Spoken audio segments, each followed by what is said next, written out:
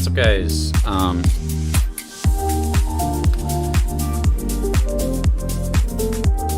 me turn down the audio. Let me know when the music's... Is the music at a good volume right now? Hey, what's up, J-Flip? How's it going? Need to pick a good volume for the music. What's up, Maurice? Hey, what's up, Chris from Colorado? How's it going, bro? Steven, Safemoon to the gym. What's the drama now? Let me just get this set up and we'll get it all going. I just want to say that I don't know that Safemoon might not moon one day and become very successful, and you might make a lot of money. I have no idea if Safemoon's going to do that or not. My goal is not to persuade you to buy or sell. Even when you think you're making the right decision, and we're gambling, so you never know what could work. Even if everything looks terrible, it could totally moon one day. So I think it's very important to know that we just don't know what the future is. And everybody takes different approaches to their investments. Some people just don't care and they just want to wait and see. Some people like to know what's going on, to be informed on the positive, but they don't want to hear the negative. Some investors want to know good and bad, so they might decide to sell if they find something out. My goal isn't to get you to buy or sell or do anything or to be scared. My goal is only to put out information that I think is important, and then you can do your own research, find out for yourself if what you think is being true or not, being said is true, or whether you think it's just opinion, and then you can decide for yourself what you want to do. That's all I want people to do. I don't cover negative stuff on Safemoon unless I become concerned. So I stay away from anything negative, but if I become concerned and I think it's important for investors to know, I shift from $1 million math video to what's going on? Why is the dev team leaving? What's going on with this? So I really want to start the video with that. We're going to be looking at the blockchain, and we're going to be just showing a clear picture of what's happening, and then we're going to open it up for discussion. Try and be less emotional. Why are you trying to control how I feel? I mean, if you're trying to like help me, that's fine. But I don't feel too emotional, although I am a little bit. But there's nothing wrong with that, you know? There's nothing wrong with feeling a certain way. Damn, what thumbnail? Yeah, thumbnail is going to be explained entirely.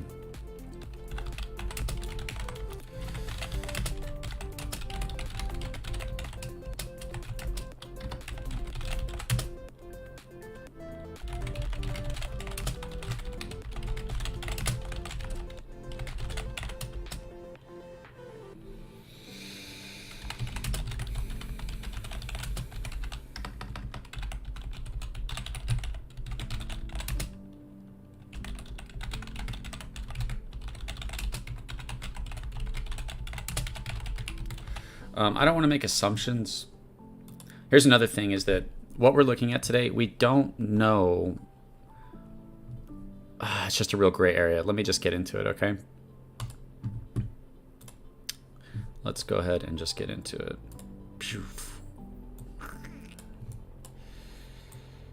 Make sound effects for what's happening. All right. Safemoon will survive the flood storm. All good. Music was loud before, but now it's perfect. Awesome. True, man. It's all a gamble. Why do you sound just like JWK? I don't know. I barely watch his stuff. I occasionally check out the other YouTubers. Hey, bud. Try to be less. Damn, what thumbnail? You have covered many positive stuff as well. You covered the truth. Thank you. I try to. I'm still human. I still make mistakes. not saying I'm right about everything or that I don't have an ego or that I'm not doing this for selfish reasons. I think everybody does everything for selfish reasons. Obviously, I do my YouTube, but I'm trying to do YouTube the right way. That's all there is to it. Same with Chris, 90% down is crazy to sell. My view is it's so low, no point selling when there isn't much more left to lose, not getting any more till something gets released. Men lie, women lie, but the blockchain doesn't. Concerns need to be answered. Just a suggestion, don't take it negatively. Okay, I appreciate that. I'm emotional, man. Safemoon means a lot to me. This channel means a lot to me. If I have to stop covering Safemoon on this channel, it's a huge blow to me. It's okay. It's just a YouTube. It's just an investment. But I have an emotional attachment to it through you guys, through my channel. It sucks if it goes downhill. If it gets to the point where I stop covering Safemoon, yeah, I'm emotionally tied to that. And I don't see anything wrong with that. It's okay to just feel your emotions sometimes, you know? That being said, we aren't going to be emotional right now. First thing we're going to start with is John's wallet. Actually, we could totally start with something else. So, April 20th of last year, I think this is like a month after Safemoon started, right? John said we are locking away the current LP, which is $250 million+ worth of tokens. I believe I have already proven our loyalty to you and the project. However, we will do so once again. He says, if you watched our AMAs, you would have known that the LP is a last resort, and we will publicly go to the community and let you know if the LP will be used and what for ahead of time. Let me just ask this real quick. Is the music distracting? I haven't sold my bag. Is the music distracting? Should I turn it off? I'm going to turn the music off because it's distracting for a second. I need to explain this. So this needs to be set up before we go into all of this. The V1 pancake swap and the V2 liquidity pool was being migrated by Papa. If you guys remember this, the Papa chat, who was in the Papa chat in the Discord? We would all love to go in there and hear Thomas come in and say stuff when we'd get hype. And he would migrate liquidity and we'd see green spikes in the charts. They did that in a very interesting way. What they did was they took out liquidity of V1. You take out liquidity. And then they put instead of putting the Safemoon and the BNB from the V1 liquidity into the V2, they took the BNB and put the BNB into the V2, which was a buy. So they got Safemoon from that, and it raised the price. Then they had Safemoon from that. But what I understand is what that leaves them with is Safemoon from the V1 liquidity that they took out and Safemoon that they just bought on V2 that they put into V2. What did they do with that Safemoon? The idea is that they use that for Bitmart. Now, whether they use that for, giving them tokens or whether they use that for the reflections, I'm not 100% sure on this. This is where things can go from kind of sketchy to things could not be worse. I think I'm going to stay away from the things could not be worse for this because I'm still looking into this and I'm not an expert. So what happens is Bitmart has volume. And with Bitmart's volume, they just take snapshots. They weren't giving out reflections, right, like our contract does. And what was supposed to happen is they were buying Safemoon with that 10% of all that volume happening on Bitmart.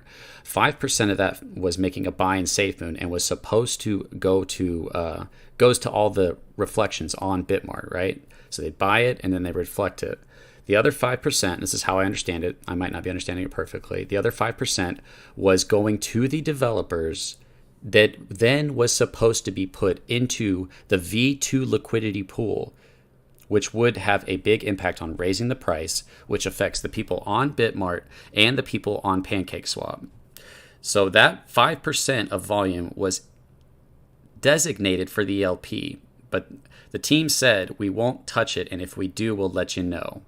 Let me start here. Bitmart. This is the article that came out.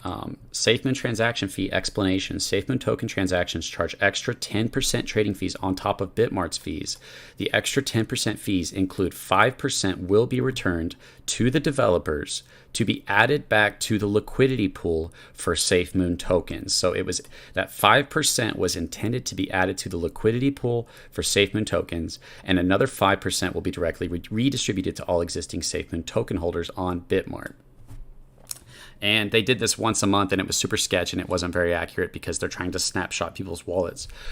Anyways, 5%, if we can agree that 5% was supposed to go to the pancake swap liquidity, that's what that's clearly saying here. When it says, I need to go over that one more time, 5% will be returned to the developers to be added back to the liquidity pool for Safemoon tokens. That's talking about pancake swap V2 liquidity pool, right? Now we're going to track where this money went today. That's what we're looking at today, is where did this 5% go? How much was it? And I'm not trying to paint a super negative picture. It's open to interpretation. The blockchain is just wallets. So what we're going to start with is John's wallet. How do we have John's wallet? Well, first, let's prove that this is actually John's wallet, okay? Ben Phillips posted about Moondogs, and John said, I named him Captain HODL. Well, is this actually John or is it not? We're going to prove that right now. Here is the wallet address. It's OX666 CFEDC8455886. I'm not going to read the whole thing, but because of this 666, we're going to call this the Devil Wallet. Much respect, CC. You will never be criticized by someone doing more than you. You will always be criticized by someone doing less. We appreciate your digging into this. Thank you, Lazy Turtle. I love your name. I love turtles. I love watching turtles eat lettuce. Sidetrack. Sorry, guys. So we're going to call this the Devil Wallet. And this is John's wallet. So now we need to prove, is this actually John's wallet? This was shown on Twitter, which has been deleted, I believe, and this was shown on his Instagram as well. So we need to just fully get rid of any doubt that this is John's wallet. So how are we going to do that? We're going to take that address, and we're going to go to Etherscan. There's different chains that you can check wallets on. So there's all these different chains that a wallet will exist on, and you have to check the different chains to see different stuff. And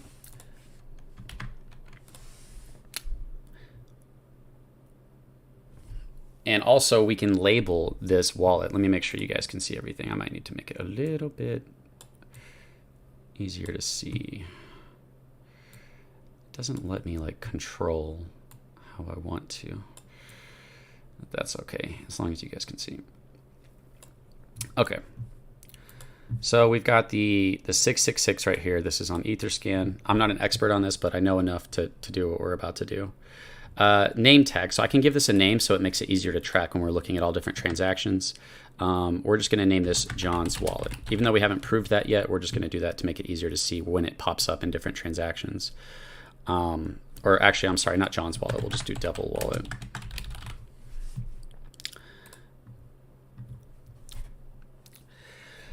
So we have the Devil Wallet. It currently has 4 million. If we look right here, it has $4 million worth of it. If we click right here and we scroll down, we can see a Moondogs NFT. It shows the NFTs.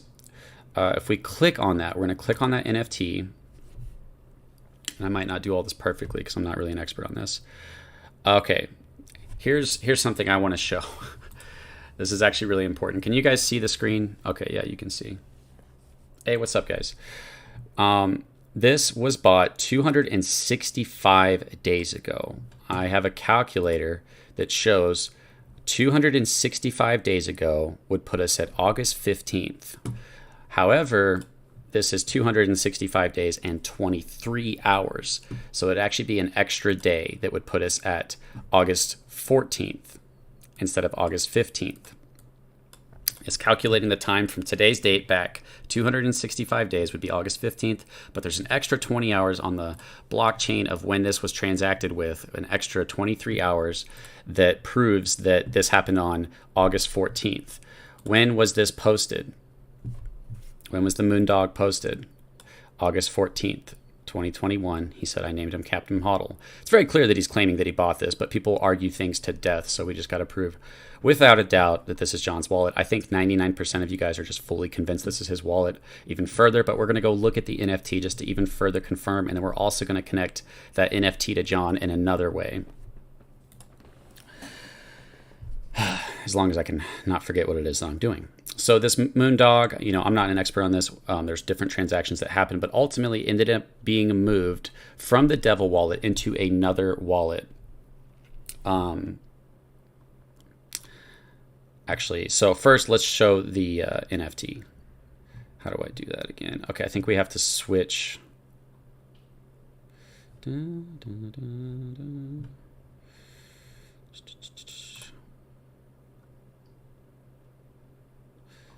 the wallet.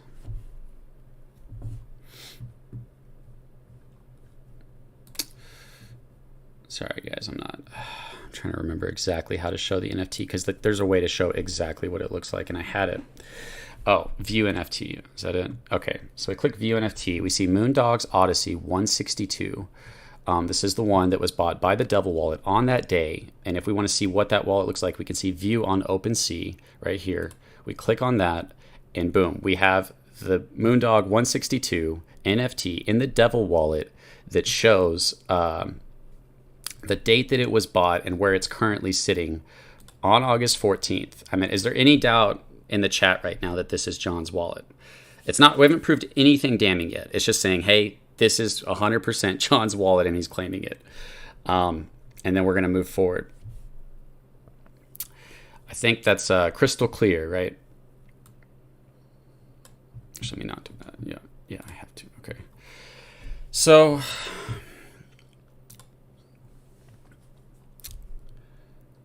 we are going to go back.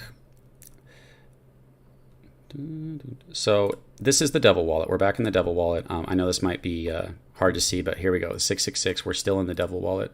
Let's go back to that NFT. Moondogs.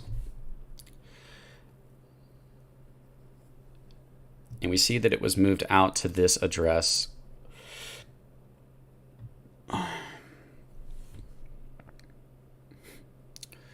I'm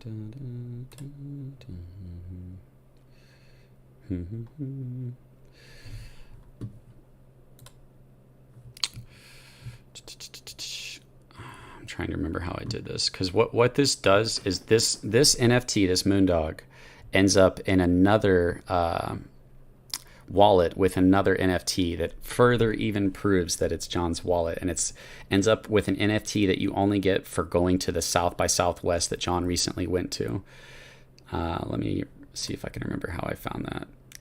Go here. Dogs Odyssey.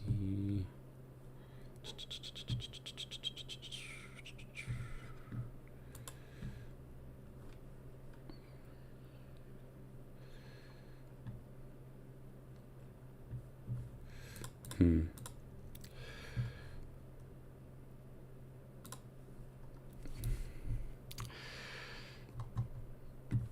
have the address. I have to switch to, okay, this is it, I think. Or no. We have to follow the Moondog to where it's currently at, and then we have to switch to the Polygon network. I remember that much. So it left from the Devil Wallet to this wallet. So I thought you just clicked this address and then it let you change to Poly network. Oh, no. It went from this address. Is it out to this one? Well, guys, I'll admit I'm a noob on this, but just give me a second. I'll just figure it out. Give me 1 second, guys.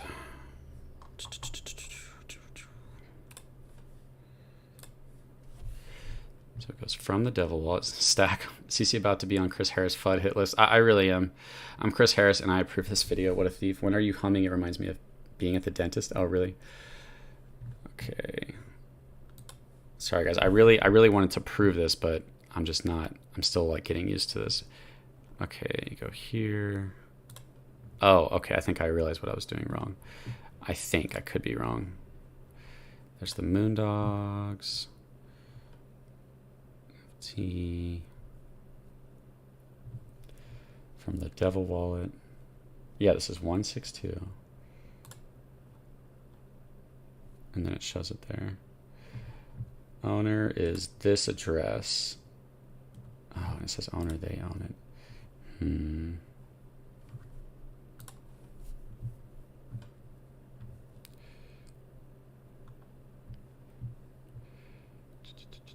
Went from the Devil Wallet out to this one. So why is it not giving me the option to check?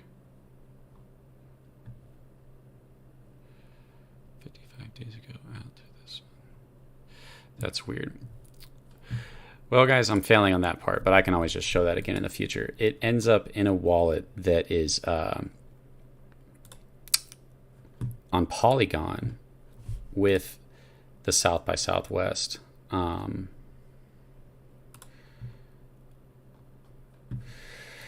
Okay. Well, I'm failing on that. That's okay. Anyways, so as long as we agree that this is John's wallet, I think most people would agree with that. There is further proof, and it's not a huge deal. It's just the NFTs end up in the same wallet, a different wallet that has the South by Southwest NFT and the Moondog. But I think we've fully established that that's John's wallet. The 666 is obviously John's wallet. So now we're just going to take a look at this wallet and the very beginning of this wallet's life. So we're going to go to ERC20 token, and we're going to go to view all. We're going to go to the very last page. It's going to show us the first transactions of this wallet. Now, if you guys didn't know, there's the Gabe Wallet. You guys know about the Gabe Wallet, and the Gabe Wallet is, Thomas is saying is John's. Everybody else is saying it's Tano's. We know that Tano was owned by Thomas and John and Kyle, right? So the first transaction 362 days ago with the Devil Wallet that we know is John's wallet is 100 in Tether being sent from this wallet, which is the Gabe Wallet. So we're going to click on this. The reason it's called the Gabe Wallet, if you haven't really been paying attention, is because the last right here is Gabe, 6ABE, Gabe. So one of the very first interactions with the Devil Wallet is coming from the Gabe Wallet. So we're going to go ahead and name this the Gabe Wallet just to make it easier to track. The Gabe Wallet. And then we're going to go back and then refresh. And now we see that the Gabe Wallet sent the Devil Wallet 100 Tether. What happens immediately after? This is going from Bitmart to John's wallet. The Devil Wallet is John's wallet. Bitmart, 175. On the right side, it has what the token is. If the token's a stable coin, then the number is in dollar value. If it's not a stable coin, then it's just the amount of tokens. So $100, 175 into the Devil Wallet. So Bitmart into John's wallet, straight from Bitmart right into John's personal wallet that he uses to buy NFTs. And let's look at these numbers. 100, 175, 98, 200,000, 1,600,000, 200,000, 2 million, 25, 2 million, 2 million. And then the Devil Wallet sends out this transaction to another wallet. That's just the first. Those are just the first interactions of the Devil Wallet, interacting with the Gabe Wallet and interacting with Bitmart. I'm not drawing any conclusions. I'm just showing the blockchain. I don't want to, like I said in the beginning, let me restate this. I don't want to say, I had to restate this, guys. Safemoon could still moon one day. It could just totally blow up, even though there's so much negative stuff going on. I don't know that you might not make a ton of money. So if you just want to gamble and risk it, that's fine. If you're somebody who wants to know this stuff, this is really just for people who want to know this information. Don't make any assumptions. Don't get scared and freak out and sell your bag, but just look at what's there, be rational, talk to people, and try to get a realistic picture if you're somebody who cares about this stuff. My goal is not to just have you guys freak out and sell your bag. But I do think that this has to be addressed. It has to be looked at, and it's on the blockchain. So this is the Devil Wallet out. So the Devil Wallet starts sending out all that millions of dollars of Tether that it got, and we're going to be tracking some of that.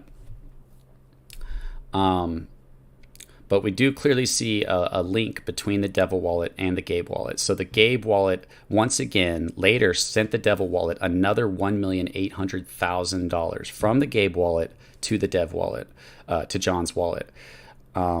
I do believe John controls the Gabe Wallet. I don't know if Thomas also controlled it or what, but I personally do lean towards John controlling the Gabe Wallet.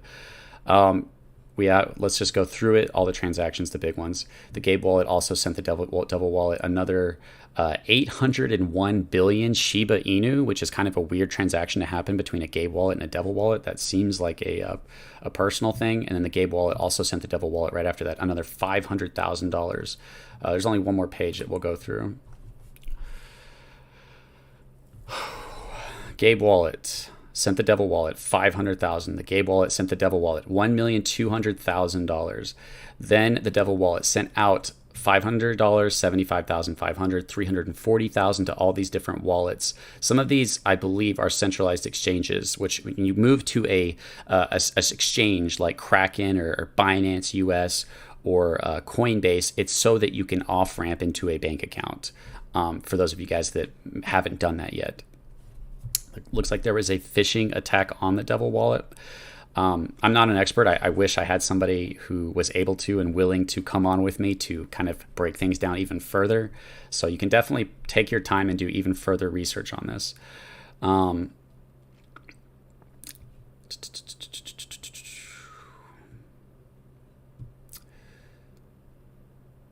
of smaller transactions. Devil Wallet out $53,000. Devil Wallet out to this address $99. So it did a test run. Let's see what this address is real fast.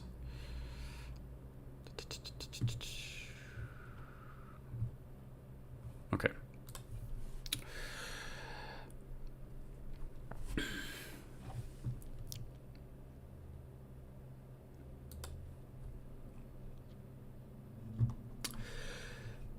But we see millions of dollars coming from the Gabe Wallet, coming from Bitmart into this Devil Wallet, which is like, okay, and we established that. I was like, okay, let me just say this. Before Coffee posted a video on anything, I was like, where are they getting their millions of dollars? Because I look at these other cryptocurrencies and they have marketing or something. You know, they have a way to pay themselves. But all I see is a 5% tax and a 5% for reflections and a 5% tax for liquidity. How are they paying themselves? Do they have their own tokens? Where is this coming from? And I was also worried about the lawsuits. So there's two things I've been worried about for quite a while.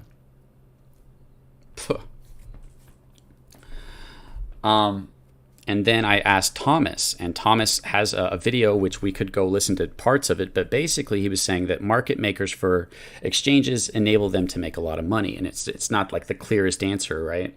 And there's basically one of two things that, in my perception, could be happening. One, they were taking the Safemoon from the liquidity pool in V1 that they didn't pair with the BNB that they put into the liquidity pool in V2. And taking that Safemoon with the Safemoon that they just bought with the BNB that went into the liquidity pool on V2. I know that might sound crazy. And then they took that Safemoon and they either gave it or sold it to Bitmart for reflections, or they took it to Bitmart and sold it down. Now, if that's what they did, to me, that's game over for Safemoon, but I haven't seen like conclusive evidence of that. But that would just be selling down the liquidity pool. But I think what we're leaning towards right now, what we'll stick with for this video, is that the 5% that was supposed to be going towards our liquidity pool on PancakeSwap from Bitmart's 5% transaction fee was not working its way in there. It was working its way into other wallets. That's what we saw with the Devil Wallet, and that's what we saw with the Gabe Wallet. Let's take a look at the Gabe Wallet real quick.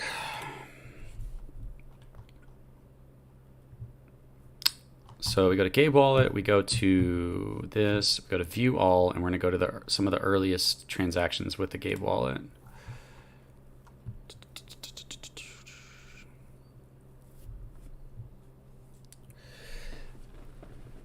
So the Gabe Wallet was receiving from Bitmart 10, 475, 5, 150,000. Kind of small numbers from Bitmart. And then 10,000, nothing too huge yet. 110,000, that's a pretty big one out of the Gabe Wallet.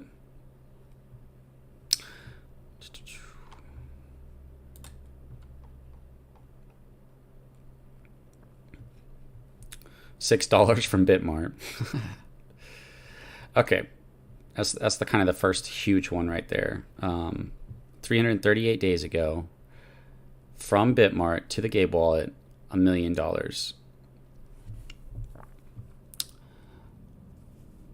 From Bitmart to the Gabe Wallet, $3 million. $3 million. $3 million. $3 million. Okay, 12 million from Bitmart to the Gabe wallet right there. Kind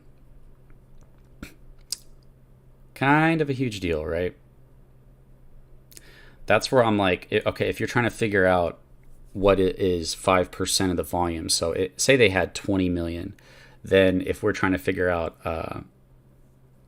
what the volume had to be, you would have to do 20 million times 20, which is 400 million in volume for them to get 20 million for the 5%. And that's only for 20 million. So I'm not going to be able to paint this as clearly as I can, but I am at least going to put this out there, and I'll continue to work and get better at this so I can paint a clearer picture in the future. But I'm at least going to do this for today and then open up a space to talk to people. So we just saw 12 million go into the Gabe wallet from Bitmart, right? We're just going to go to the next page. Let's just kind of run through those numbers real quick. 42,000, P Safemoon.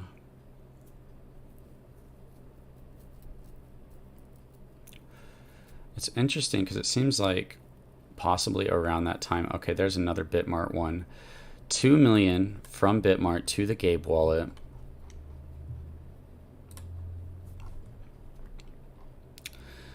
And then Gabe Wallet.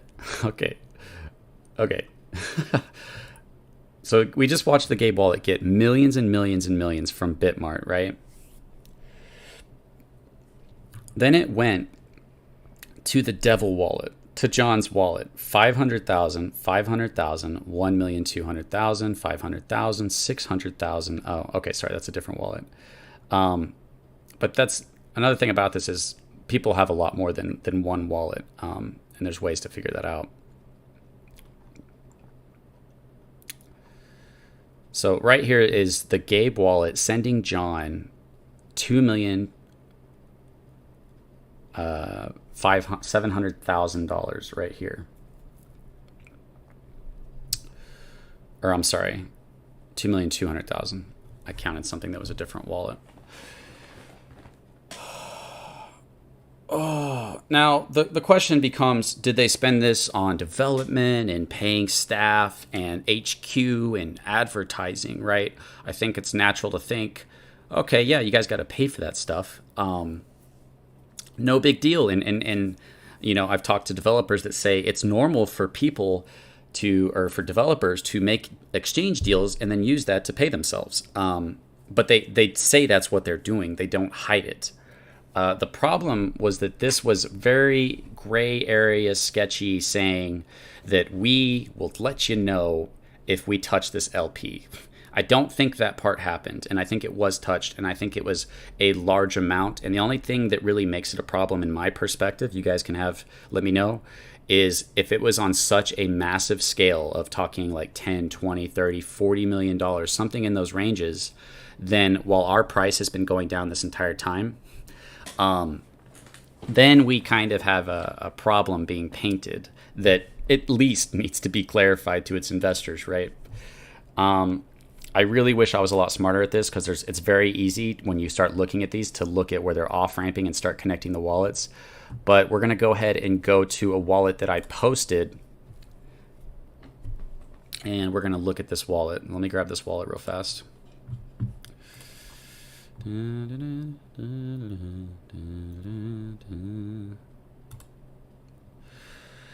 Okay, guys, this is the one I posted earlier on my Twitter, and we're going to count this.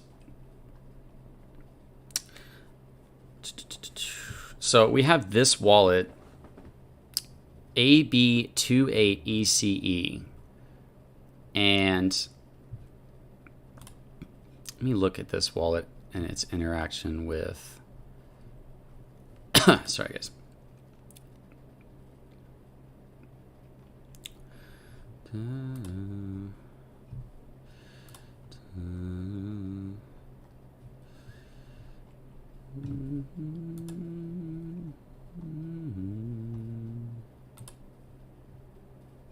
Okay, maybe that's not the one.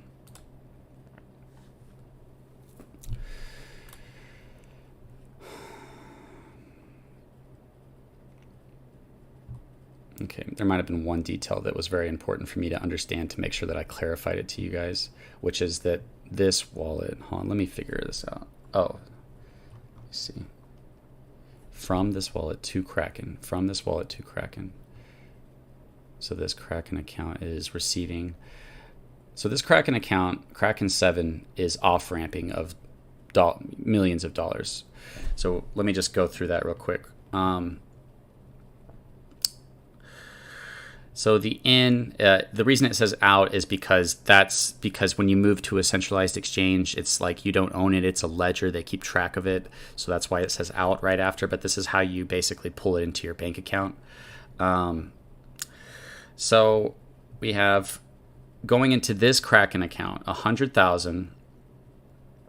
Let's just, spitball this. 400,000, 700,000, 800,000, small numbers, 1,200,000, 1,700,000, 4,000,000, 5,300,000. I'm just adding the numbers together. 5,800,000. And I'm actually like trying to keep it lower. 6,300,000. Wait, was that another 500,000? 6,800,000 being off ramped on this account.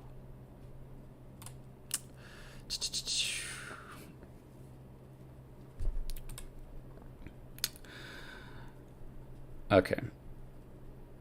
Yeah, so it looks like you have the test. So when you do a test and then you do the big amount. So we have 500, 1,000, 280,000. I guess I could just add this up while we're doing this.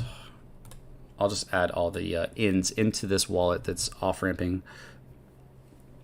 And then we'll go and try to find the connection to the Devil and the Gabe wallet, showing that the tether that we're seeing came from Bitmart funds, from the Gabe and from the Devil wallet. I should have searched that one a little more before I did this, but there's always another video, another stream I can do, and once I clarify. But I'm not trying to convince you of anything. I'm just trying to show you so you can look for yourself anyways. So we'll do 280,000 plus 500,000 plus another 500,000.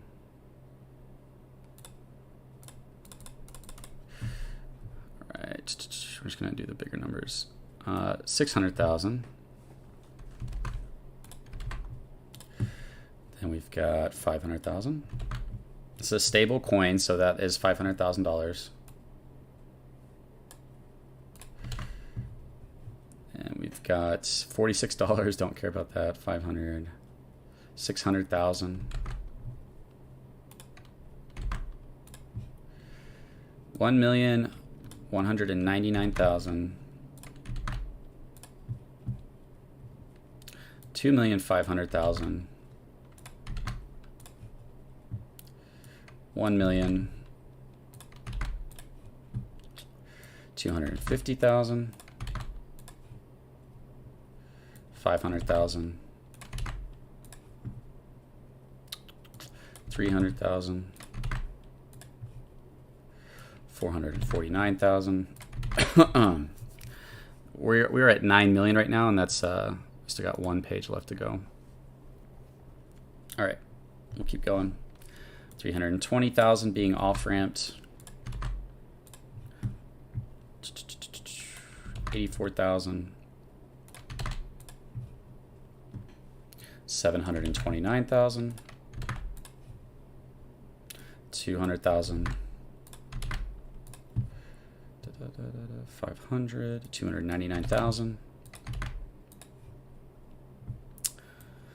500,000. We're almost there, guys. 350,000. 185,000. 52,000. 255,000. 200,000. 150,000. 100,000. 310,000. 10,000 again. 151,000. 20,000, not really a big deal. 490,000. 510,000. This is a lot of money, guys. I don't want to put a narrative on this, but holy crap. 3,600,000 being off-ramped.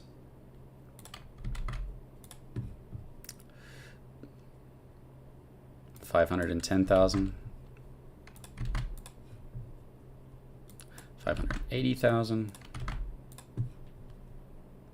21,500. And 500,000, 505,000. That was 1 day ago. Jeez. That puts us at $19,615,340 being moved from this wallet into the Kraken wallet, into a Kraken wallet. Now, the interesting thing about this entire picture that's being painted is I imagine that as far as off-ramping, as far as moving it into an exchange to then pull it out of a bank account, this is probably the biggest one, but this is only one exchange, the Kraken exchange, out of many on one chain. So you still have, Polygon and you still have BSC. This is only one. So the actual number, I don't know what it is that's been off-ramped. Now,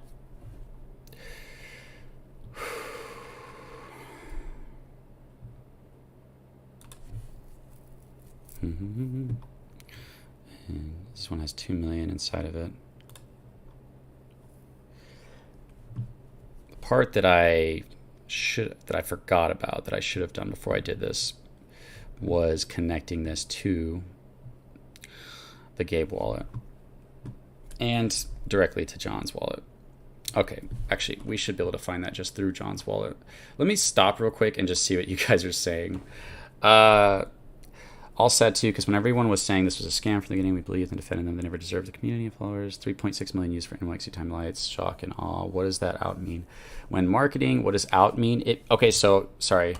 So it's going from this wallet to this wallet, and it's either going out or in. Right here, because we're on an exchange, this is decentralization. We're looking at the blockchain, right? Centralization doesn't show on the blockchain. When you move on to an exchange, the reason it's showing out is because that you don't hold it on the exchange. The exchange holds it for you because it's centralization. It becomes a ledger. Instead of being on the blockchain, it's centralized so that they keep track of it. You do the KYC and you move it into your bank account. If you guys ever make a lot of money and you wanted to move it into your bank account, you have to move it onto an exchange and therefore from that exchange move it to your bank account.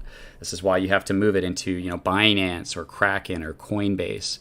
A centralized exchange will allow you to move it, but a decentralized exchange, you can't move it to, decentralization won't move it to your bank account. So the out is just how it works. It's because it's moving on to a centralized exchange, it's moving out into the Kraken where they keep all their tokens, all their wallets, I believe is what it is. That's why it says out right there. But in generally speaking, in other wallets, out and in is saying it's moving from this wallet to this wallet. So when live stream court case, possibly next week if it starts. How do you know the devil wallet is John's wallet? Lemon Daddy, rewind the stream to the very beginning. You'll see that. Yeah, I'll live stream it from the courthouse. Yeah. Keep buying the dips so the whales can make more money when they dump on you. Yeah, like nobody knows the future. We don't know that it might moon one day, even with all this bad information. So I don't really like to tell people. I don't want to convince people to sell, and then Safemoon just puts out an exchange and skyrockets, and then I'd be like, "Oh, I watched Crypto Control. I thought that." And it's like, no, I'm not saying buy, sell, or this is good or bad. I'm just literally showing you what anybody could go look and see. Any of you guys could go start trying to figure this out. Look up the 666 wallet. Look up the Gabe wallet. Mitch Bromwell, thank you for the $2, man. I really appreciate that. Is there a possibility the Kraken wallet is the LP on a VEX? No, this is just off-ramping. The Devil wallet holds NFTs, John bought. Exactly.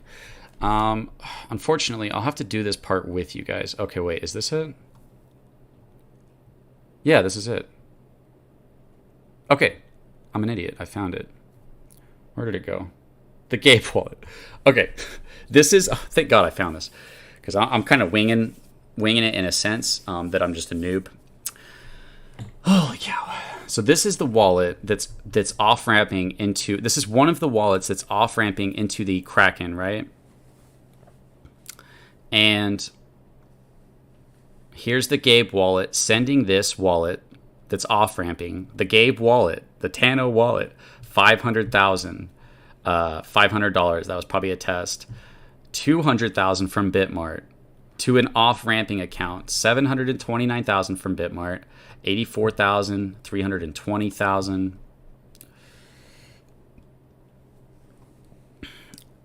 The Devil wallet interacts with it too.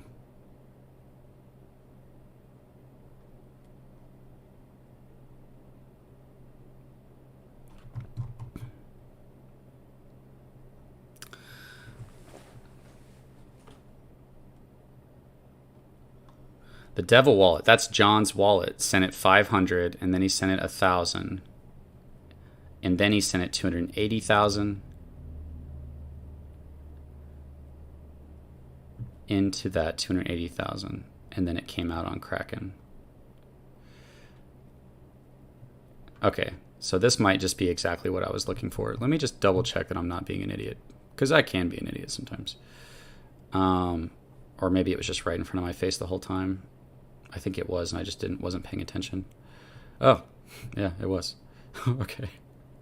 So the wallets that we just looked at that are cashing out, it came literally from John's wallet, the Devil wallet, and it came literally from Bitmart, like Bitmart directly to this wallet that's cashing out. And what we came out to was $19 million, and the Gabe wallet were coming to this place to cash out. So, okay, cool. I'm an idiot. I didn't realize it was right in front of me the entire time. Did you guys notice that? No, adversary. We know 100% it's John's wallet. Please rewatch the stream. I mean, I can go over it real quick since you weren't here paying attention. John said, I named him Captain Hodl. Here is the date, August 14th, that John said that he got this NFT. August 14th. I have to literally go show you this. I mean, I guess you weren't here, but you could just rewind the stream and find it out. Yeah, we've already proven that was his, man. There's no speculation. The Devil wallet is John's wallet. Yeah, rewind the stream. I already went over that. Don't come in here pretending like you know stuff just because you showed up late. We already fully covered that was John's wallet. So, okay, yeah, it was right there the entire time. The Devil wallet sends in that, and then it goes out on Kraken. So we have John's wallet, the Gabe wallet, and Bitmart sending in this address that's cashing out $19 million. You guys confirm this for yourself. You can look up those wallets. You can connect it to his NFT. You can connect it to the day that he bought the NFT. I mean, do I really need to do that again? Because there's new people in here. Should I do that again, guys? Let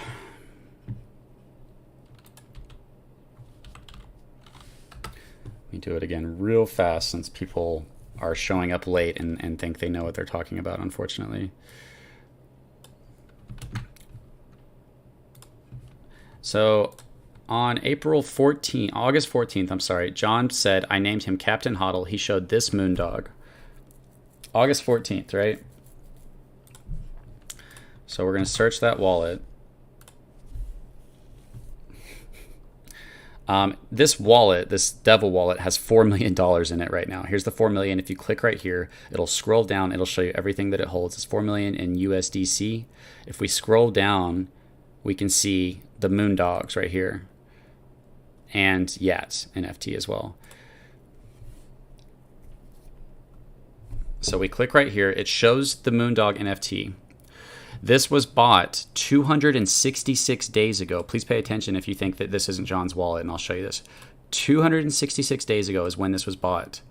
We know that John set claim to have this one on August 14th. I got too many pages open. Okay. 266 days ago. If we go here,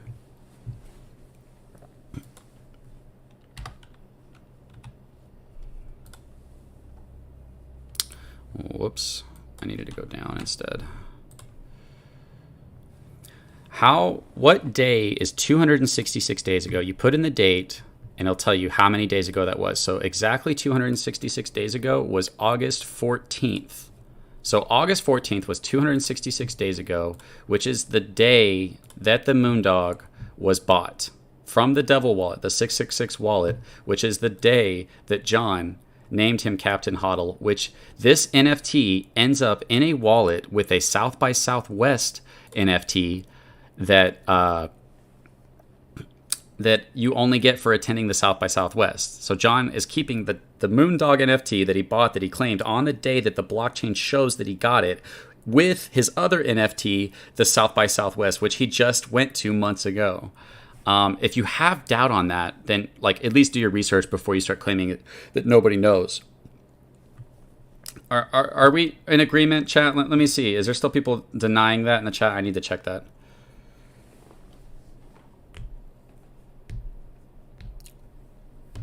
Bro, so you think John throws his wallet address on Twitter and it's just there that he cash out money? Please, bro, what do you think?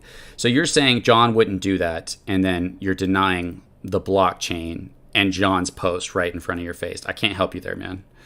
I can't cause you to be reasonable. You know what I mean?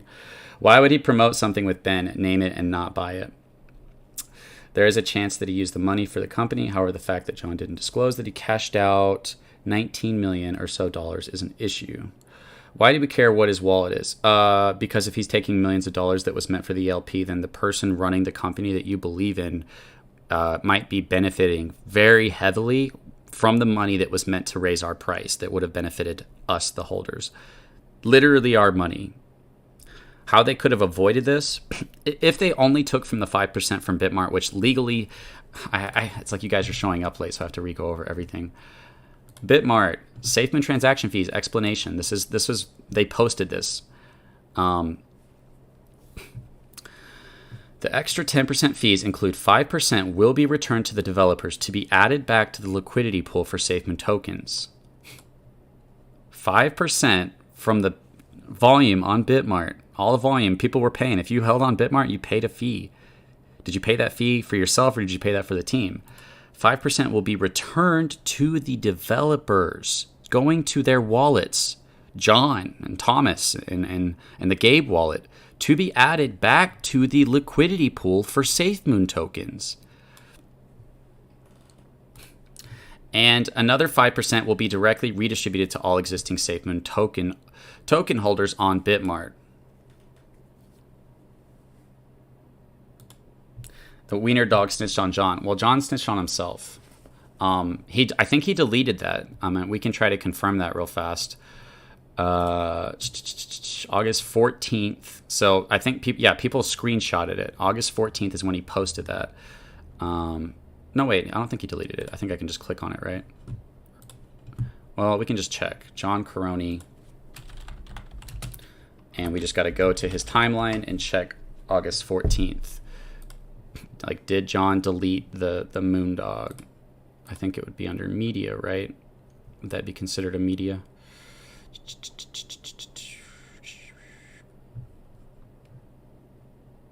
Actually, he doesn't tweet very much. Is there a way to search? I think there's a faster way to find this. I named him.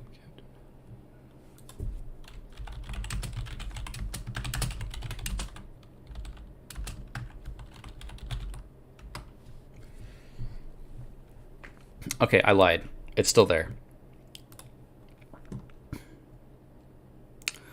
Oh, I didn't show you guys the Moondog. I'm sorry. I meant to do that.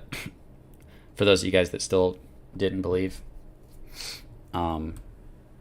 So here's the Moondog, just to confirm to you that this is the Moondog. I forgot to do that part. We click right here. We click on View NFT. It's Moondog Odyssey 162. If you go right here, you can click View on OpenSea. We do that, and it shows the Moondog. So this is the Moondog that went to this Devil Wallet, that received money from the Gabe Wallet, that received money from Bitmart, millions of dollars, if you guys go back and rewatch, that off-ramped millions of dollars into the Kraken exchange, around 19 million. The question then becomes like, as an investor, okay, are they just using that to pay for things?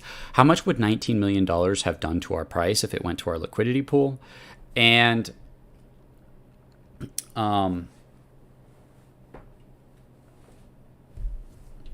it's a little bit of a weird gray area because, like, in my mind, yeah, John deserves millions of dollars if you're the leader of a project this big, but you have to do it with transparency. You have to tell us. Like, if he just said, like, hey, we didn't really have a way to pay ourselves, so we're using this, and this is my salary, that would have been as transparent as you could possibly be. But if you're buying, like, $1 million houses, or you're buying tons of cars and just living a lavish lifestyle, I mean, in my mind, I'm like, if we are, as Safemoon, are going down in price, like, why are we spending millions of dollars on advertising when that could have just went into the investors' hands? That could have done a buyback and burn, or it could have went to liquidity. There's so many ways that could have been given to the investors, and it came from the investors. It came from the volume on Bitmart. I'm open to being wrong. I'm not saying I understand this perfectly, but I'm pretty confident in everything I'm saying, and you can double check me. And I've talked to people like way smarter than me that understand this stuff better, and they've confirmed everything I'm saying. So it kind of becomes like, okay, well, how much money did they give themselves, and what would that have done to our price? And how do you individually, as a Safemoon holder, feel about that? Do you even care? You might even hate it or not like it, but it might not be like, oh, I need to sell now, because you still might have hope of making a ton of money if they finally get the price to go up with the exchange or the blockchain. It's a real weird position to be in. But what we look at morally is, as a YouTuber who covers this content, I have to decide, am I okay pumping out $1 million videos? This is what you can do. This is what you can make if you get 5 billion tokens and we see this much volume. Am I okay with continuing to speculate about a positive future whenever I'm seeing millions of dollars be cashed out into this Kraken account from the Devil wallet, the 666 wallet? This wallet sent a test. So John's wallet, 100% John's wallet, sent to this a test, 500 and 1,000, and then 1,500 got cashed out. And then he sent 280,000 from John's wallet to cash out on the Kraken account. Then he sent 500,000 from his John's wallet to this account to be cashed out. Bitmart, directly from Bitmart to John's account, $5,000 to be cashed out. From Bitmart, $600,000 from the Gabe wallet. I mean, it'd be pretty hard to imagine that John's not in control of the Gabe wallet if it's sending his cash out account $500,000. Maybe he told Thomas to do it. I don't know who all was in charge of it, but Thomas literally says the Gabe wallet is John's wallet. People try to say his reputation is bad and he's lying. Do whatever perception you want to do with your investment. I'm not trying to convince you of anything. You can do with this information whatever you want. And I'm not saying it's going to kill Safemoon, but I am showing something that hasn't been very clearly demonstrated. From the Gabe wallet,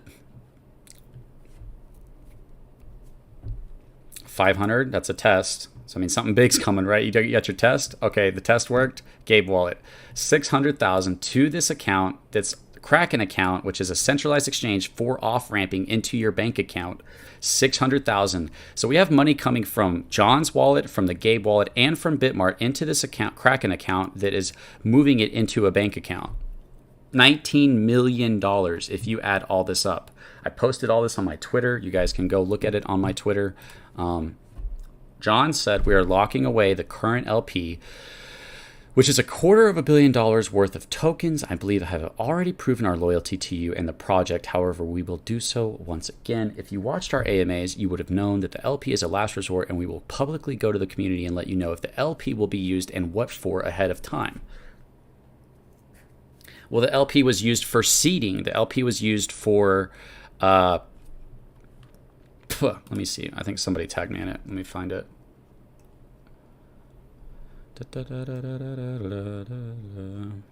Sorry, guys. I got a dumb song stuck in my head.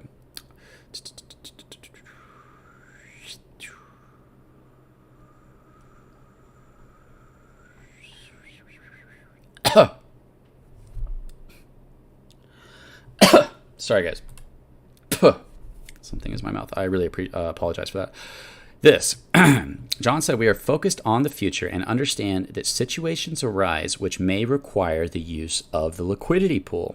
Uses include seeding other exchanges and decentralized exchanges development and DEXs, development cost of future Safemoon innovations.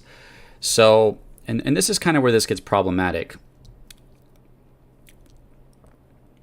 Because, like, who here... Can you guys tell me in the chat, did you guys buy, was one of the reasons that you bought because the liquidity pool was locked? Is that one of the reasons you guys bought? I just want to check chat real quick.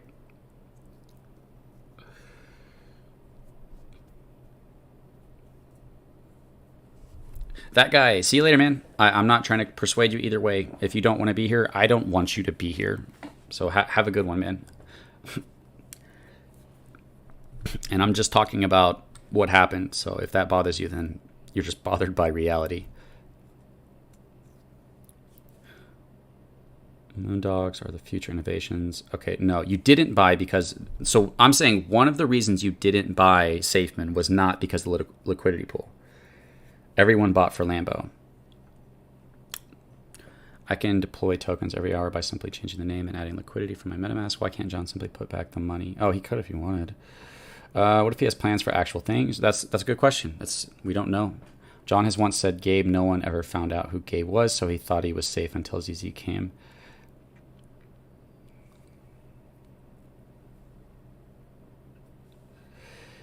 It is John address that he shared on Twitter, and if you take out money to cash out, would you share your wallet address? That's like saying, like, watching somebody commit a crime and say, like, do you really think they would commit a crime right in front of you?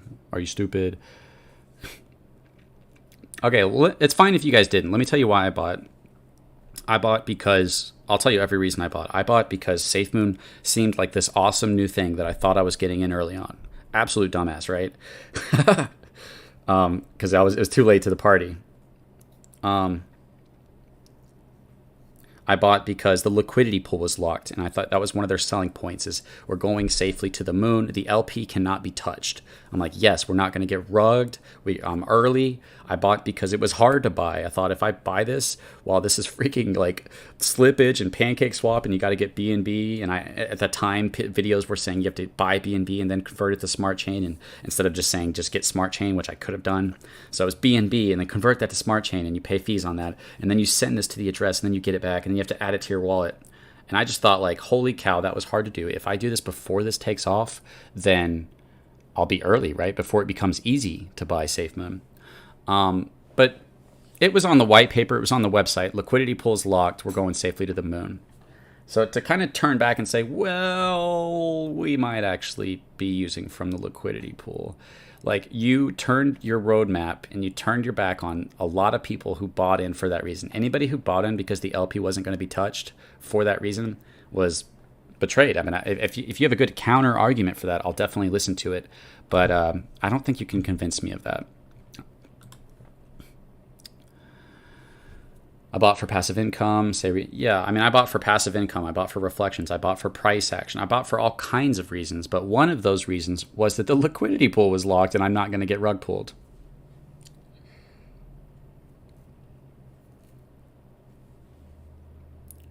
Well, for 4 years. But it turns out that they actually had access to get that liquidity by selling down tokens. And they had other ways around it when they were trying to migrate from V1 to V2. I think there's like 12 million or something still locked up on V1. Let's say all this is true. Crypto control, can John be replaced, or is there... I don't know, man. I'm sorry. I'm really just like, I'm not saying listen to me, I'm so smart. I'm saying here's what I know, and let's all come together and put our thoughts together and not be douchebags to each other and see how we feel. So I'm gonna host a space and we'll be able to talk about it. You don't want to start this with me, Rocky, dude. You're going to get shut down so hard if you even come at me. I don't want to get too cocky, but holy cow, you do not want to come at me with the Bible as if you're making a point. I know quite a bit about the Bible and the context of it. GG went Lambo, I'm an idiot, not an advisor, when in fact he rug pulled the open LP to be able to do more with other exchanges and the other opportunities. So here's the part, right, guys? What if they spent all of that on development, right? then it's all cool. Why didn't they tell us whenever they said that they would tell us? Why wouldn't they just say, hey, here's what we spent on this, here's what we spent on this? And how are they getting so much money? You could tell they have millions and millions of dollars. Where is it coming from? People keep trying to say, like, no, it wasn't coming from Bitmart. And I'm like, okay, where did they get millions of dollars? They said there's confirmation from people on the team saying that they got their money from Bitmart. I asked Thomas, he said they got their money from Bitmart. It's very clearly they got their money from Bitmart. If you think I'm an idiot and I'm wrong, then tell me where they got their money. But we see John's wallet, we see the Gabe wallet, and we see Bitmart sending this Kraken account. This is only one account, guys. There's other accounts on other exchanges as well that are being off-ramped. This is only one that shows 19 million when we added up all the amounts. So I don't want to spend my entire Saturday doing this, but I did feel that I should explain what I can see to you guys. And if I'm wrong, correct me, but I'm not going to let people just throw random BS at me and pretend like they got me, which is what a lot of people like to do. Oh, that means this, and that means it went to the market maker. And it's like, okay, where did it go then? And it's like, you didn't answer the question. You still have the same problem that the fees from Bitmart went to John's wallet, went to the Gabe wallet, and went to the Kraken account that off-ramped $19 million. So if you're going to come at me, make sure you have some truth and don't just pretend like you're right. Like I said before, if you're just showing up, my goal is not to say Safemoon might still take off one day. You know what I mean? It's just to say here's some information that I think we should look at. Some people might see this and say, you know what, that's a little much, I'm out. And my goal is not to say hey guys, don't leave, please buy, guys, please buy. That's another thing that I don't want to get too judgmental, but that's something I see. Is people who want other people to buy, it's you're trying to pump your own bags. And if a YouTuber does it, oh man, he's the worst POS in the world. But if we do it, it's not as bad because we don't have as big of a reach. No, the standard doesn't change. If you're convincing people to buy or you're convincing people to sell, you're an asshole, you're deceitful, you're untruthful, and you're trying to hurt people instead of help them. It feels like when you talk positively about something that you're convincing someone to like it, and it feels like if you talk negatively about something that you're convincing someone to like it. But if you're acknowledging that you don't know the outcome and that it's a gamble when you approach that information, and you give all sides of the information. If I tried to hide that there's an exchange and there's a blockchain, that they have millions of dollars and John has lots of connections and that could potentially cause a J-curve, I feel like that would be deceitful. This might blow up one day in spite of the lawsuits and in spite of them taking millions and millions of dollars for themselves. At the same time, I think it's extremely important to show this as well because it bothers me. And I've said this before, I don't cover negative stuff. I don't. Unless I feel like it can affect your investment, like it's something you would want to know. I imagine everybody in the chat was probably happy that they know about this now. You might feel like there's a context of well, maybe they were just only spent it on Safemoon and they didn't use it to pay themselves. And it's okay, at that point, how much would you be okay with them paying themselves? 100,000? I think most of us would be yeah, 100,000, that's not a lie. Yeah, you guys definitely deserve that. But what if it's millions? And what if it's millions and millions and millions that's being spent on personal use while our price is plummeting when this was meant for the LP on PancakeSwap? Thank you for being honest to yourself and your audience. You're welcome, Mowgli. Thank you so much for the $10. I haven't seen you in quite a while. How you doing, Mowgli? So I'm going to open up a space. Anybody can come up. You can say whatever you want. I know it's Saturday. It's the weekend. I'll be looking at this and researching this more to try to paint a clearer picture. I'm open to being wrong and correcting my information. I'm 100% open to John proving that he is clear and that he didn't take advantage of the Safemoon army so that I can just go back to making positive content. Because if this goes downhill, my channel was built on Safemoon. It'll be very hard to keep that channel alive whenever the algorithm recognizes it as a Safemoon channel. So people say, oh, you're doing this for views and you're doing this for clout. I'm getting so much hate, trash talking, lies, all kinds of just terrible things coming my way just for suggesting and looking at this type of stuff. There is not really an advantage other than just hey, I spoke the truth to you about this. I didn't lie to you guys about this. I didn't hide this from you so I can make money off of you pumping out $1 million videos. And I warned you, and some people might see this and they might be like, yo, that's a little too much. I'm going to study a little bit more. And I won out. That's too much. And some people might be like, that sucks, but I think we still have potential. And other people might be like, this is nothing. I don't see it as a big deal. I still think we're going to the moon. That's all. I respect all your decisions. I respect your beliefs. I'm not going to attack you for it. I don't think you're dumber than me. I'm just presenting this. To me, it looks bad. I don't like it, but it might not even end in like legal problems if this was used. It might not even do that unless the lawsuits like become like a criminal investigation, and then I think they would have to show what they spent it on, and then it would be like, okay, now it's getting down to the nitty gritty, and we're seeing what's actually going on. So let me start a space. Anybody can join. Anybody can join on Twitter, and I'll put the link in the chat. So let me do that right now. I'm not going to do a space for too long. Definitely not no 7 hours like I did last time, right? Oh, Ben Phillips deleted his tweet. It wasn't John Caroni. John Caroni never deleted the Moondog. Ben Phillips deleted the one that John Caroni commented on, which was the Moondog tweet. Which, another weird thing about Ben Phillips is he still just like posts stuff like nothing happened.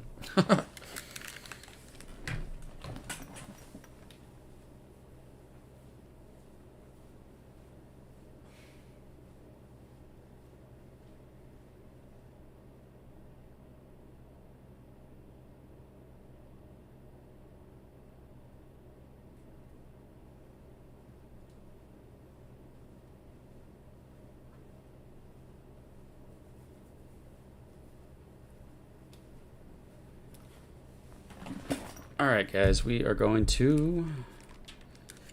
Where's Safemoon getting their money and quite clearly CIA is plausible front for all this. I'm going to start the live.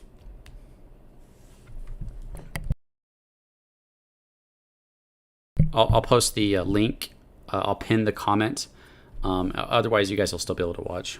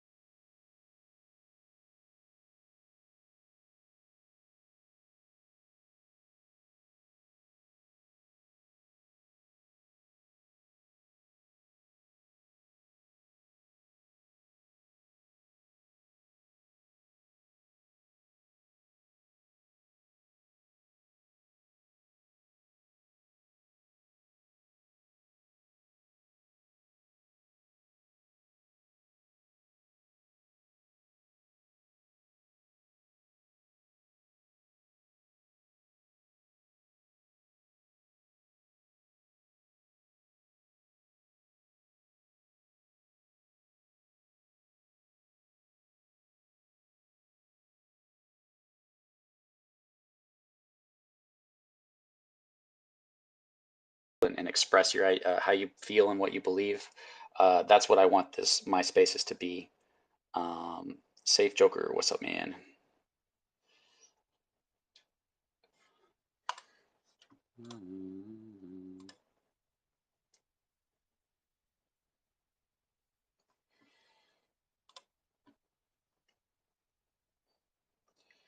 Hey, Safe Joker, how's it going, bro? Hey man, are you able to hear me? Yeah, you sound good. How's it going? Awesome, awesome, sweet man. I'm doing good. How are you, man? Oh, I'm good. I want to go outside, but I figured I'd do this for. I felt a need to kind of talk about this information and get it out there, and then I'm gonna try to forget about crypto because it can be a little stressful. It's good to focus on life. Definitely, man.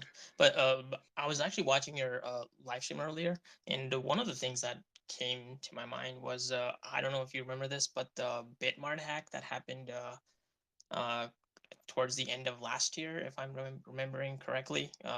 But maybe like I haven't added up the dates or anything like that. But do you think the deal that they made back then, whatever it was, like they were saying that Bitmart wasn't gonna buy back, and how they had a deal with Bitmart and they were the victims as well because of the hack. Do you think Bitmart is paying them back this way and then they are giving Bitmart the tokens under the table or like over the table? I don't know how it's called, but do you think that would be part of the deal or whatever? I don't just because I think a huge majority of that happened before the hack happened of those millions of dollars. You'd have to go look at the blockchain, look at the date that the hack happened, and see how much happened before that and whatnot. But it's definitely worth looking at. So yeah. Okay, yeah, because they kept saying like literally everyone was saying that Bitmart was gonna buy back, and we were all expecting a pump, and then they never bought back, and then it never came up from there. It's been going down ever since then. Yeah, that's a good question. Yeah. Hey, what's up, Christian? How's it going, man? Yeah, hello. Uh, no, it's good.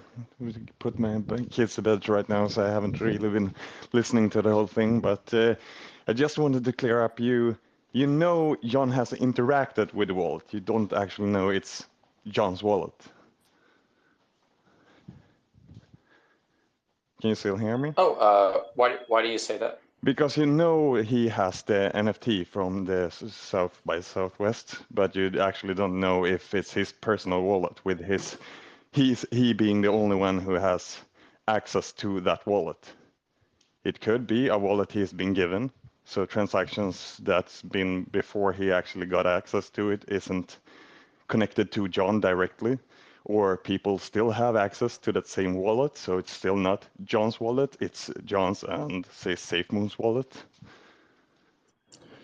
Well, the only evidence we do have is that John does have access to that wallet. Yeah, and We don't have access. You could speculate that maybe 100 people or maybe his friends or his girlfriend also have access to it, but that's just complete speculation. But we do know 100% that he claimed to buy that Moondog NFT and that the date that he claimed to buy it on the blockchain was this devil wallet. It was when he bought it. again, you don't know that. You know that the wallet actually has No, access to like the. that's just No, blockchain. no, no, no. You know that that NFT is in that wallet and that he commented on actually having interacted with that NFT. You don't know if John actually used funds to buy that NFT to that wallet. It could have been bought by someone else. I'm not saying it doesn't look bad. I just want you to discern what you actually know and what you think. You don't you Yeah, think and a lot, well, you if you go speculate even a lot, but you actually don't no, know. it's not just that. And here's the thing is like when you have a piece of information, it has to line up not just with a couple things, it has to line up with everything to remain true. So not just the Moondog NFT and not just the South by Southwest NFT, but that wallet's also interacting with the Gabe wallet, also interacting with the Bitmart wallet. It paints a pretty clear picture. If you come to a different conclusion, that's fine. But I mean, for me, that's 100% John's wallet. Yeah.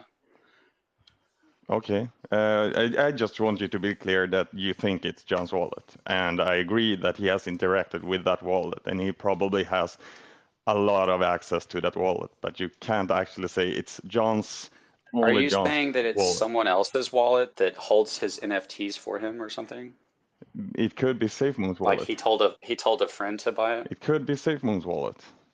Thomas could have had access to that wallet. Kyle could have had access to that wallet.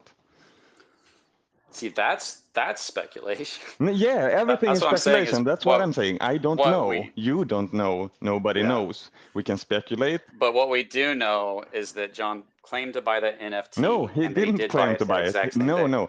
He just Yes, he said did. no. He Yes, he just did. said I named him Captain Hodel. That's everything. He hasn't actually said, "Hey guys, I bought this NFT with this wallet. This is mine now. I used your funds to Yeah, I buy mean, it."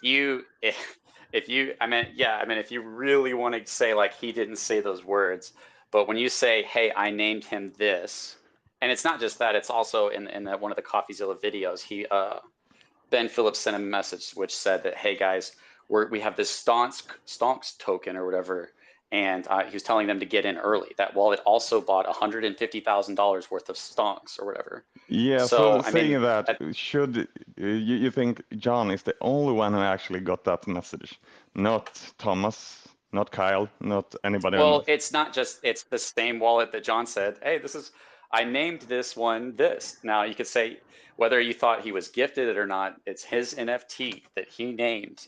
I mean, I feel like you're just trying to play some wild, crazy game of like trying anything but to blame John for No, it. no, no. And that's okay if that's I what you want just to want you to do. discern between evidence and proof. You have evidence. You have a lot of evidence, but you actually don't have proof. A lot points to this. You might be right. Everything Yeah, to points me, it to would that, but be, it's not you'd have to 100%. be dishonest to say that it's not John's wallet. Like to me, like, yeah, it's John's wallet. But that's okay if we feel different about that. I don't want to argue about that anymore. I get your point. You think it's not 100% his and that somebody else could be controlling it. If you find evidence, any evidence to support that, I'll be open to that. But we have zero evidence of that, and we only have Yeah, evidence I of it want being to John's. say that I agree with you to 99% that that's Okay. John's wallet, but I want to be clear that we don't know.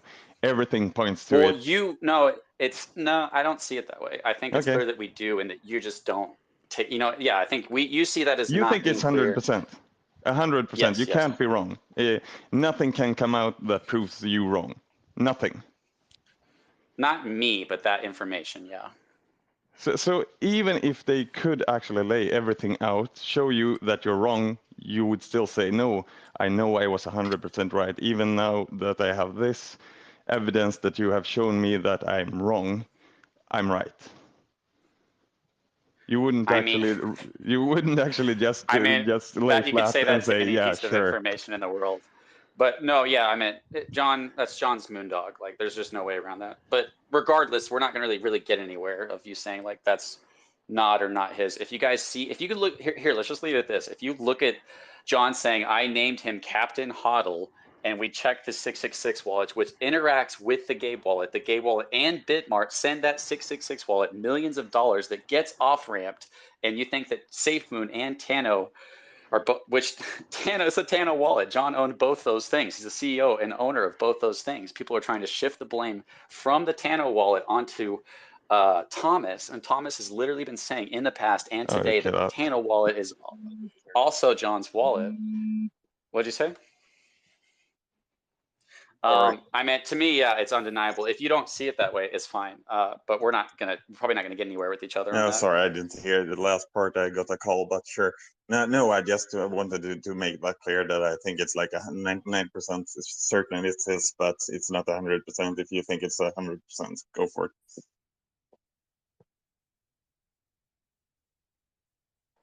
Okay, that's fair. Does somebody want to be a co-host, because I can't see who comes up and it stops showing me and then people get upset. So if anybody wants to be a co-host, I would appreciate that so that you can bring people up. Just anybody. It doesn't matter if you know me, hate me, don't like me, or whatever. Crypto, could you like push me down? I can't actually do it myself. Yeah, I appreciate you coming up. And I probably would agree with you that maybe you could say there's this like tiny fraction of a chance that maybe it's somebody else's wallet that just happened to buy it for John, that's being sent millions of dollars from Tano and from Bitmart, that's off-ramping $19 million, which is probably where all the funds that are being used to fund HQ and billboards and all that stuff isn't owned by John. but it just seems absolutely illogical to me to even think that that percentage exists. Never mind, I just backtracked. Sorry, man, I'll put you down. Yeah, sure. Okay, how do I do that? Remove from speakers. Okay, what's up, DeFi? How's it going, man? Good, you? Pretty good. Just enjoying the weekend. And so one thing I would point out, man, I know you catch a lot of flack, especially when you started talking about CoffeeZilla and the claims against him, you know, about all the things that he's done. I mean, unless you know for sure he didn't do the things that he was accused of, but it's like you put 100% faith that he didn't do those things, and you have 100% faith that that's John's wallet. I'm just throwing that out there. It's like, Yeah, I'd love to talk about that. Unless you know do you know Coffee personally? No. So how do you know that all the shit that he was accused of that he didn't actually do? I mean, I'm not saying that. No, I mean, I can answer that. I can answer it. When what we're talking about is it's different levels of evidence. With CoffeeZilla, and I can talk about this. CoffeeZilla is a YouTuber who covers scammers. People don't like being covered and being exposed to scammers. If you go look at the people he's exposing, whether that's the people that call you that say, hey, you have an error on your computer and we can help you fix it, and then they have you pay for it, and really they just download you a virus. Whatever it is, people don't get happy and they tend to retaliate. He made a whole video on it. So I did put time and effort into finding out. I didn't just assume that Coffee was guilty or not guilty. I thought, oh, maybe this guy used to do coke, but even if he did coke, it doesn't change what he's saying, but I still took time to go look at that. So he explains the entire story of who it was and why they did it. And basically it was a website that was putting out this information, and what you have to do to get that information taken down is pay them to take it down, and then they can just keep posting it. So there's really no winning. But he explains it all, and he also said that they were, I'm gonna mute just because we got echo coming on DeFi. And then he explains that the same website was also had fake women, probably men pretending to be women, coming out and accusing him of things. And he brought his wife on camera to say, I've been with her since high school. So she was willing to come on camera to prove them wrong, this website wrong that was making those accusations. And this is the thing, is I can just say, hey, DeFi, whatever your name is, he likes to do terrible things. Anybody can go post stuff on the internet. It's not a valid source. What we're talking about when it comes to John is not just a random claim from a nothing. We're talking about him admitting that he bought this NFT and it's on the blockchain. Completely different scenarios, completely different judgments. If CoffeeZilla's accusations were on a blockchain or video documented, then I'd be like, yeah, that's a video of him doing cocaine and like beating a woman or something. But there's zero evidence of that. And we tend to see that people who call out people, I've experienced this over the past couple of days, get attacked and lied about. People lied, said I sold. Everybody just went with it, liked that post. Yeah, crypto control sold. People lied and said I'm doing this for clout. I'm losing subs, I'm losing views. And I get 40,000 views for a video if I put it out talking about how you can make $1 million on Safemoon. I get about 2,000-3,000 if I talk about negative aspects of Safemoon. It's absolutely idiotic, but people just assume the worst about it because their interest is to be rich. And what I'm talking about seems to threaten that. So they are willing to believe lies about me.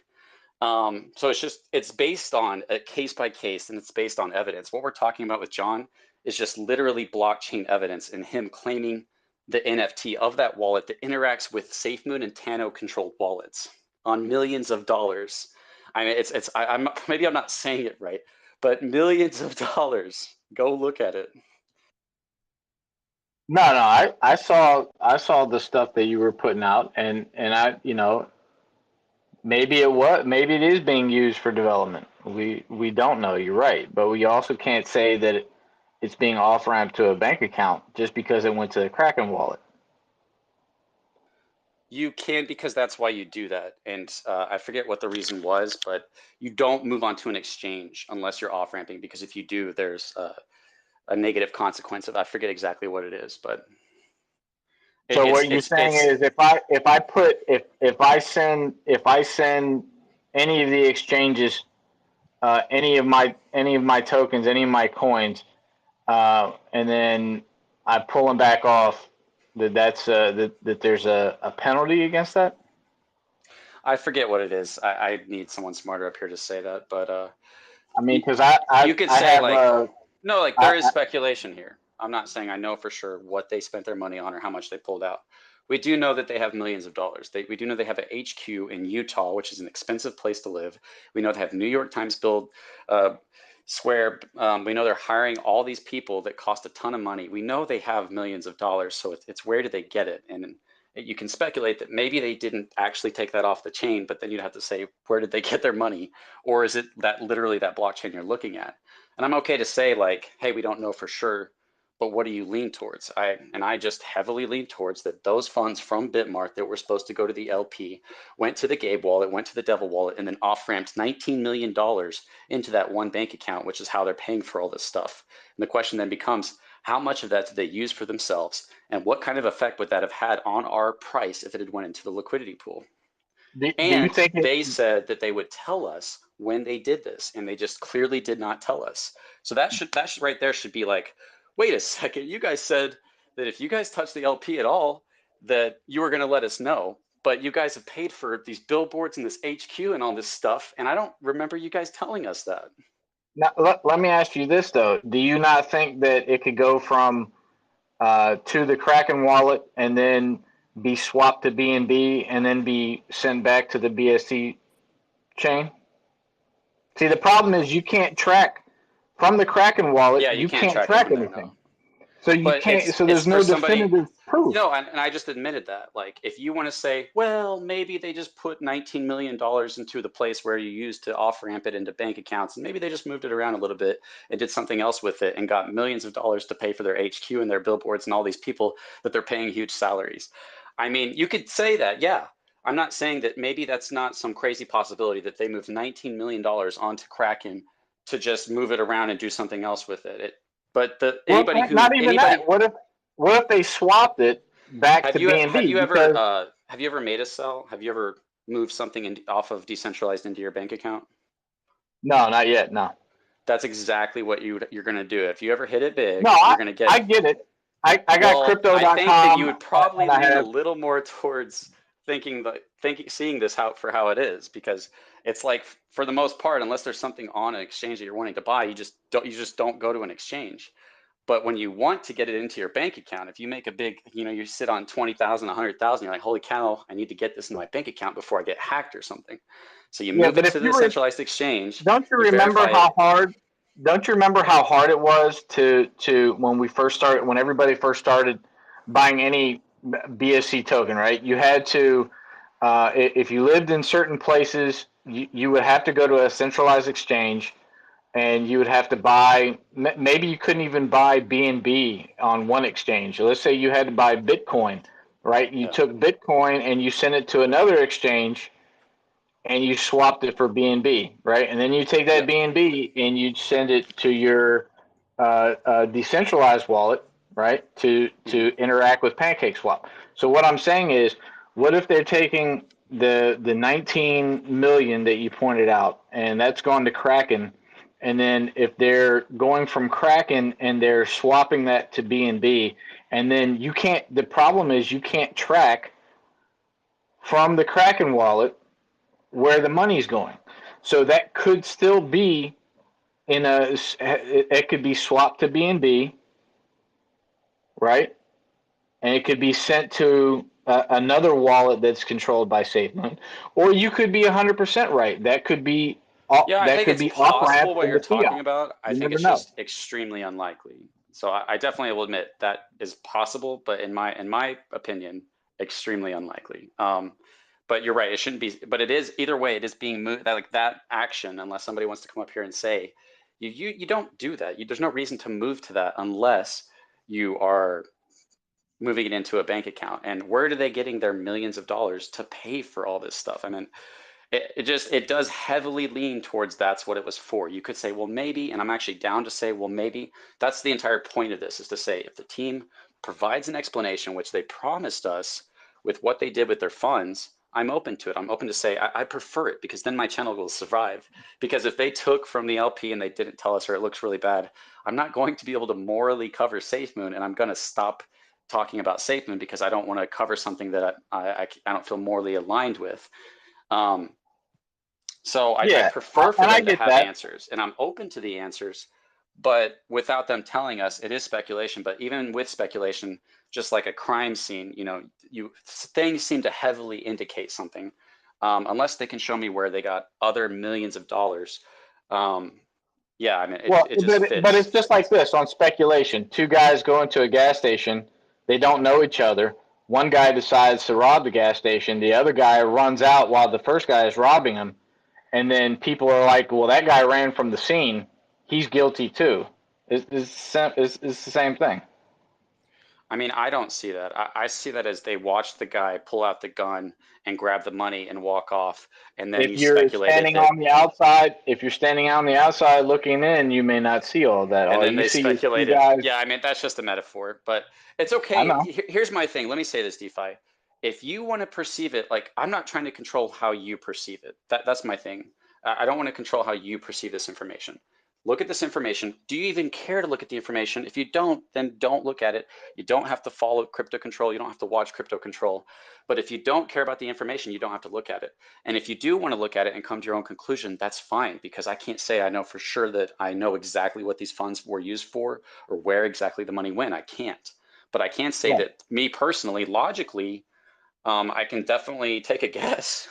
When they've got millions of dollars of money and they off-ramped and they said that they were literally going to use that funds for development expenses. I mean, the Bitmart funds goes to the Gabe and the 666 wallet into the Kraken account, and they said they were going to use the Bitmart funds and the LP for development. I mean, to me, it can't be any clearer than day for me. But if you want to lean towards, well, I don't know, I can't make a decision on that because it just seems unclear, that's fine for you to make that decision. Yeah, I get you. And look, I take in all information, right? I watch even the FUD videos. I'll watch it. Just you never know what nugget of information you're going to take out of it, right? So I continue to watch you. I don't have a problem with you covering the negative aspects. It's just and you, I know you always try to say, hey, I don't know for certain, and you're gonna continue to take flack for it. And then when I heard it almost sounded like you were a CoffeeZilla, I want to say defender, right? You don't need to defend CoffeeZilla. You can agree with his videos, right? But when you came out and started like, oh no, everything is 100% false of what they're accusing him of, that's where you start catching a lot of flack. So you Well, just I'm have to not really take that worried with a about grain of catching salt. flack, and this is extremely important. Is the standards of truth don't change based on if I like people or not. If I don't like you and you're doing something wrong, I'm not just going to lie to you because, well, I like that person. So whenever I defend somebody, it's because I feel that they are in the truth. And the truth for Coffee was he didn't do cocaine and he didn't do things to women, and he had his wife come on stream and prove that to him, and he explained it all. So I'm not defending Coffee for the sake of defending him because I like him as a YouTuber. I'm defending him because I believe it's what's right. Just like I would John. If I found something to prove John that he did what was right with those funds and that he, whatever it was, if I found out that he was good, I would defend John. But I have to say that when I go into information, my goal is not to persuade you to believe what I believe. However, I can't do anything really but come from where I believe. And yes, I lean towards they took those funds and they used them and they said they were going to tell us about them. And how much did they use on themselves becomes the question. If people want to argue about like, oh, you don't know for sure that that's John's wallet, to me, it's clear as day in front of your face. But the Safemoon army, and this is something I want to say, I don't hate the Safemoon army. I actually care about the Safemoon army. They're a lot of great people that just believe in something that they thought was going to have a huge impact on their future. And I'm not saying it might not. That's the thing, is like, I'm not just trying to crap on everybody's dreams and say, nobody's going to make it, it's game over, sell your bag. Because we're gambling. And I said this on my stream, nobody knows the future of an investment, which is why you don't teach people to buy the dips. Don't tell people that we're in the J curve and that we're 100% about to take off. You're convincing people to buy who are losing money over the past year. So it's just, yeah, I don't know. It's extremely important to be honest about everything and let people, decide for themselves. Let's go ahead and go to, was it Rico or was it Dennis? I don't got an opinion about most things at the moment. I'm just up here to co-host if you need someone to bring people up. Oh, okay. I appreciate that. Hey, what's up? I think Dennis just dropped down. I'll go ahead and invite you to co-host. Hey, you can throw me back down too if you need. Okay. Yeah. Was there, something? I appreciate you being open to like, hey, you don't know that for sure, and it should be stated. I don't know for sure that they didn't just leave those funds on Kraken or move them somewhere else. But I do heavily lean towards what it points towards which is once again that they announced that money was going to be used for development. Right. So it would be pretty, yeah. It's the optics. The blockchain I get it. Okay. Yeah, I mean, and one last thing. Hey, back in the day, you did the video for EGC. I did my research on it. I got in. Appreciate it. That's it. That's awesome. Yeah, I hear that all the time. I'm glad that I was able to possibly help in having a good impact on your life and that we hopefully experience some gains together. Jeremiah, how's it going, man? I'm good, man. How about yourself? I haven't talked to you in a while. It was interesting because I think you and me liked each other and had respect for each other. And then we went through some interesting drama and we haven't really talked to each other vocally since then. Yeah. I mean, but I appreciate you coming up, and I want to say that I'd prefer for us to maintain that respect while still being able to express how we feel. And I prefer to maintain that respect too as well. And but it's funny because the thing is we got the CoffeeZilla thing, and a lot of his resources were from very, very questionable people,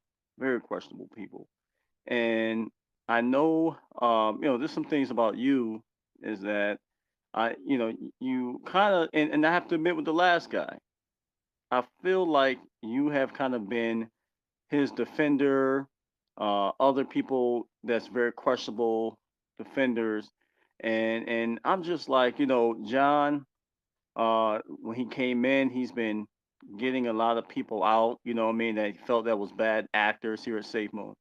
And I respect John. I feel like John is more of a purpose driven person instead of money driven person, right? But I also feel that, some of your insecurities about this investment, when you put those thoughts on other people, like I can have some concerns, right?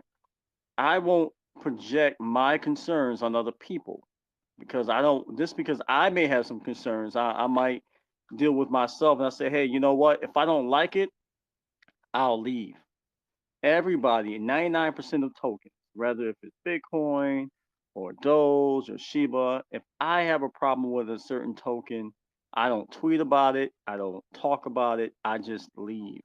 And okay, so if we get what I'm can, saying? Jeremiah, yeah, if we can, I'm totally down to have this conversation. And I like you. I'm gonna be honest, I like you, even though we might disagree on our perspective.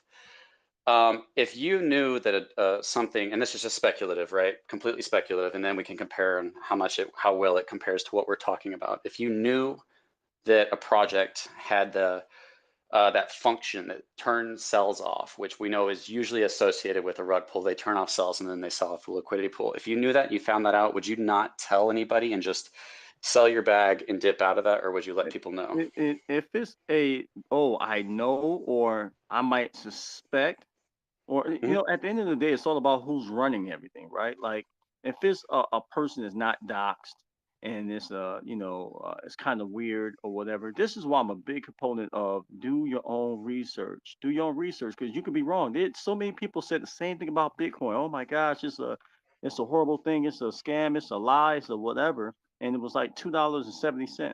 Oh, I'm glad I got out of it then. And look at them now. Like they were completely wrong. They really messed up a lot of people futures because they put their insecurities on someone else. So if it's not 100% true, Mhm. and you know what I'm saying? Like literally it's not my business because again, I'm giving financial advice now, telling you, hey, speculation and you should get out So of this. Jeremiah, That's financial advice. So I agree with you on that. The thing is that I'm telling people, and I've been saying this the entire time, is that I don't know, if you go watch this entire stream or listen to this space, I don't know that Safemoon's not going to be fine and release an exchange in a blockchain and blow up in Moon and see the J curve. And I try to preface that every time that I look at this information. If you go watch this YouTube I just did, I said, guys, I don't know that this isn't going to blow up. And my goal is not to convince you to sell. I think the problem here, and I want to be honest with you, is that you're judging me saying that I am doing that with negative information. That basically, if I don't know 100% that I shouldn't say anything. Well, we see this. If we look at the Safemoon army, we see that they don't know 100% that Safemoon's going to succeed. But it's okay to speculate. It's okay to say big things are happening. And let me finish real quick, and then I'll let you counter. It's okay to say buy the dip. It's okay to encourage all kinds of activity if it's buying a bag. And if I was to be really critical, I would say it's because people want their bags filled up by other people. Which is why I agree with what your statement in the beginning, but it seems to only be applied to the negative and not to the positive, that we should say, hey, this is all I'm fighting for.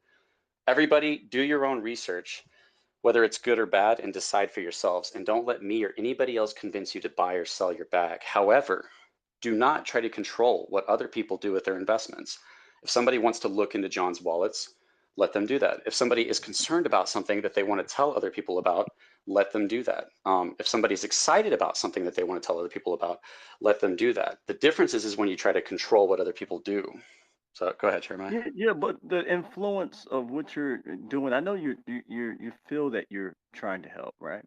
And a lot of people here at SafeMoon are happy. Some of these people in this community are some awesome people. They found purpose. They found community. They found joy.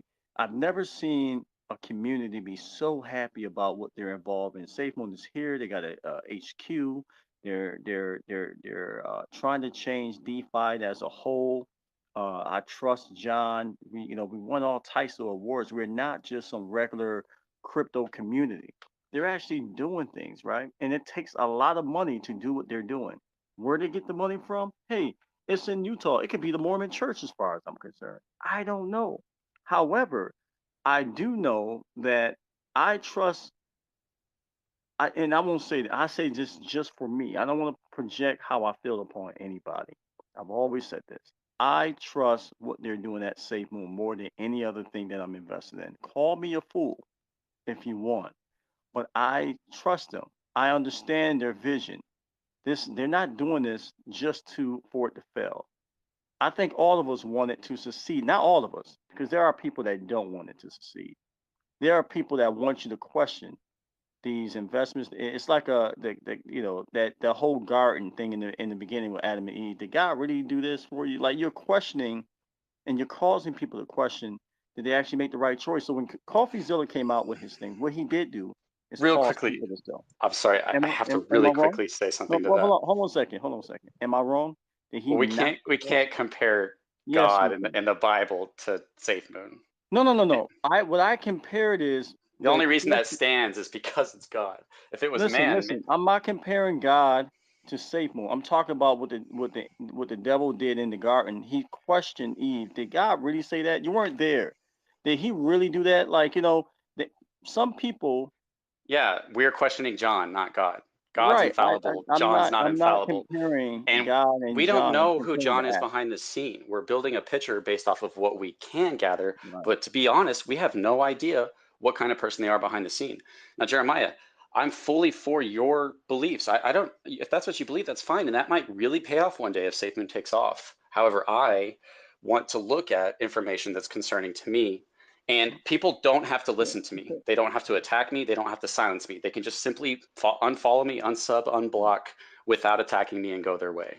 But listen, after all of this, if you're causing damage, say you cause one person to doubt their investment, they sold their bag, which we have seen whales sell their bag, their future away. They say, you know what, I'll take the loss. I'm afraid, you know, what he said, now it caused me to question my decision. And you sold off and that person decided not to get back in. Safemoon takes off, say, the following week. Do you feel responsible for that? Because you projected your I'd like to answer insecurities that. on Yeah. that person. I'd like to answer that. Yeah. Because I preface it how I do, which is like I just keep repeating myself, this could take off and it might moon. No, I wouldn't feel guilty because I said, guys, I don't know the future. I'm just looking at this. And I encourage you to dig deeper. Don't just say, I even said this on my stream. If you go watch this earlier, Jeremiah, you probably agree with me more than you think.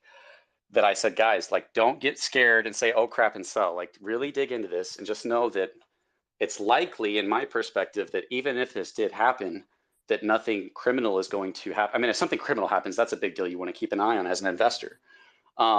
But I felt like, you know, more than likely they'll get past it, and then it's the price is up to them to make something with the exchange. So be very careful. The fact that I'm honestly telling people to not do exactly what you're saying that I'm doing, I wouldn't feel guilty because I told them not to. Now, however, to flip that on its head and say, how do all the people that are pumping Safemoon and feeding whales on the way out, which is called exit liquidity, feel about all the people that have lost their money for that? Is there any accountability on that side? It goes back to the same rule. Don't invest more than what you're willing to lose. I could say, hey, I got more money than I'm willing to lose to Safemoon, but guess what? That was my decision. That was the chance I took. I feel, again, I go back to, I feel more comfortable here in Safemoon. I feel more comfortable here in crypto and DeFi than any other investment that I've ever made. So at the end of the day, this is DeFi. There's not a whole lot of rules to the game except do your own research. We are, if I gain, it's my responsibility. It's my fault. If I lose, it's my fault. But again, I can bring up a lot of things about, say, Dogecoin, Ethereum, but I don't come on and project how I feel publicly and on other people that may feel completely different from me because my perspective. So see, I think you're doing that right now with me. Well, no, I actually listen. All I'm saying is, you know, at the end of the day, we all don't know. We all can hope that it does well. But I think the fact that you're, you know, look, something that bothered me, what you did the other day, right? Yeah. And I'm not, you know, sitting here on stage with a man, and I don't need him to come up because I'm not trying to have a fight in front of the army. I'm not here for that.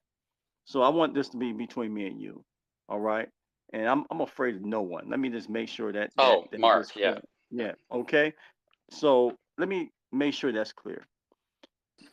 But hear me out for a moment. Between Mark, for you to have Mark up here and say what he said, a man that I lost money with. Okay, a lot of us lost money. I got $2 and maybe 20 cents back. Who knows?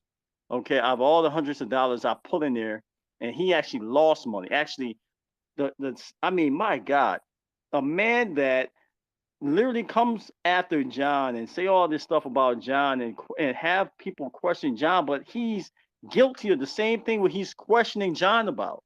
I don't care. He wrote bad code that caused money for 5 million people to lose their money. And all you can say, oh, I'm paying it back. Are you really?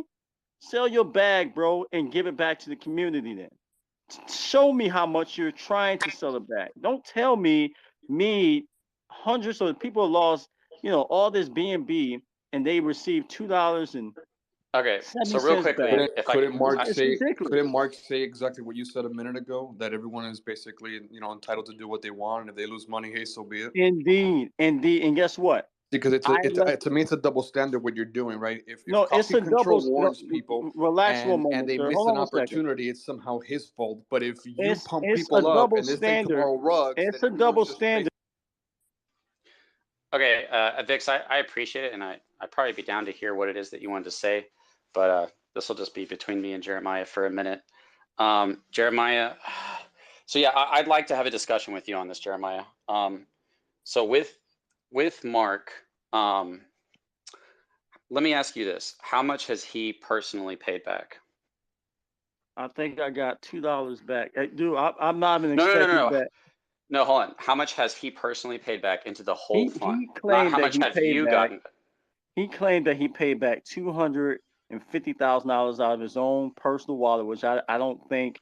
I wish somebody would actually, do the research on that and Okay, see let me those say this, Jeremiah. transactions. If you Okay. didn't go research that for yourself and you're willing to publicly condemn him, I mean, what kind of standard is that, man? I took it as a loss. It's not even about the money. It's about, if I'm put like this, if Like, we don't know what he paid back. We don't know what he's doing. He's a kid. He messed up.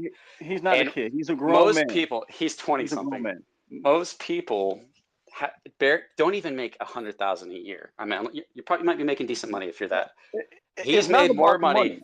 It is. It No, is no, no, about no. the money. This is my point. Don't be a hypocrite. It's like if I say, for example, if I disrespect women, right, and I abuse women, and then say I got caught with my pants down, I abuse women, but yet he's the person who's coming with a pitchfork and knife after the person that he's accusing abuse women. I don't think he's not the person to do this. He's not the person to point fingers, is what I'm saying. Okay. Well, that's your opinion. That's your opinion. That's not my opinion. Yeah, so that is your opinion. So this is my thing, real quick, and I I'll let you talk, but I need you to respond for this. Yeah, go ahead. Me. Okay. So Mark, in my opinion, is this guy that a lot of people are that have a problem with. They lost money, and now he's like, oh yeah, people, oh, he's smart. Not that smart if you lost $5 million for people, okay? But my thing is this: why was he put up there, and now he's like this person to be the one to say, oh, John Crone, we demand answers. You get defensive when we ask you for it. But why is this? Why does he do that? But at the same time, and correct me if I'm wrong, because I need to know from you. You have a coin coming out, right? This is something that you and Mark, I'm assuming Mark is helping you with this coin. And now he might be. It's not decided. But yeah, go ahead. So this is how it looks to me. I feel like because you're coming out with this coin, are you guys trying to get people to invest in your coin to have them doubt their Safemoon investment and come and invest in your coin? That's my problem. Like, can I answer that? Please help me. Jeremiah, I like you. We can get along even though we disagree. I disagree with a lot of things with you. I still like you. I do YouTube. Do you know what gets me the most views? Have you ever looked at my channel? You said you liked that one snow video I did that got like 7,000, Do you know what my biggest videos are? My most successful videos? I don't, but I'm assuming I know how much. I mean, you don't make a lot of money with videos, but you probably make a lot of money with doing the live streams if you ask people to donate to you. I don't ask people to donate, and I usually don't make that much. Well, my point is that do you think the Safemoon army is going to react better to positive or negative information on Safemoon? Okay. Are you openly admitting that you want to have clout, and that's why you do this? Is that what you just said? Who is talking right now? Hey, LV Joseph, I'll give you one more chance to not be disrespectful. If you want to make a weird, illogical assumption and then speak it out, that's fine, but wait your turn. Jeremiah. Yeah. So you want to? Okay, so you said this is my thing. Let me just say this. Oh, go ahead. Yeah. So it's very important because people are actually understanding it completely backwards. If I wanted my token to be successful, and my goal target audience was the Safemoon army, how absolutely idiotically stupid would I have to be to attack them and think that they're going to come to my project? Now, you could say, well, you might get the people that give up on Safemoon. Trust me, my positive video, $1 million videos, is 39,000 views. My other video is 20,000 views. I mean, the talking about the future success of Safemoon gets me tons of views. So am I just so dumb that I wouldn't realize that if I wanted to use that algorithm to get my project to be exposed, I would compare it with Safemoon in a positive light to get people to see it and not see me as the enemy. It's the most basic concept. It's so basic understanding to realize that the best way for me to grow my project is to stay good with Safemoon. And what does that mean? It means that I'm not putting my selfish gain or my project over over what I feel is the truth, knowing that covering this stuff is going to lead to people hating me, attacking me, lying about me, and crapping on my project, saying it's dead on arrival, knowing it'll have a negative impact as far as Safemoon holders go with the project. It's the exact opposite. You know, I think the most, just to go back to your question, you said pretty much, you know, let's say anybody can make a positive or negative view about Safemoon or about any project. I say the negative have the most impact, right? Well, You you're can have, wrong. I honestly believe the negative has the most, and that's why we've seen large wicks of people selling because they actually bought Oh, into okay, the it. most impact. Okay, yeah. Yes, the most impact. So at the end of the day, um, you know, regardless if you talk about Safemoon or not, I'm just trying to understand because you allow Mark to shield his surge thing after people have lost millions of dollars. I would not have allowed that, bro. And even let alone work with the guy. Um, yes, he could be a very intelligent guy. I'm not going to even talk about his intelligence. He could be a very intelligent guy, right? But at the same time, he made major mistakes. I used to defend Mark. Jeremiah, I can I used to ask like you this? I let me just say this, and I promise I'll let you talk. I Yeah. used to defend that guy, and until I actually had the opportunity to talk to him, and I along with him and a few other people I'm not going to mention, completely changed my view. Because you know, if you listen long enough, you can kind of figure people out and see where they're coming from if you listen close enough. And he changed my view one day. I seen another side of him I didn't know, and um, you know, so I'm just wondering what is happening between you and him. Why we Yeah. don't hear any more I positive have spaces I have nothing to from you? hide, so please ask your questions. Yeah, I need to know, As far man. as Mark goes, let's just talk about what happened. He made a contract overnight. A lot of people just want to be very quick to judge him and not ask questions instead. He made a contract overnight, and he was messing with liquidity to see if you could get what happens when you know, do things here and there. And he was like, wow, it only goes up in price with buys and sells. He's like, what is this? He said, guys, don't buy this. Don't put in more than you're willing to lose. I made this overnight, and people dumped money into it. It was in the middle of being audited. It was being audited when it happened. He found out through a guy named Maxence. I have a whole video on this. So I know a lot more than most people because I was there for it. And I know who Mark is and how he dealt with it, who reached out to him and said, hey, you have one line of coding where there's room for re-entrancy, and there's the ability to go back in within one transaction and keep buying and selling BNB and drain the liquidity pool. And he said, no, you can't do that. I have all these conversations between them posted. And they went back and forth. They spent all night looking at this, and they finally came to the conclusion that it wasn't possible unless you had millions of dollars. So they thought, we'll announce to our audience that people can get out, and within 15 minutes, the exploit happened. Now, what should Mark do in that case, and what would most people do, Jeremiah? Like, be real honest with me. What would most people do in that scenario? Well, I will say SafeMoon did the right thing. They let him go. Well, my And question is no. My question, Jeremiah, is very simple. And if you can't answer like a real simple okay, question, then we're not having an honest you said conversation. What go should ahead. Mark do in that situation? So look, if I'm trying not What? to, let me try to be respectful. Yeah. So Mark did the right thing to say, hey, listen, Mark could have did a few different things, right? He could have. I think you guys mentioned he could have locked it, or you know, Yeah, he could have basically stolen everybody's money and then airdropped it, and he wanted to do that. But his legal advisor, who has been proven to be a legal advisor on Twitter last night in a post, told him that like there could be legal implications for you if you do that. So he was basically advised to not do what he wanted to do, and ended up losing all this money. I mean, and think about this from his perspective of what it is to do all this. It was in the middle of being audited. You did it overnight. You said don't invest more than you're willing to lose. You're trying to save people's money. You know, What? And I just want to say this real quick. Most people would change everything, delete everything. He was undoxed. No one knew who Mark was.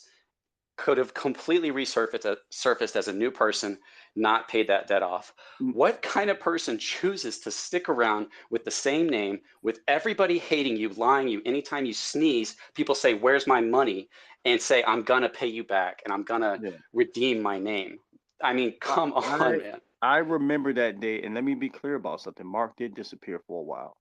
It wasn't like he stuck around. He did disappear for a while, and then he resurfaced again.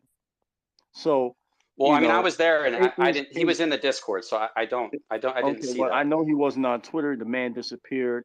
A lot of people were wondering what happened. Safemoon did the right thing to let him go and everything. I liked Mark at the time. I liked Mark. He was a smart kid. I thought he was a great add-on until that happened. A simple mistake. I think he said he one thing was should have been above a line instead of below a line, and they found the export. You know, they got in there. They were able to take the money, and a lot of people lost their butt. So I would have not be so quick if that happened to me. If that was me, I would Well, not be so quick I to want to question ask you you. this too, Jeremiah, because I do think you're a decent human being, and that we're just divided because of this investment, and that we probably agree on a lot of other things. I stand on principle like you do.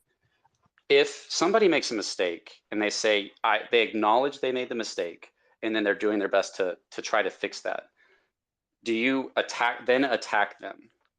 I mean, to me, like, that's the worst thing you could do, because you yourself make mistakes and you yourself need forgiveness. Yeah, and if somebody's trying to fix their mistakes, attacking them just makes you a but hypocrite. he shouldn't be attacking someone else, is what I'm saying.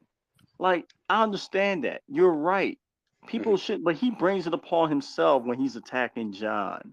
Like, I just don't think he's that guy that should be a representative of what you guys are trying to say or prove. He should not be in the conversation. As far as, like, does Mark morally have the right? First, it's free speech. I mean, he can say whatever he wants, but you have the right to think that he's a hypocrite for saying anything to John while his own project got rugged. It's like, dude, you made a contract, even though you let everybody know not to invest more than they're willing to lose, and even though it was in the middle of being audited, you still made a contract with a flaw in it, but you've acknowledged it. So therefore, why would you feel like you have any room to call out another person? And we'd have to really get into the details of what it is that Mark is saying, what it is that John has done, and the differences to really figure out if he's a hypocrite or not. I mean, you could say that John is not talking, and you could say it's because of the lawsuits. That's fine. Mark's been talking and answering questions nonstop every day since the hack. Every day he gets called a hacker. Every day he gets called rug pull Mark, and he gets attacked. And he's been answering. Anybody asks questions, he'll answer it, and he'll explain it every single time. He also get called the $1 million man too. Don't forget that. Like, I get it. What do you mean by that? Oh, well, I mean, some people think he was involved. Okay, so what's the difference in me saying Mark was involved with that rug pull and they saying John is involved in stealing money? What's the difference? Am I wrong for saying that if he's saying that about someone else? Well, that seems like two different questions. What's the difference between Mark and John? Well, Mark's wallets aren't tied to the Surge rug pull. We don't know what Mark's wallets are tied to. I mean, look, Mark is the type of guy, he wants to feel that he's the smartest guy in the room. He likes to try to outsmart people. And so I feel a certain type of way about people like that. All I'm saying is this. At the end of the day, he's not the person I feel that should be representing the case. He knows what it feels like not to be given the benefit of a doubt. So if he wants to be given the benefit of the doubt, he should extend that out to John. I feel more trusted. I feel more trust in John than I have way more. I have way trust in Mark. Like I look. I agree. You hear what I'm saying? Like, I think it's extremely important that the problem that we see in this space is because our desires are attached to people. Like, people's desires to be rich are attached to John's dream of what Safemoon and vision of what Safemoon is. So there's heavy incentive to see John differently, especially when we don't actually see who he is behind the scenes. We have no idea. We only see him when he posts stuff. Well, you can't say we, because there have been people like Safemoon OG, Broad Arrow. They met John in person. There's a Paul. He met John in person. Yeah. You know, and they said hopefully good I get a things. chance to meet him in a few weeks too. I hope that's Are you? occurred to me. Wait, hold on a second. Are you going to that? Yeah, I am. I'll be there. What is it called? Cryptopia or something? Yeah, I'll be there. Hey, I'm just thinking a about reminder, going. we got a bunch of people in the queue and a whole bunch of other people to talk. So I don't know how many Yeah, people I know. you Me want to and have up. Jeremiah have been I mean, y'all meaning are good. to I just want to. discuss this for a while. Yeah. I might So- be going to that, so maybe we can meet each other and shake hands. Or we can fight, and you can beat my Look, ass because you look like you hit the I'm gym not more. looking to fight. I'm not going to jail. I'm not going to jail in Utah. So, but all I'm saying is out of respect, out of respect. Listen, it's easy to make these accusations, right? When the market is low, people are desperate. They wonder what's happening. It's not about Safemoon going down. Listen, at the end of the day, people look outside the bubble. The entire market is low. The stock market is low. People are concerned, so they're in their feelings. Now, when things start pumping again, everybody's happy. People are not going to care about this. So I think this was strategic through coffee to bring this stuff up and get people to question their investment. You know, to me, that's what it seems like. It's a lot of play that's happening here. I've been quiet about it. All I'm saying is that, guys, this, you know, out of all fairness, let people choose what they're going to do. We shouldn't have spaces like this. Um, it's not necessary question, and you can question Spaces your like investment. what? Like, you know, like last week, you had a space, you know, the lawsuit. Like, we don't know what's going on. We can't just make people seem guilty just because we disagree or don't So, understand what's Jeremiah, happening. we didn't do that with the space, but what you're trying to do is control what information is being talked about by saying we shouldn't have spaces where we talk about these things. No, And I'm I not trying to allow control it. everybody and anybody to come up and express however they feel. As long as they can be respectful, I allow everybody to come up. And those are the spaces we need, because what we see is negative information immediately gets attacked, and people get, turned on. Even if they're just questioning, like, hey, I'm a little worried about the lawsuits. And, oh, man, that's nothing. Don't worry about it. Well, maybe they want to look into it more than that.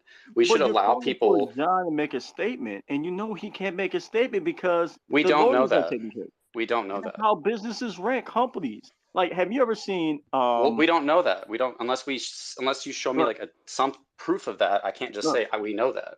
class action lawsuits are done all the time. You got Apple, you have Amazon, you have all these other companies that have class action lawsuits. I've never seen their CEOs come out and say something. The company itself might make a statement, or lawyers might make a statement, but Yeah. not the CEO. So we can call for the CEOs, we can call for the president to make a statement. They don't have to. Legally, it wouldn't be smart. And we all know that. So for this stuff to get repeated makes it seem like now they're up to something nefarious, in my Jeremiah, opinion. what's wrong with people wanting John to answer these questions? Listen, there's nothing wrong with it, but because of how the company is structured, most likely you won't get that.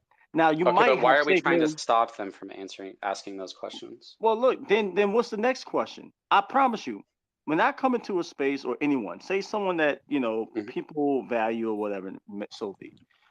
It when you start commenting or reacting or whatever to whatever they're saying, more people will come out the woodwork wanting a reaction from them. Now, it shouldn't be on me to prove that I'm not guilty about something that you come up with. You should prove that I'm guilty, if it's anything. I shouldn't have to be the person to prove that you're wrong. It's not fair. That's not fair. And I that's why I've been feeling the way that I feel. Well, we're not asking him to prove he's not guilty. We're just asking for him to clear it up. Not, we're saying, You're hey, can asking you him to prove that answer? he's not guilty. We're saying, That's hey, what's basically the answer? Because they said that they weren't going to touch the LP of what came from our liquidity pool in general and our the 5% fee from Bitmart, and that Safemoon was sold on that the LP was not going to be touched. That's one of the reasons I bought, is the LP was not going to be touched. V2. Real quick, Jeremiah, I just want to run through it real quick. Sure, go ahead. The V1 pancake swap and the V2, they were migrating. Thomas was in SafeMoon and he was migrating the liquidity. Well, what they did when they migrated the liquidity was they didn't migrate the SafeMoon and the BNB. They pulled out the SafeMoon and BNB out of V1, and then they only put the BNB back into the liquidity on V2, which raised the price. But what they then did was then they took that other SafeMoon, the leftover Safemoon from, I believe, I could be wrong, the buy of that Safemoon when they put it into V2 and what they didn't put into the liquidity pool from V1, and that interacted with Bitmart. But what they told us was, if we do anything with these funds, we will let you know. And they said, from time to time, we will use funds from liquidity for development cost, but we will let you guys know. What we see is that they've done billboards, they've done HQ, they've spent millions of dollars. We can tell they have millions of dollars. They're hiring very professional people, the John Madden, all these people, and it hasn't been told to us what they did with those funds. And what that means is that we don't know what else they've done with those funds. And we know that Thomas and Kyle took millions of dollars, and Ben Phillips. We know that Kyle took 50-something trillion out of the LP and paid Thomas $2 million with that. Thomas, Kyle, and John were on Tano before Safemoon. Safemoon started as a rug pull, and then they took over and tried to do something real with it. So somehow John didn't know that all that was going on with Kyle and Thomas. But we know that Ben Phillips and many people on the team were bad. And what we want as investors in the project is transparency, that what they said when they said that we'll notify you what we do with the LP, we want them to do that, because I don't think they've done that. And the question kind of comes down to each investor, that if we find out that they spent millions of dollars on themselves, while that was intended for the LP, which would have raised our price would be much higher than what it was if millions of dollars was going into it. Then it's up to each investor to decide for themselves how they feel about that. Now, all I'm fighting for is that information. Okay, yeah, what part do you disagree with? Okay, so this is the thing. Ben Phillips was on the team, okay? And he was on the team. Yeah, he was on the team. And it's normal for people to get if I was on the team and I started a token, of course I would want to have tokens in my bag and have the option to cash out like everybody else. And make that type of money. He had his options to do that. There was nothing wrong with that, in my opinion. To cash out. That's what we're all here for, is to cash out one day. Okay? So at the end of the day, if he wanted to do that, that's fine. Now, another thing. Wait. Ben Phillips was pumping Safemoon and saying, like, damn these whales, I hope they get hit by a truck, while selling his bag. Listen, Ben, I don't know when he cashed out exactly, whether it was at the top, the bottom, or whatever, but he has the right. He was on the team. Okay. A lot of team members cashed out. They became millionaires if they weren't millionaires already. We all hope to be that. There's a lot of people that actually became millionaires, a lot of whales and everything else. Like, that's what happens. There's going to always be a pump, a huge pump, and then the price is going to come down 50%, or it's going to come down 90%. We figure out, or wherever the dust fails, we figure out what the value of that token is actually worth. Okay, there's a lot of unusual hype that was around Safemoon throughout the internet, and that was a blessing. But at the end of the day, this is what I'm trying to come at you about. At the end of the day, these guys. I'm really misunderstanding. Are you saying that Ben Phillips, it was okay what he did, cashing out his bag while telling people I'm not to what sell? I'm saying is, I don't want my words to get taken out of That's why I said, "Art." Is that what you're saying? Listen, we don't know the ins and outs of what happened, what was going on. I'm not for people pumping up something. Oh my God, this is gonna be the greatest thing ever, and then they cash out. Listen, let me be honest with you about something. I'm not hating on Papa or whatever, but when you listen to people long enough, and people know I was a big fan of his. When you people listen to people long enough, you really kind of get to know who they are. And even with him, a lot of things that he said out of his own mouth changed my opinion about him a little bit. You know what I mean? And I don't get up publicly and bash him. I just choose not to, if I don't want to talk or say anything about him, whatever, I won't do it.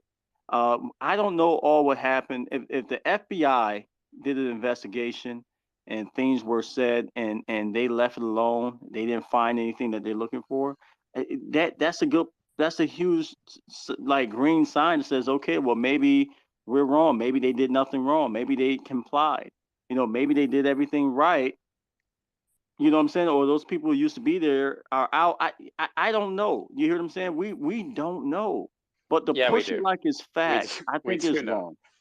Ben Phillips released his wallet through saying somebody can buy me coffee. That released his address. He was telling people buy the dip, buy the dip. He was saying, oh damn, these freaking whales, I can't believe they're selling on us. And his wallet was literally selling. He was on the team. He literally dumped on us, the Safemoon army.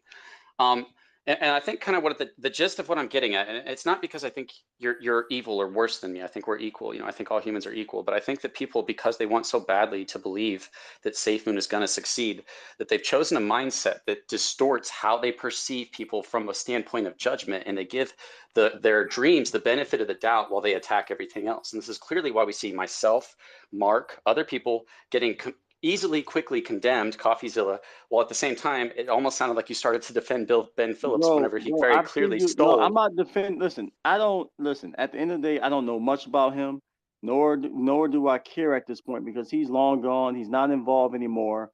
A lot of people are not involved anymore. A lot of these bad actors that were with Safemoon in the beginning are not here anymore, and there's nothing that we can do about that. All I know who's here is John. And guess what? Safemoon is even bigger than John. If John left, I'll still be here because it's just the vision of the company itself is bigger than him. You know what I'm saying? Like Steve Jobs, it was the same thing. You know what I mean? Apple continued to go on. We all have it's not about where you start, it's where you finish. And I feel like John has cleaned up house. We have a long ways to go. I'm excited to be here. I'm excited to be here with the Army. I can't speak on people in the past, especially people I don't know. I'm just not going to do it. And you never really heard me speak on it because I don't know. And I don't think you know either. Just because we see a couple wallets. Look, Safemoon is a very expensive. Tech is a very expensive business to be in. Very expensive. Advertising is very expensive. I Jeremiah, trust that can I the ask money you? went to the right places. That's what I trust. Okay, and I just want to hypothetically, completely hypothetical, if John paid himself 1 million out of what was meant for the LP from Bitmart, would you be okay with that? I don't think Bitmart would get itself in legal, nor Safemoon would get itself in legal problems trying to do something nefarious. Well, no, I just want you to answer hypothetically, if he did, would you be okay with If that? John paid himself anything, now I'm not saying whether out of the LP or whatever, John deserves to get paid. He's trying to he doesn't do things for free. It's not charity. Yeah, here. I agree. I actually agree with you. Let's be clear on that. But how much does he deserve to get paid while the price of Safemoon is tanking, while we're buying dips, when a wallet didn't release and the exchange and the blockchain didn't release last year, when we're getting hyped about owls, and that's two birds banging each other, and when people are putting money into Safemoon. So John, go ahead. So all-time high with Safemoon was like what, around 6 billion at one point, all-time high. So so how much does a man, that runs a company at one point, the all-time high is $6 billion, okay, market cap. He creates this thing called Safemoon, and he has Dark Moon and all this. I mean, whatever he chooses, right? I feel like that's his choice. We don't set. We're just here as holders. Okay, we're not even invested in the company itself as like a stock. Yeah.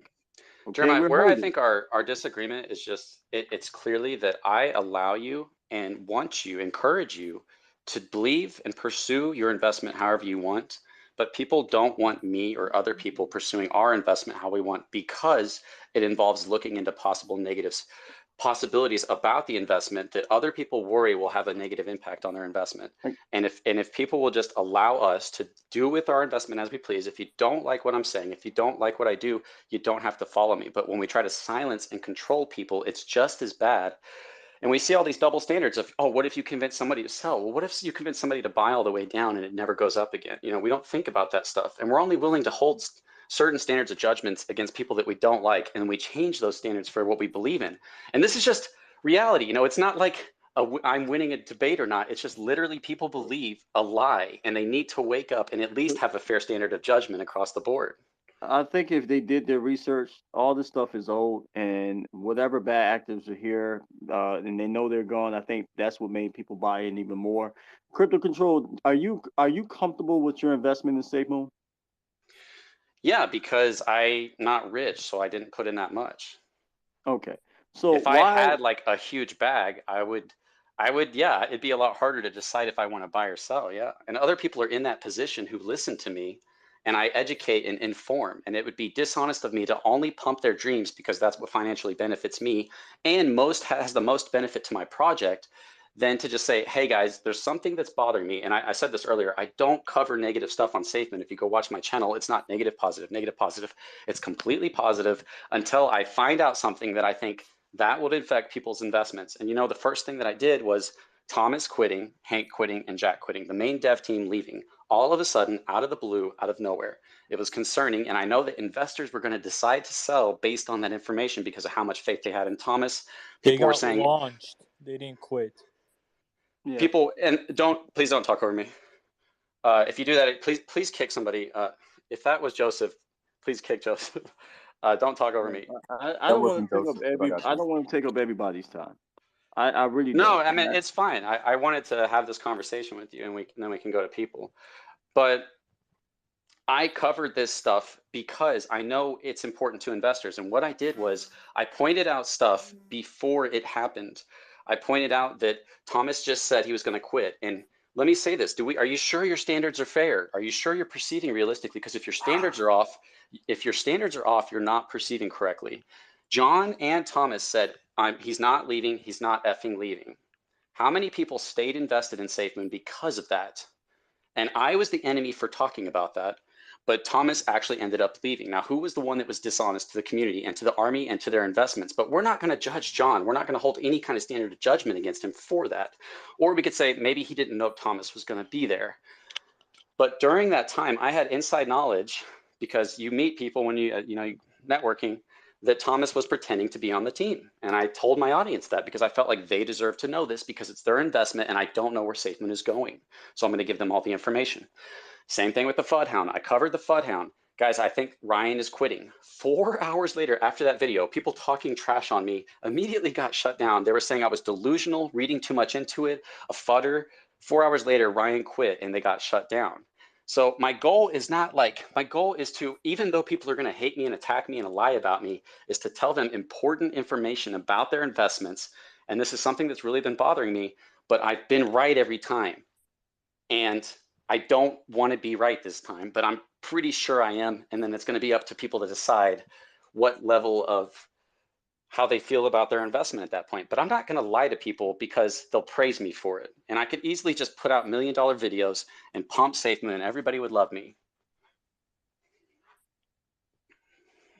Sorry, I was trying to mute myself. Go ahead, Jeremiah, if there's something else you want to say, and then we can start getting to other people. I understand where you're coming from. However, at the end of the day, again, sometimes I won't put anything out unless I really know.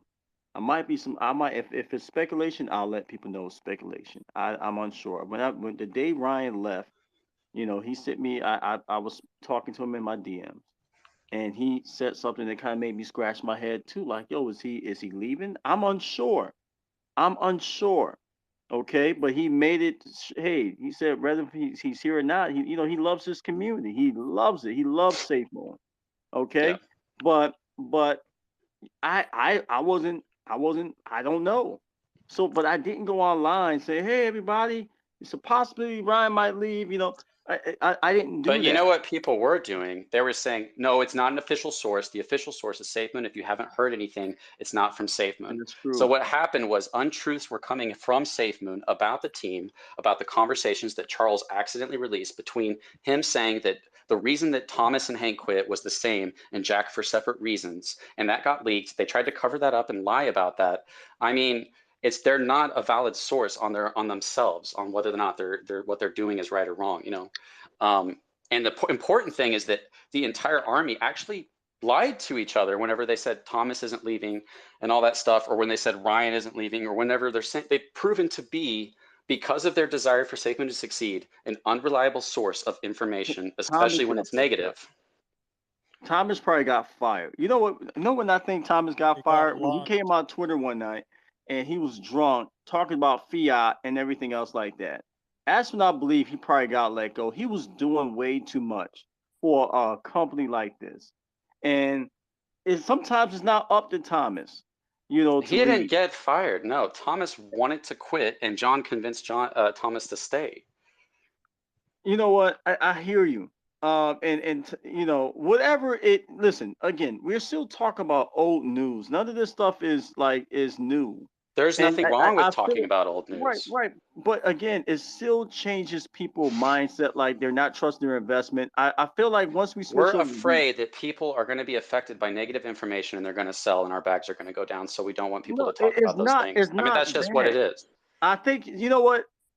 Sometimes you can ruin people's image or ruin companies, your own investment, without actually knowing the truth. There's a lot of stuff that came out about Bitcoin, and people believed it. And guess what? Sold away their futures, and it wasn't true.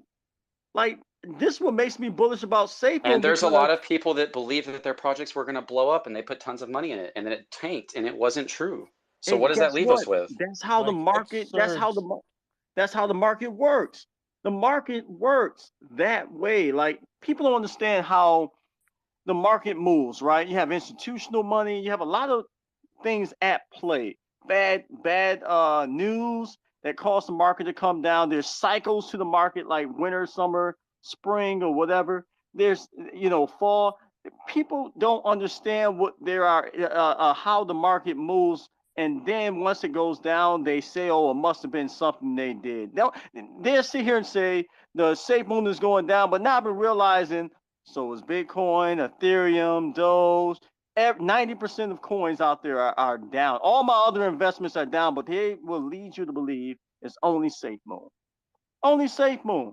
This is, to me, is a great opportunity because this is how regular people become millionaires and millionaires become billionaires. But when the market goes down, people are so afraid. They run, they panic, they sell, not realizing these opportunities have to happen because this is we all know it's going to go up.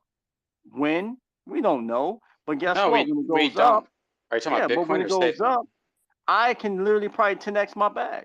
I wish to God, and I tell We people, don't know SafeMoon's going to go up. bro, okay, we don't know. Okay, I feel like I know it's going to go up, but it's hard. We have more of a chance for it to go up than down. Okay, it's going to probably Jeremiah, continue the going only down. difference we have is I support you in your faith, your ability to believe whatever you want, and your pursuit of any type of information. And you and other people, I appear, do not support people in their pursuit of negative information that involves their investment. And the thing about this, let me say this real quick. When you do any investment, what you do is you look at what could cause it to go up and what could cause it to go down. And the people who have adopted a deeper, almost religious type mindset of their investment do not want to even think about what could cause their investment to go down, and they attack and try to silence people who do. That's the problem we're seeing. It's clear as day, and it just needs to stop. Just allow people to do what they want. It's not that, man. It's not that. Like, yo, bro. I take on again. Do your own research. Don't listen to me. I'm a guy with a voice. Don't listen to me. Do your own research. If you win, you win. If you lose, you lose. I think Safemoon has more for it than what it has against it. That's I okay. understand I their support vision, you in that, bro. right? But I understand their vision. I don't. And I understand their Then vision, and I don't. that's what I'm talking about. That's what I'm talking because you don't What are you talking about? understand the vision. No, I Because you do. I literally do YouTube on all that stuff as well. The problem, and I've said this before, Jeremiah, I've been worried before any of this came out that I'm like, where did they get all their money? Because it's not within the tax. There is no marketing tax. Where are they getting their money? Where do they get millions of dollars? I have people ask me that. I'm like, I have no idea. That's a great question. they get How could I? 1% of every buy and sell. That just now happened with V2. That was not before. Yes, and that's a lot That of money that comes in. no. The millions of dollars came in way before that, and that's on the blockchain. We all just looked at that. The point is I was worried about that, and I was also worried about what if these lawsuits have an impact on Safemoon that affects people's investments, and how do we confirm what is real? How do we confirm that people are safe, and how do we confirm that people aren't safe?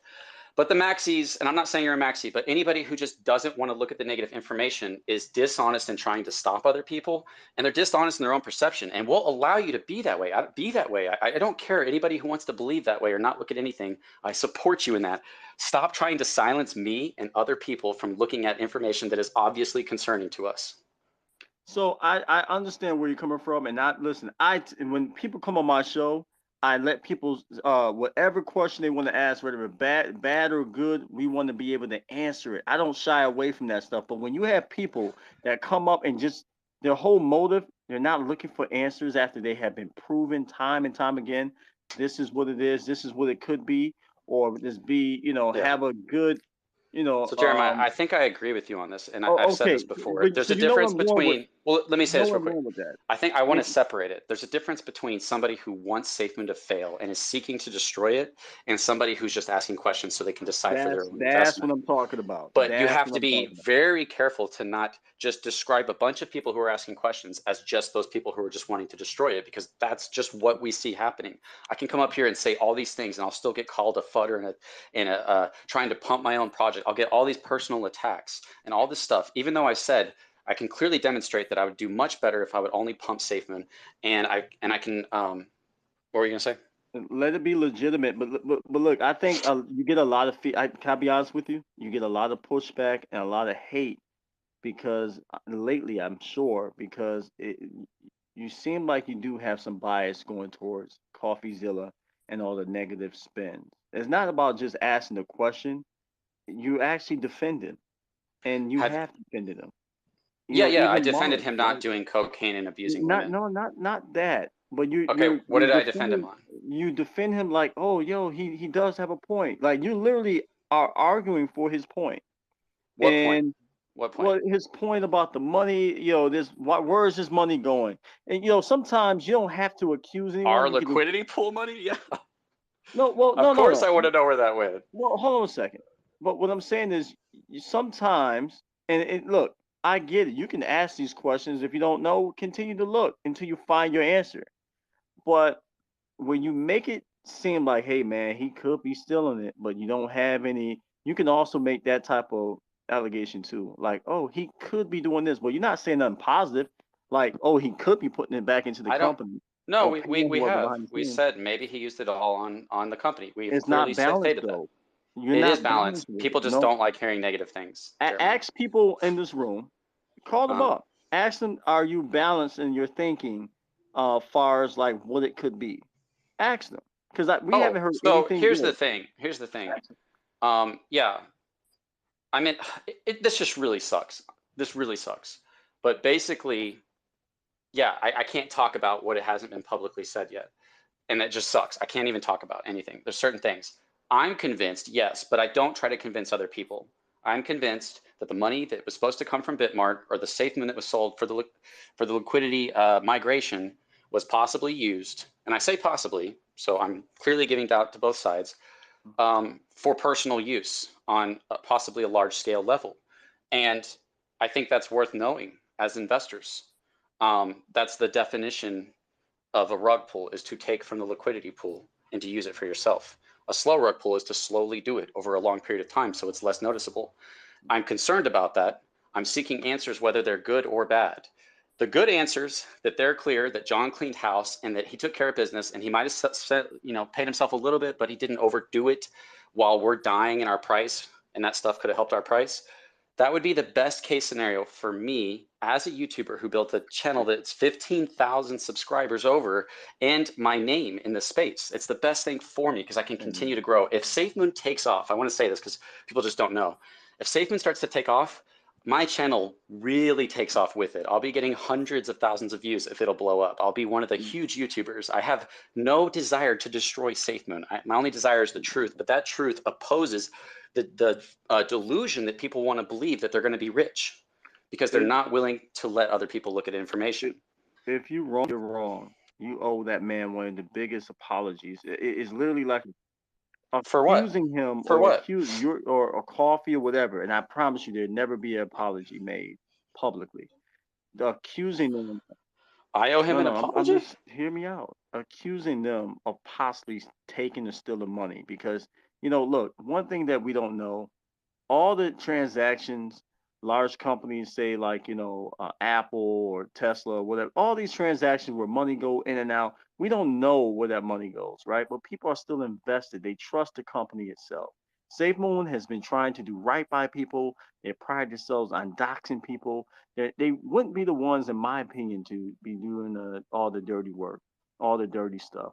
There's a lot of fudders in here that will love to think that. They think it's funny, okay? But they're not the ones to be doing that, especially if they're trying to make DeFi better.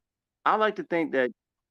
So I have seen and felt an interesting thing where when people lie about me and attack me and slander me and hate me because I call for respect and the ability to look at information, it does create a resentment inside you towards those people.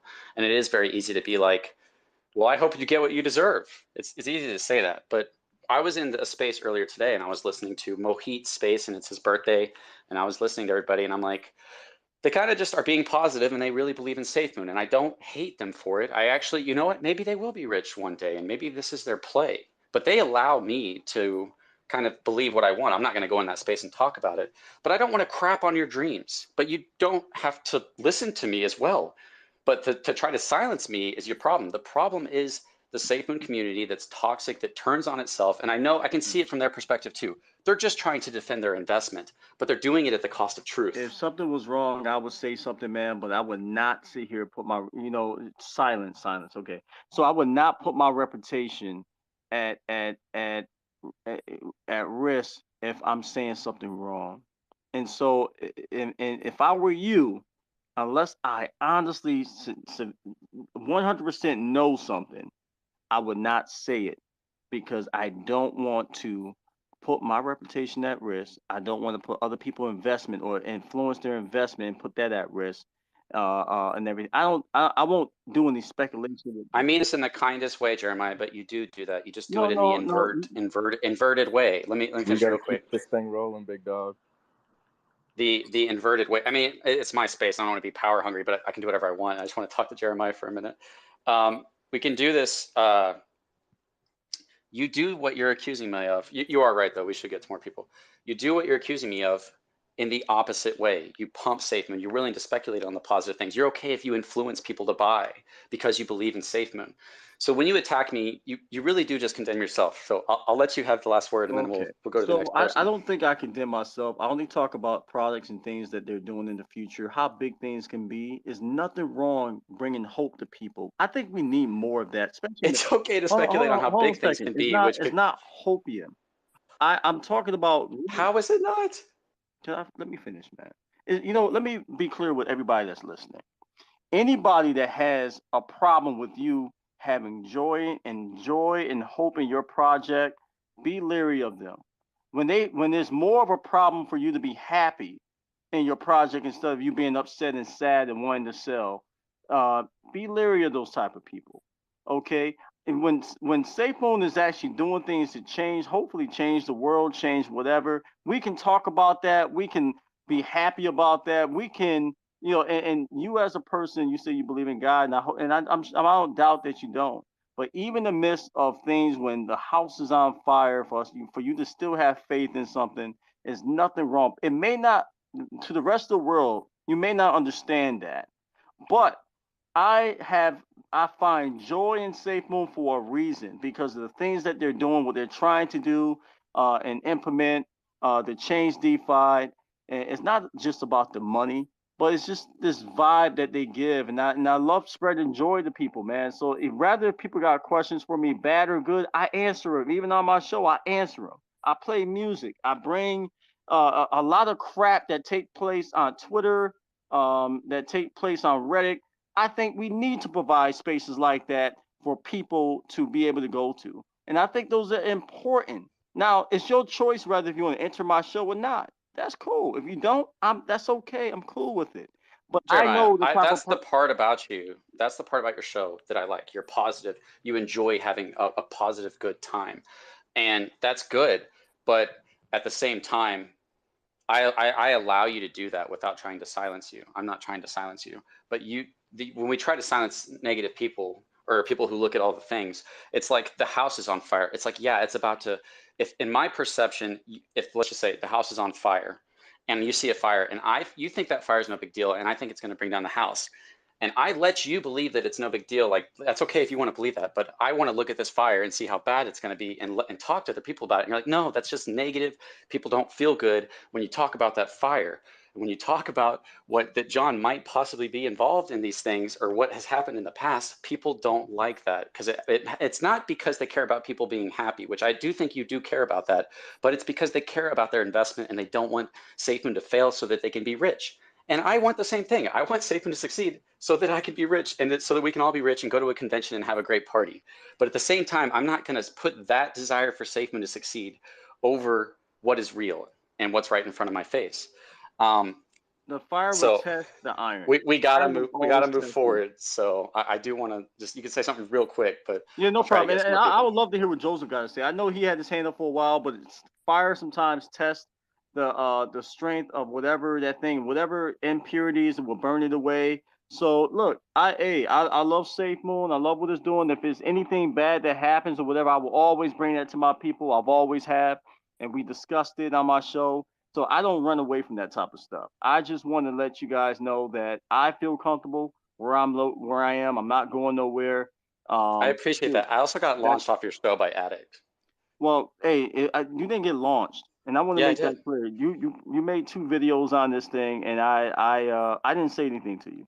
I However, got muted and then kicked immediately. I no, you didn't recorded get it. kicked. You got brought down to listening because, and I, look, at the end Okay, of I the got day, launched from speaker is what I meant. Yeah. no. Listen, you need to test. You got to understand your audience, right? When we people were upset, down, we seen whale sell, and when you came on there, and I think we try to lift people's spirits up. Regardless, it's not, oh my God, it's going to $1. We're not doing that. We're just simply saying, hey guys, hold on. If you want to hold on, it's totally up to you. But I just let you know any questions need to be answered. We're here. We want to debunk a lot of the thought that's out there. Because Coffee came in, he really didn't know what he was talking about. I don't care how smart you sound. But when you came in there and you said what you said, it's like nobody want to hear that stuff, bro. Like, no offense. Nobody, it's a time I and a literally had place. people reach out to me and say they wanted Hear to me hear out that for a stuff. second. It's a Okay, go ahead. time and a place for everything. When it's like somebody dying and say, hey man, this person was a great person, and then you came in and was like, oh man, but this person did this and did. It wasn't the time and place for people. Okay, They so wanted to hear I that. So have to move this you kind of forward. brought the vibe down. I'll be I honest have to with move you. this forward. No problem. You guys don't allow people to come in and express how they No, it's feel. the way that you did it. Listen to the No. video. Please listen to the video. Yeah, It was please do. Addict. It was Addict. He's just unstable. Look, I love you that don't guy. He know if makes it was great food. Addict. That guy's You unstable. don't know Did if it you was launch Addict. me? See, look, you assume. You don't know if it was Addict or someone I else. respected you. I really didn't think you would do that. It could have been me. I'm You just saying. launched me, dude. Listen. I'm being honest with you. You don't know, and this is my point. Find out. Know for sure. You don't do that either. You did the same thing with Mark, but I agree with you. You're right. We should find out and know for sure what the old team did, what Mark did, what John's doing. 100%. We don't know, but we should find out what John did with the liquidity pool money. Hey man, look! Shout outs to John. Shout outs to Safemoon.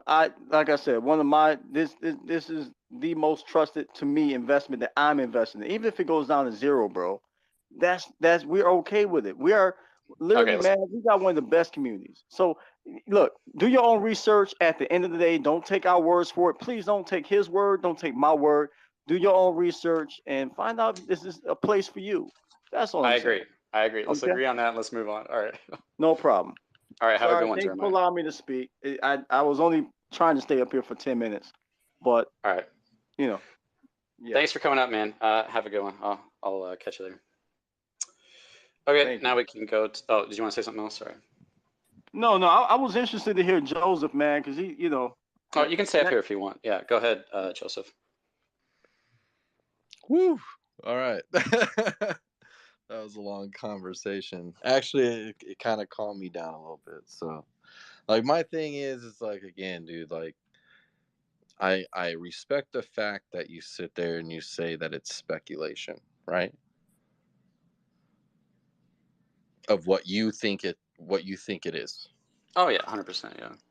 Okay, so if it is speculation, and you want to have a positive or engagement with people, do you think it's right for you to come out and create spaces called Safemoon Devil Wallet? Okay, and dude, not that's have not a my negative wallet. impact? That's the name of the wallet. It's 666. It's not It like doesn't matter. It doesn't matter. But it's like overall, you're creating a space, which you did last time, where with Safemoon lawsuits, plural, which that is incorrect. It's I one. think I actually did hear there's 2 actually, but we'll have No, to verify that. there's one Yeah. civil lawsuit No. that's out. Yeah. Well, I mean, we'll double check, but I think that could be wrong. But go I've ahead. double checked. It's one I civil think lawsuit. you're wrong. I think you're wrong. I'll go double check and I'll let you know on Twitter. But go ahead. So overall, it's a civil lawsuit. There's no criminal lawsuit. It's all against people that were pumping, dumping, and all this, and all this other stuff, dude. Like, yeah, it's cool, whatever. People feel a certain way. They want to have a class action lawsuit. Okay, go ahead, whatever. So the thing is that it happens all the time. Like, I remember Red Bull got sued for something that the product didn't give them wings. Happens. Apparently that's supposed to be a thing. I didn't know you're supposed to actually get wings from it. I thought it was just a good advertisement. But my thing is that it is speculation. We don't know what wallets are being used for what. And in fact, that it's like, if we go to the CEO of Google and ask them, hey, did you ask all the investors what you thought about the way you spend money on the products that didn't work? How do we feel about that? Some things don't work out. You spend money on things that just don't pan out, right? And I think Ryan, kind of commented on it the other day, saying, it's called the Google graveyard, where they have just a bunch of products that they invested money into, and it didn't pan out. Just didn't work. So what do you think the investors thought about all that wasted money? Any stockholder that invested into Google, that all that money is gone. So it's just like, again, dude, it happens. Companies go through different types of trial and errors. Some work, some don't. Yeah, I wasn't saying that they wasted money. I was just saying that they told us that they would. You're speculating Yeah. that it was used for personal Are you saying that they use, wasted like it? buy toothpaste or something? Right? That's the concern with projects. That's why they say we're not going to touch the LP, is exactly for that reason. Well, there is still locked LP on V1. That's why V1's not closed. So there's still LP missing, correct? And we know where it is. It's called V1. It's stuck. It's locked. They can't. Yeah, we're move not talking about that. We're talking about what was migrated and what was supposed to come from Bitmart. Well, so your thing goes both ways. We could speculate that they did everything they were supposed to, and we could speculate that they didn't. But it's speculation either way, except for what we can see with the billboards and the HQ and what we can see that they spent money on. But the thing was, billboard though. The thing was they told. Well, no, they told us they bought the billboard. But the thing was that they told us that they were going to let us know. Let us know what? The dollar amount? Let us know when they pulled from the LP. Let us know when they said we don't need this for development. So you're talking about the video with Hank saying that we used that. Hey, calm down. Sorry. No, it's John. Yeah, you're good. John just literally posted that they would let us know. I have it on my profile if you want to go pull it up. They said they would let us know if they used the LP for development. When was that? Last year. What? Like when though? Like I think it was April 21st last year or something like that. Okay. Yeah. So overall, there was a video. Sorry, my dogs are freaking going nuts. Somebody's at my door. Hey, stop it. So, my alarm systems. But anyway, overall, it's like, Splinter, get over here. It's like overall, they did come out. There was a video that says, "Hey, dude, like we are using some LP to advance product, right?" Where is that at? What was it? From the video audio of Hank. The leaked audio? No. There was a video of an AMA with them in it where Hank was just like, "Hey, Oh yeah, okay, I do know what you're talking about. Yeah. Yeah, and he's like, we're not using it for ourselves. We're using it for advancement in product development, right? Yeah. So overall, it's like they did say what it was being used for. You know, it never came out of John's mouth. It might have came out on Discord or whatever, but that was from Hank. And we saw that supposedly there was supposed to be a wallet, and then Hank misfired, right? And then lied about that, and apparently there was supposed to be a sabotage behind it, holding it ransom for some money that I guess John owed him, right? That was the leaked audio. And then, overall, Hank left and other people left, and Thomas kept saying like, oh, I'm building a blockchain and all this other stuff, right? And Ryan came in and kind of handled that one too, saying like, yeah, dude, no, it's not done. Like nothing was done. So it's just overall, it's like we keep talking about the bad characters, right? But it's just like, I think it's like you can do a better job of not using words, or if you don't want to be judged in a certain light, is learn how to communicate with people as well. I mean, I don't like the word maxi. You know what I mean? Did you ask me that? No. But overall, it's just about trying to communicate as adults. I'm an adult. I mean, I get called a futter on the daily, so let's not pretend like these standards don't exist across the board. Well, Yeah. how am I supposed to know what every single person is doing? I never called you a maxi. Well, no, but if you say that we're all maxis, okay, well, I didn't say you're that. doing the exact same thing that I never everybody else said is that. So doing. you're like You creating did, the you said it standard of. earlier. No, I said I'm not saying Jeremiah is a maxi, but people who are maxis, and then I describe that as people who believe in it to the degree of denying what's right, what any kind of negative speculation. Right. So And if like that's you, then yes, I called you a maxi. But it's not about my thing is that it's called speculation, allegations. It means that you're making a decision off of incomplete data. So are you? No, because I'm not doing anything except for retweeting people. What are you I don't talking have a YouTube channel that I shill. I don't do that. You're up here talking right now. I don't make money off of YouTube or anything else. I just retweet some stuff that's going on with the team, some positive stuff. I try to shut down. Like the other day, some dude jumped into a space where he was talking about Enhance that was leaving just because they came out and said that they were going to move LP. Like, dude, they're upgrading, and they said it was temporary, and you're sitting here saying that they're leaving, and everybody's leaving. That's what we deal with as a community. Okay, so what is your main goal that you wanted to get across in coming My up thing here? is that for you, if you want like a better feedback from the community, is stop trying to implement like saying Safemoon Devil Wallet. Like you don't have to even say that. Just say I Safemoon think they're mature discussion, and enough we're to cool, not be dude. offended by a title. No, but I'm saying you keep getting attacked, so maybe you need to look at what you're doing to not get attacked anymore. John's the one that didn't change it and decided it was okay to leave 666 in his freaking wallet So that's address. John. So you're saying that it's 100% John's wallet. There's no more speculation. Yeah. Have you looked at it? So it is John's wallet. I mean, have you looked at it? Have you looked at it at I'm all? I'm just asking curious. you because you're saying that John. Yes, I've looked. I'm just asking you if you've looked. If not, then I'll explain to you. So it's no longer speculation after you just said it was speculation, but now you're saying it's actually 100%. So you're saying it's speculation, but you haven't done your own research to find out if it is or not. I haven't even looked into it because then you don't know if it's speculation or not. Do you know what, dude? Speculation is just making an assumption off of incomplete data. Okay, so because you haven't looked, you don't know if it's his or not, right? I'm talking about how you can possibly get. So yeah, I'll just explain to you. If John on his Instagram and Twitter responded to Ben Phillips, when Ben Phillips talked about Moondogs, he said, "I named him Captain Hoddle." It was on August 14th.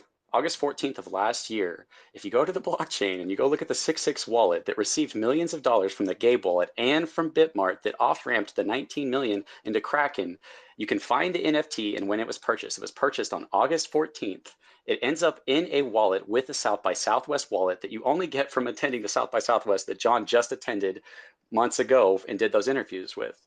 Now, if you think that that's not, proof or solid evidence, so you're just going off of Moondog.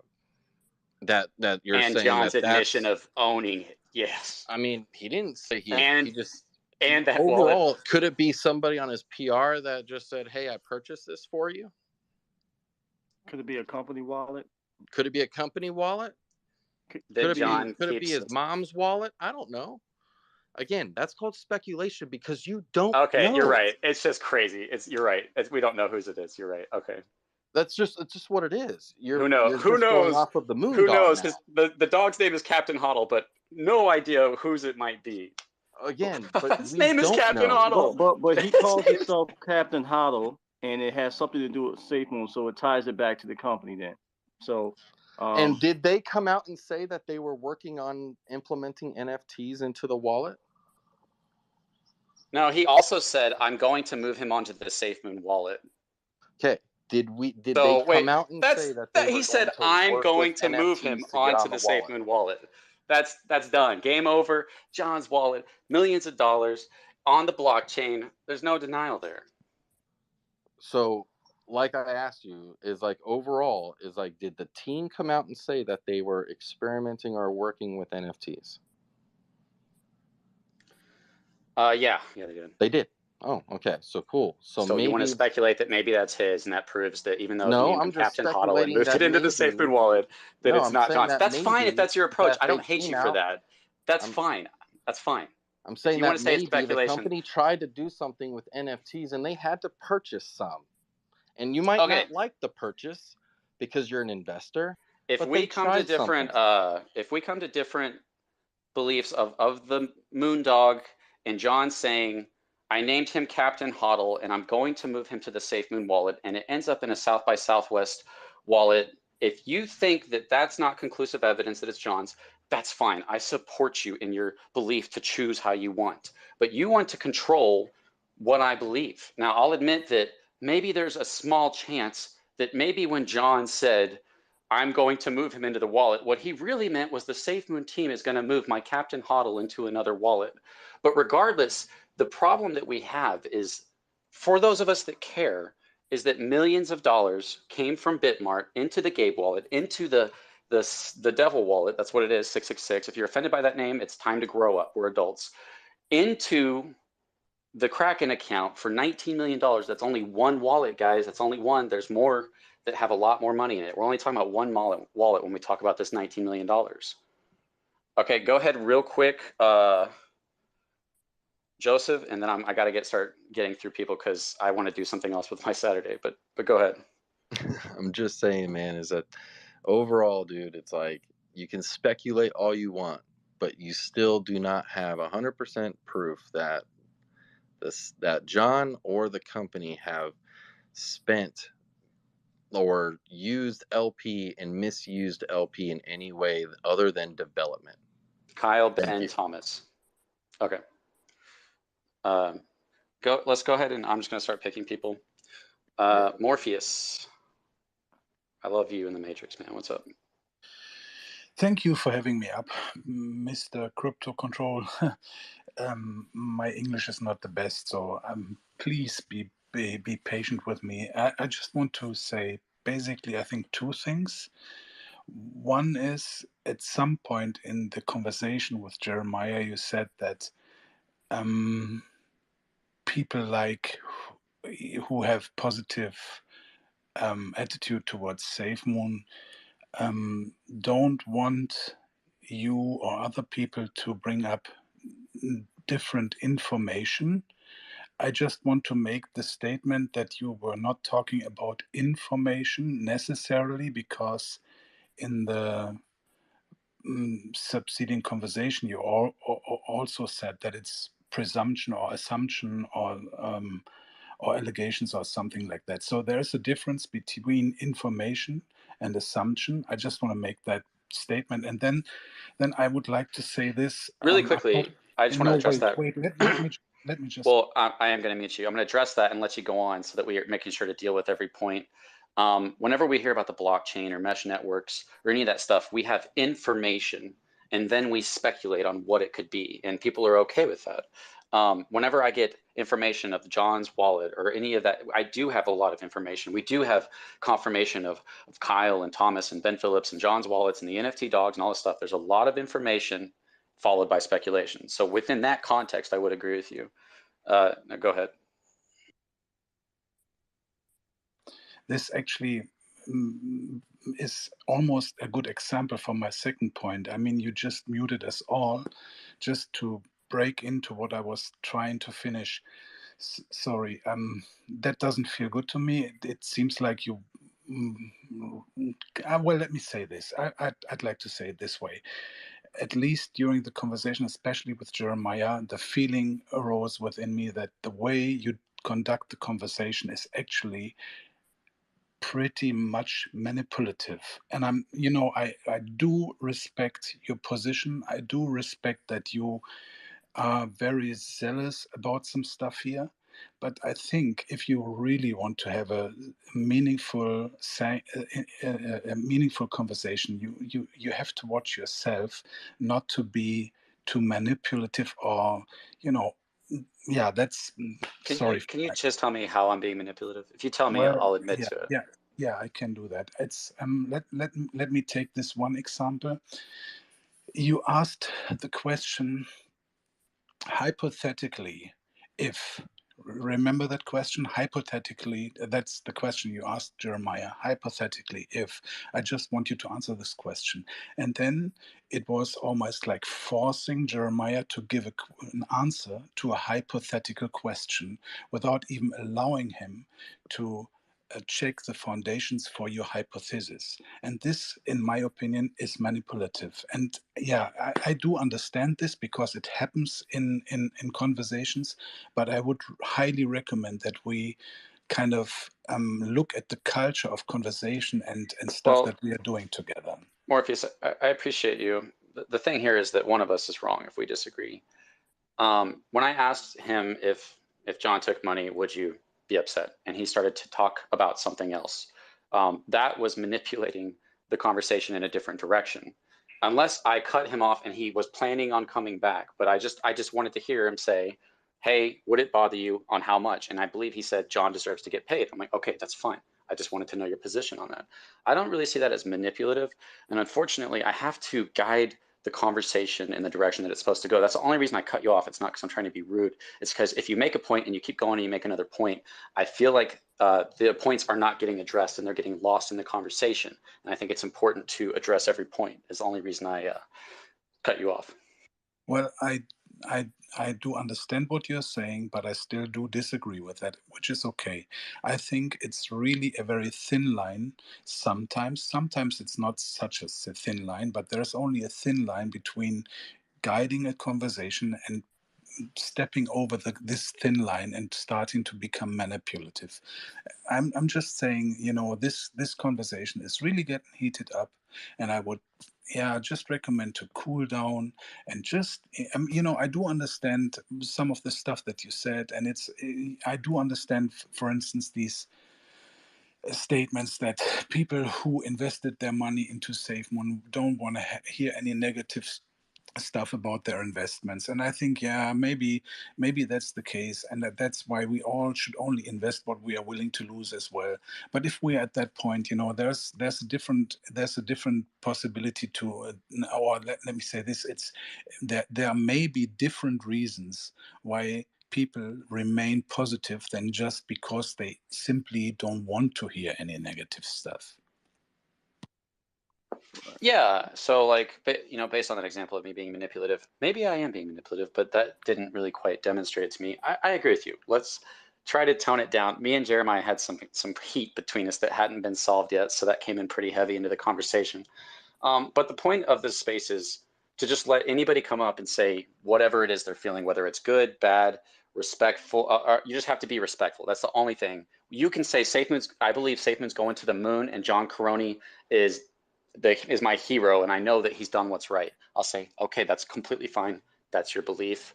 This space and what I'm about is the ability to discuss what might happen to your investment in a negative sense so that you can decide for yourself.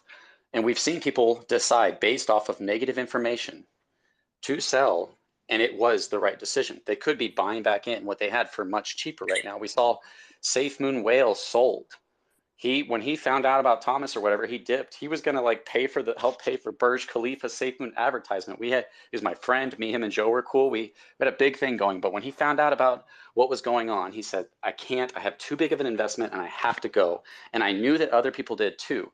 And I hope he doesn't mind me saying this, but he told me, if you want to sell your bag, now would be a good time. And hopefully this doesn't come back to bite me. But I said I can't do that and not tell my viewers. So I said, I let my viewers know, because I didn't want to say what had happened to him, but I let them know, like, hey guys, if you guys are wanting to buy a dip, if you go watch the recording, you'll hear me say this. I was like, if you guys are thinking about buying a dip, you might want to wait a little bit. And then we watched the charts tank when Safemoon Whale sold. He's a great guy. He's a great guy. But the point is that it's always a gamble, no matter what. So you never encourage anybody in any direction. If you're encouraging that the J curve is going to happen and that we're going to moon, you're dishonest. If you're saying if price is going to go down forever and that you could just wait and buy, you're being dishonest. But they're all viable options. But once again, there is a perception that only what's positive and good for the future of the investment is allowed to be talked about. You don't have to be in this space. You don't have to be subscribed to me. You don't have to follow me. But because I look at negative things that are actually happening, that actually have real impact on the investment, people lose their minds and attack me. And we can't even just talk about it. Like, let's just have a respectful conversation about what these wallets are and about where the funds came from. And let's get to the bottom of it and let people decide for themselves. You know, I think I'm not being disrespectful. I think you cannot. I think you can't tell that what I said so far is disrespectful. It's not. I'm being very respectful. I'm trying to understand where you're coming from, and I do understand the stuff that you're saying.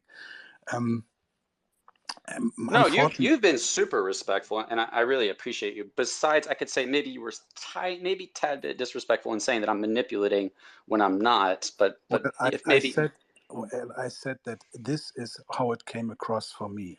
Okay, that's fine. Yeah, that's fine. And honestly, you know, I'm not in my native language, so that's a little bit difficult for me. But honestly, I do understand about manipulation because I'm a strong personality myself, and I have to watch it whenever I'm in discussion with people, not to step over this line. And I'm constantly learning. So yeah, that's fine. It's just, you have to show me. I can't just say, oh, I'm being manipulative and not understand where I was being manipulative. But anyways, I do appreciate that. I'm going to move forward because I want to get people and I want to go outside and go for a walk. Okay. But let's go ahead and hit some more people. Go ahead, Jeremiah, if you want to say something real quick. Just real quick, he's right. You could be manipulative in the way, it's not about what you say, but it's how you say it, right? And that can communicate to other people a different way because, again, power suggestion is a very real thing. Okay, and if you can give me an example real quick, then we can establish that. Otherwise, it's just a baseless accusation. So it goes back to the whole speculative thing, right? You can speculate on something and pass it, make it sound like it's actually true. We've seen Coffee do that, like it's true, even though they don't necessarily. No, you're saying that I'm being manipulative. So No. No, Jeremiah, you're accusing me of being manipulative. Give me an example and show me how I was being manipulative.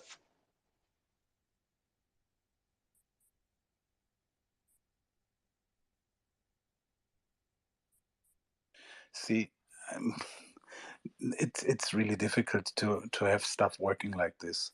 Just mute everybody, and it's difficult. I think. Wait, Jeremiah. I'm gonna step down because that's I okay. think it's I know you don't like it, but I do it. I do it so we're not talking over each other. And then I let you say whatever you want to say right after. But why don't you just let me finish what I'm saying? Well, because we're supposed to go past you to other people. I do like you and you're cool, Morpheus, but we got to get to other people. Okay, and I was going to say I'm going to step down. I'm going to say goodbye. I may listen a few minutes longer, but this is really not the way conversation should be like. That's my opinion. Okay.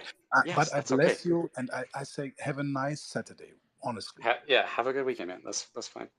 Okay, let's go to Malta Poppy.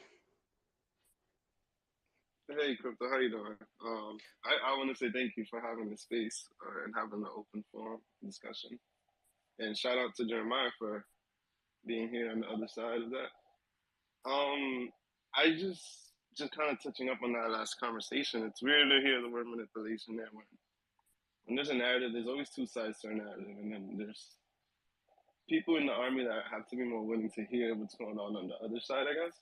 And I feel like that's kind of what you're pushing here. And I didn't want to speak for you. I wanted to kind of come up here and ask a simple question to you: is what is the single point that you want to drive here, speaking in front of the Safemoon army? Well, I appreciate you asking that. So there's a lot going on here. One, I want people to say whatever it is they're feeling. If you want to talk about Mooncraft and how you love it or hate it, it's fine. Whatever you're feeling, this is the place for you to come up, and I'm not going to condemn you for hating or loving Safemoon. Or me, if you think that have an issue, you can come and directly and respectfully tell me with the hopes that I'll grow. And I promise you that if you show me logically how I'm doing something, I'll say, you know what, you're right, I'll work on that. Outside of that, my goal as a YouTuber influencer has been to inform and educate. And I look at positive things. If you go look at my channel, I cover the positive things. If I see something concerning that concerns me, I talk about those things. I've unfortunately been right on those things usually when it gets to that point. I receive a lot of hate and flack every single time I do it, but I still do it. I end up being right. And then some people apologize, other people sweep it under the rug and go and do the exact same thing. And then I become the enemy the next time I get concerned about something. So my goal is really only to talk about the information, to open up the huge problem that we're having in the space is people love Safemoon so much, and it's okay. But their problem is they want to shut down people who want to learn about their investment or talk about their investment or look into John or question their investment. And that's not okay. Like I said, you don't have to be in the space. You don't have to follow me. You don't have to hate me or attack me. We're human beings. We have our lives. We're all got cancer and health problems and all kinds of problems. To be seeing each other as the enemy over our beliefs on an investment and whether or not it's going to succeed or not, it's childish, right? So kind of a goal is for people to realize that we're not each other's enemies, for people to realize that unfortunately, like, hey, you aren't looking at your investment correctly. And it's okay if you want to continue to do that, but look at the past and look, because you love Safemoon and your dream of it so much that when negative information comes out, even when it's valid and makes sense and it's right in front of your face, you can't see it because the implications of it, the implications of losing Thomas, of losing Ryan, and of what these things might be, you're not a valid source of perspective. And I'm not telling you that to insult you. I'm letting you just know, hey, I'm telling you so that you could wake up if you wanted to, but if you don't want to, that's fine. But at the least, stop attacking me for your delusion. If you're delusionally seeing a situation and attacking me, it's crazy. And unfortunately, that's what we're seeing on a large scale. So my hopes is that in having these spaces and in talking about this information, that I can get information out to investors who might say, you know what, I'm glad he told me about that, but I'm gonna hold. I don't care. And somebody else might say, you know what? I'm done. I got to get out of this. I got too much because I can't go with each investor, but I do feel a responsibility to pass on information that I know. And because of my position as a YouTuber, you create connections and you tend to get information on a deeper level. And you don't have to be a YouTuber. You could just be a part of the community and you probably get access to different perspectives as well. So the goal is just to let people to teach people to encourage respect and the flow of information. That's really all I want.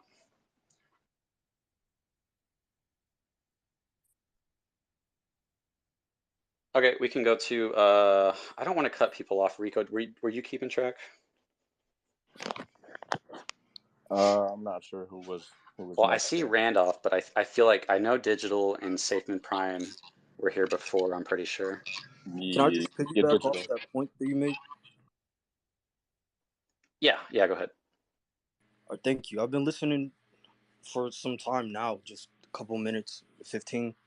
But I came in here yesterday, and I think her name was Maris or Meryl, and she offered a great counter argument that I've never heard. You feel me? It was one of the first times actually I've heard a counter argument that like had that much weight in one of these types of spaces where they're airing out what's been going on.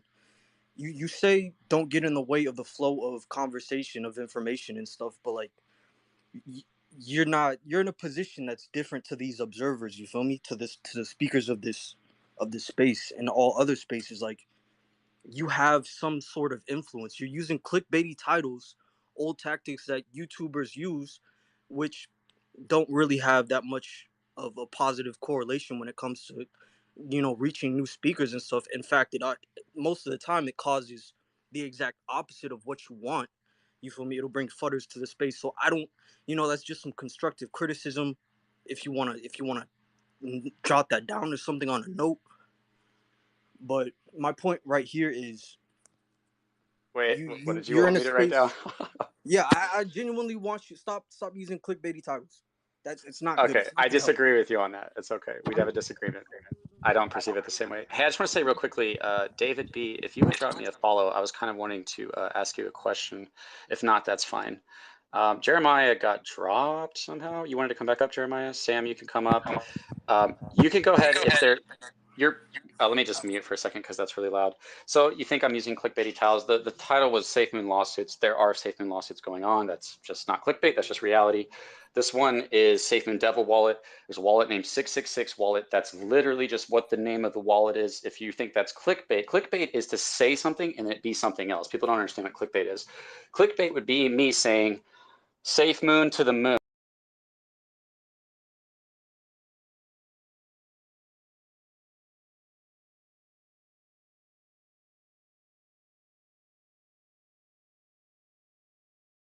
One. So that's just not clickbait at all. So if you could write that down on one of your notes, I would appreciate that.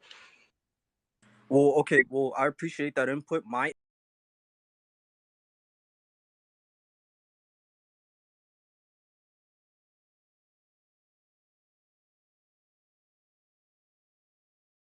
input to you would be that clickbait is really just bait for people to click. It's not. So my point is, do you know what the Devil Wallet is? I really don't care. My point you is, don't know. I saw the wallet. The first I thing really I don't thought care. was the devil. Venom. Yeah, guys, I just got to clear this up. Satan made a wallet, and that's what we're talking about right now. I found Satan's wallet, guys. We're tracking the blockchain. He bought Safemoon, and he rugged the LP. Like, who bought if Safemoon? if you don't know what we're talking about, then you can't judge it. Okay, we're gonna go to the next person. Who's he? We're gonna go to the next person. Okay. All right. I laid my piece. If whatever you take from it, hopefully it's something positive. Hopefully it's something that you can build upon your skills with. Please, if you're gonna offer a stage, let both sides speak, because we need way more of that, and we're just not getting it. You feel me? I feel like your hate that you're crying over, it would be helped a lot if you just allowed both sides, and if you took it upon yourself to speak for both sides as a host, that would be very well respected. I'm just saying. That's all I'm saying. Okay, man. I'll write that down too. I appreciate that. Okay, let's go to whoever's next. Is it Jeremy or Randolph? Or is it? I don't even know. Can you help me keep track, Rico? Okay, Randolph, go ahead. How you doing, Control? I'm doing good, man. Found you in another space. This one's probably not quite the same, is it? No. I'll have to disagree with the last guy, because you're airing today on the negative side, and you've got Jeremiah speaking for half an hour on the positive side. So that kind of blows that argument out the window. There's two sides to every story. Everyone's got a different opinion. I think you're right on some of the things, and Jeremiah's right on some of the things. I think just on your side, first of all, I think to back your argument up on one thing would be, you're not allowed to speculate on the negative, whereas positive people are speculating all the time on the positive. There are negative things out there. There's positive spaces, there's negative spaces. I think what we need is spaces that are in the middle. So, I think your last two spaces have been, on the negative. So if your next one next Saturday was on a positive side, which would be Mandala coming out on Tuesday, and any repercussions of that, then that kind of steadies the ship. You can speculate on the negative as much as you want, which is the same as what Jeremiah is doing on the positive side, or anybody else on the positive side. If there's answers that need to be answered, which there are, Whether it's the wallet, if it's been proven it's John's wallet, okay. But what hasn't been proven, which is 100% speculation, is what has happened with the funds. So the question is, what's happened with the funds? And it's as simple as that. So that 45-minute conversation back and forth with you and Jeremiah could have been, done and dusted in a couple of sentences. There's definitely questions need to be answered. On the clickbait side of it with CoffeeZilla, he's gone after crypto.com yesterday, so he's not just targeting Safemoon, he's targeting quite a few. Apparently he's going after somebody else. Who is it? There's another company now he's going after in the next couple of days, and apparently they know about it. And do you know who it is? Are you talking about Coffee's last video, or are you talking about something else? He's got a new one coming out on another token in the next day or two. And I just can't. I didn't know that. I just know he just covered the Crow. He just covered Crow in his last video. Yeah, no, there's another one coming out with another token. I can't remember who it is. I found out earlier. But yeah, we just need some spaces which are down the middle. So you're right on the side where positive spaces. If somebody comes up with a valid question, a lot of the time is classed as FUD. On some of the spaces, it's too negative. So we have to find a happy medium in the middle where everything's answered. Lots of speculation about Mandala. Has it got anything to do with Binance? Has it got this? Has it got that? But then on the flip side, what's happening with, regarding the LP? What's happening with, other bits and pieces, loose ends that do need to be tied up? So, I'm not saying you're doing a bad job. I'm not saying you're doing a good job, but you do need to kind of have like a balance. So your last two have been, as I said, on the questioning side of things. So maybe, as I said, next week, look at the on a positive. You get the same amount of people coming in.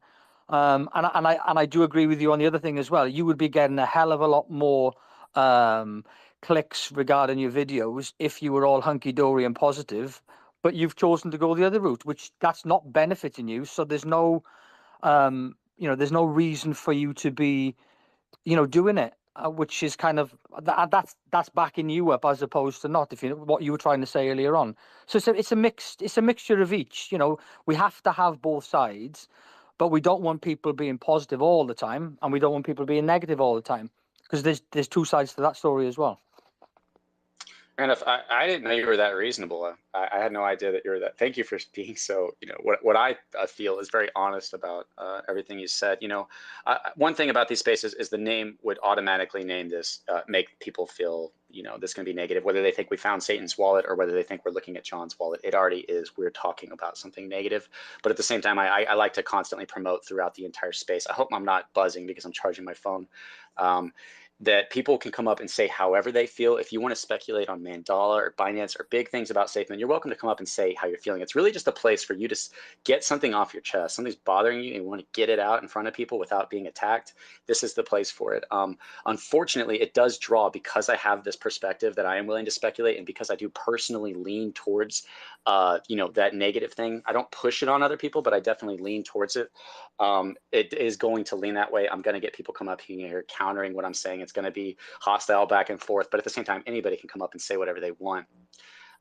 If you want, you can respond to that, and then we can go back to the next person. Yeah, I just, I go into all the spaces. I am Viking space, which is all information, and then it's speculation on what may happen on the positive side, and then I'll go into 365 space, whereas it's you question everything. It's critical thinking. Yes, there's some FUD, but a lot of it's tongue in cheek. If you jump into one of their spaces, and I say Venom in here and Beto, if you jump in at the wrong time, you catch something and you're like, oh, what are these guys talking about? But if you haven't heard the last 10 minutes of people ribbing each other and having a laugh and stuff like that, and Sam's in here, so it all depends on when you go in. And it's the same with any of the other positive spaces. You might jump into a space, like say Jeremiah's, and it's all positive. And you think, oh, guys, isn't there anything negative going on?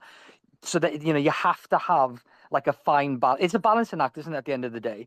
And I think you do need to, and obviously this is for yourself, you do need to look at, doing some positive sides as well. You're a holder, you said yourself, and there are positives. If Mandala comes out on Tuesday, that's a big positive. If the card's coming out in the next 6 weeks, that's a big positive. And speculate on what's happening with them as well as what's speculating on the minus side as well. Yeah, so I'm just going to respond to that and go to the next person. The only reason I don't is because morally right now, I don't feel morally right to pump positive Safemoon stuff, but I will allow other people to do it without attacking them. But I personally, I'll talk about like, hey, maybe Safemoon will moon one day. I don't know. Maybe the exchange will be huge. Like, don't freak out and sell, guys, when you're looking at any kind of information. Make sure you take your time, breathe, and really research and contemplate that even if a ton of terrible things actually did happen, it doesn't mean that Safemoon still might not moon one day. So let's go ahead and go to whoever was next, Rico. Digital had their hand up for a while. So, and if we can get hands for people that actually want to speak, that'd be cool too. Hey, Digital, how's it going, man? Hey, how's it going? Boy, my thoughts are really kind of scattered right now, but I kind of want to come at this from a little bit of a different perspective and more say of a, I don't want to say casual investor, but maybe a more beginner investor in a way. And my issue is, can you guys hear me? Yeah. Yeah, Okay. yeah, you sound good.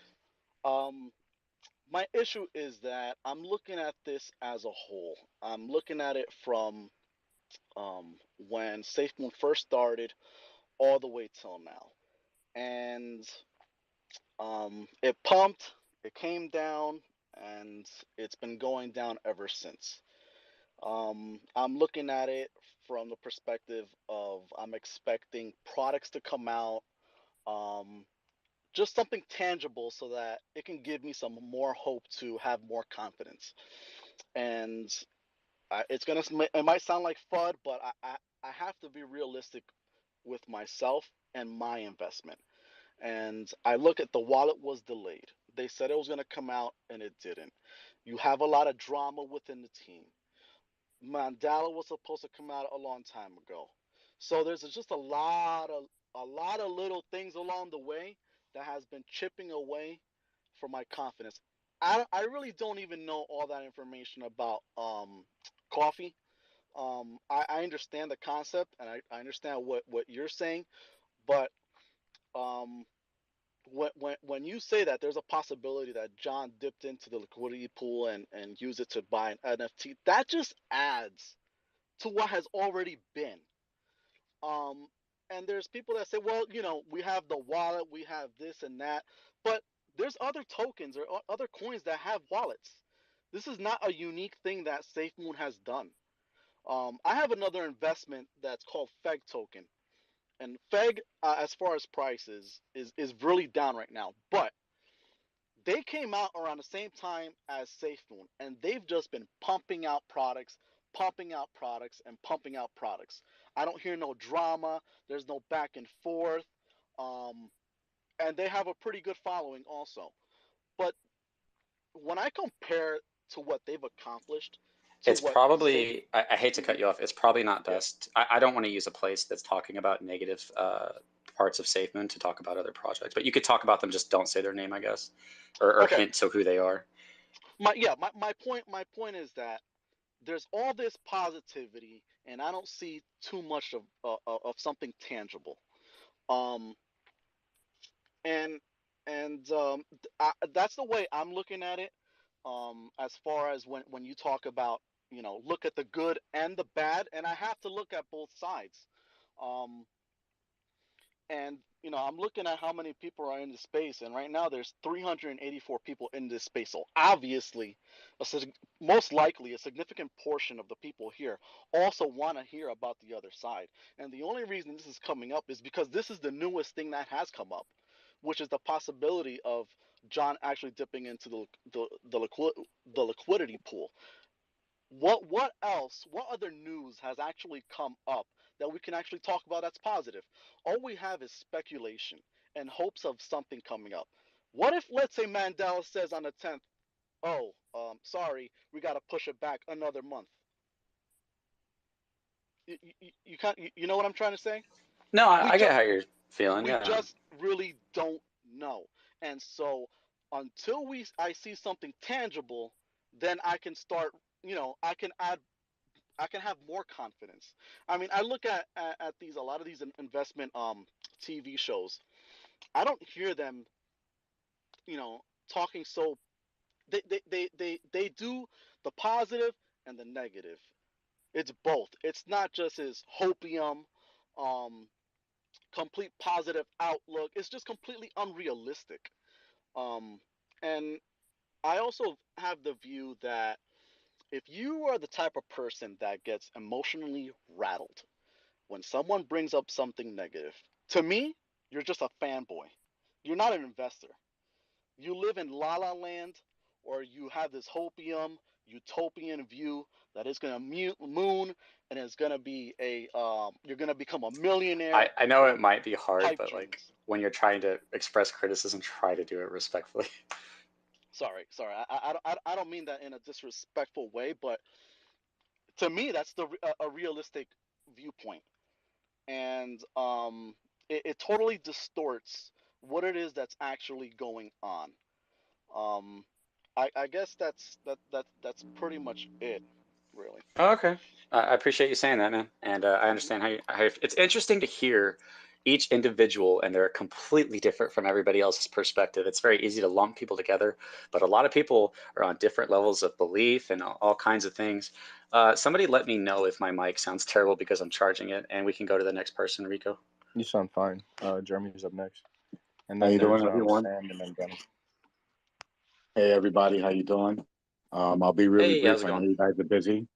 I just want to not too much into speculation, so I'm going to state some facts. The Safemoon Army, Safemoon, and its whole ecosystem has been officially invited to Big Notorious B.I.G.'s birthday in 2 weeks, hosted by New York City Mayor Eric Adams, who's crypto friendly. Everybody and their mother's going to be there in the rap industry. We're going to be there. Safemoon's going to be there. And like I said, we've been officially invited. Thank you. Is that the Safemoon Army or the Safemoon team? Is that Us, that kind of just caught Safemoon, me off what we guard? Is it doing? Safemoon Army, us.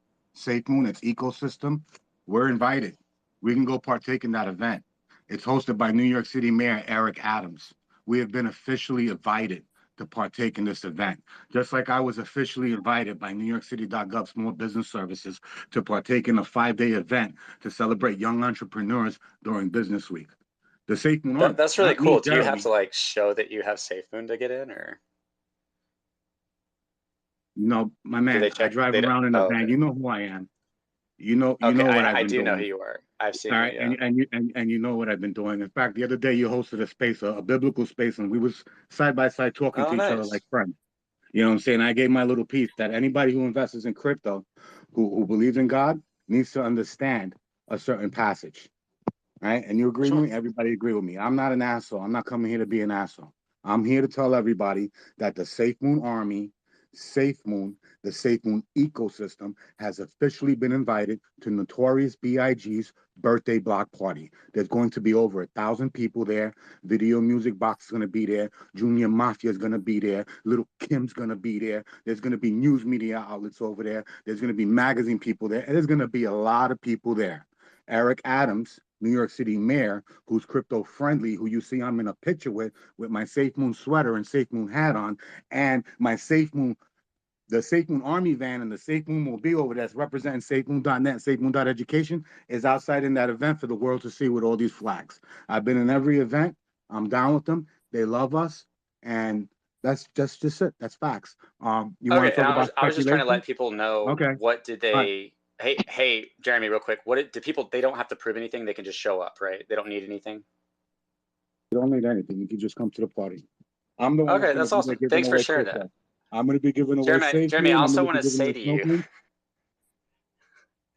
I also wanted to say that, yeah, in my opinion, like what you're doing if all of the Army was doing, I think we would be in a different place. I think if we all came together and put effort into Safemoon, that it would help succeed. I think Safemoon is the community, and I think the number one utility is the community if it's utilized and directed in the right direction. So I appreciate what you've done for Safemoon, because a lot of us have put extra effort into Safemoon, and that's not to say that you're supposed to, but some of us don't, and others have actually tried to help our investments. So I appreciate that. Thank you, brother. I really appreciate you saying that. And I just want to say one more thing. There's a lot of powerful people here in New York. They vetted me, they validated what we're doing, and they're inviting us to partake with them. So I think that Do you that think kind of that protects us in a way. I do you wouldn't be think that there surprised might if be some of these some people positive heavily invested. potential? Well, in Yeah, 2000, okay. we got 8 years from now, right? In 8 years, by 2030, we're projected to produce 70% of our energy. Our New York City's electricity is going to come from a windmill farm that they're putting off of Brooklyn in the water and on the Long Island Sound. Now, with John Caroni producing these windmills with this nanotechnology, I wouldn't be surprised if there's some type of correlation there. Also, with the billboard going up for a whole year, me being invited by these people to partake in these events, I think somehow, somewhere, it's all kind of falling into place. But that part is speculation. I will say that regardless of what's going on, if Safemoon just blew up, like that would be best case scenario. I think everybody would be like, hey, I don't care. The price is up. Let's celebrate and not focus on those things. I think the price being down does make it easier to look at like, okay, what are you guys really doing and what's negative about this investment? So yeah, man, I hope big things happen there. If you wanted to say something else, you can. Otherwise, we'll go to the next speaker. Yeah, I know not too long ago somebody was saying some stuff about us leaving Gambia, or we're not going to be in Gambia and stuff like that, because John Caroni came out and said something, I believe, and it was Captain's log. I'm not sure his exact words, but in other words, saying that there's other avenues. And I think New York is that other avenue, because here they're looking to produce 70% of its energy by 2030, 8 years from a windmill farm. Now, it just kind of all falls into place. So that is a fact, though. Yeah, I hope so. It'd be really cool if we found, if we find any more information on that. I appreciate that, man. Okay. Hey, Crypto Control, I'm just going to come up and I want to cam back down just really quick. I just want to correct something. Okay. If you don't mind. Listen, yeah, listen, when it comes to positivity, I don't allow people to like put a whole bunch of FUD in my mind. Like I only deal with facts. Even the thing with Papa, people that know me would tell you, until I hear from my own ears and have the facts about what people are doing negatively, I don't deal with speculation when it comes to that type of stuff. Okay, so in my day, I'm a very positive person. I don't let that speculation of FUD to come in and give me facts and I will listen. And I tell everybody that I only move in facts. When I talk about Safemoon, I move in facts. I say this is what they're doing, the card, the exchange, whatever, this is what they're creating or whatever. That's what I deal with. And let's be honest, regardless of any type of lawsuits, XRP has a lawsuit. People are not getting rid of it. People are bullish. They still speak positive of it. And that's what it is. This is crypto. And I think that at the end of the day, rather if it's a lawsuit or if it goes through, I feel like Safemoon has a great chance of winning or whatever. Look, matter of fact, the biggest companies got class action lawsuits. Boom. I'm like, I feel like Bitcoin days right now. This is what people felt like, all this FUD. And if you would listen to that, open your mind up to it, you would have lost your investment, and probably even sold at a loss. So be careful, guard your mind. If you feel that Safemoon is your home, it's your place, y'all stay here, man. I feel like there's more ahead of us than what's behind us. So that's all I wanted to say. And thanks for allowing me to speak. Yeah, you're welcome. That's okay. I support you to feel that way. You could be right. Thanks for skipping the queue. I apologize to everybody. I want to say I do that, apologize. Sometimes I worry that I have cancer, but I'm just like, I'd just rather not know and just pretend until it gets like so bad that like, you just have to acknowledge it. And I'm not saying that's what you're doing, but that just made me think of that. It's just the people around you sometimes, man. That's all. That's fine. Yeah, whatever you want to do, I support you in. Let's go to the next person. Can I ask a quick question to Jeremiah? I don't want to cut people off. Is that Randolph? You were really respectful, so go ahead. It was just one question. Does he speculate on positive stuff, or is it all fact? That's Get the 'em. question, because if you're allowed to speak and speak positively and speculate on positive, but you're not allowed to speculate on negative, then that's crazy. Because 99% of the stuff that's speculated on the positive side isn't fact. So you're not dealing in fact, and that's a fact.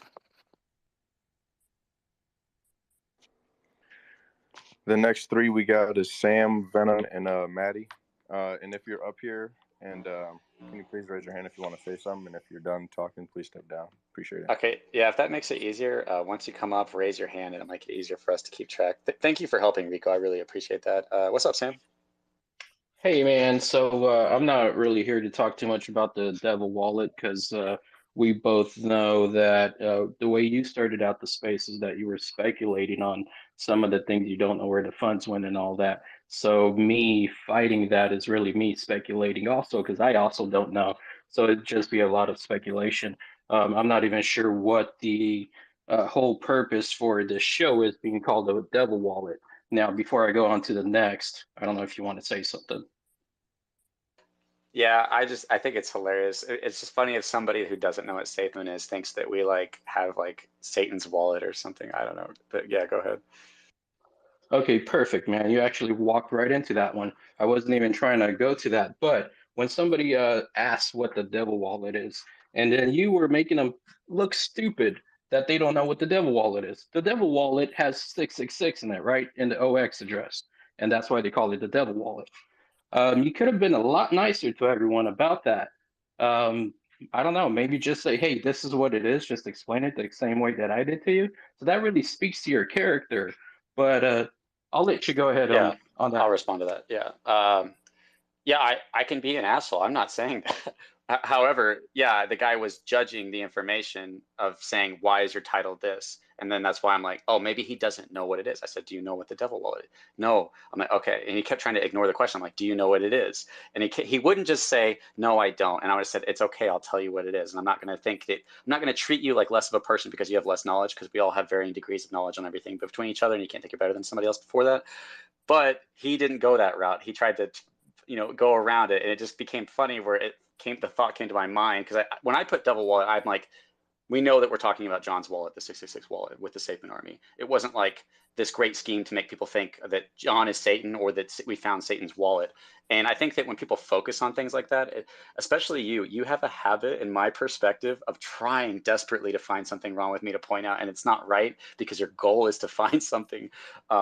But yeah, I mean, in my opinion, it was just a funny joke, and I don't really think I was being that disrespectful to him. It was just a little joke. If you want to say something else, you can. Otherwise, we're going to go to the next person. I do, yeah, the last thing. And also Morpheus, he was very respectful, very nice. And I think what he meant by you being manipulative is actually stuff like that, is that you have a way with words, especially being on YouTube and whatever, clickbaity titles, stuff like that. But I think he was saying that English is not his first language. And I think that what he really wanted to say is that you're acting like a little bitch.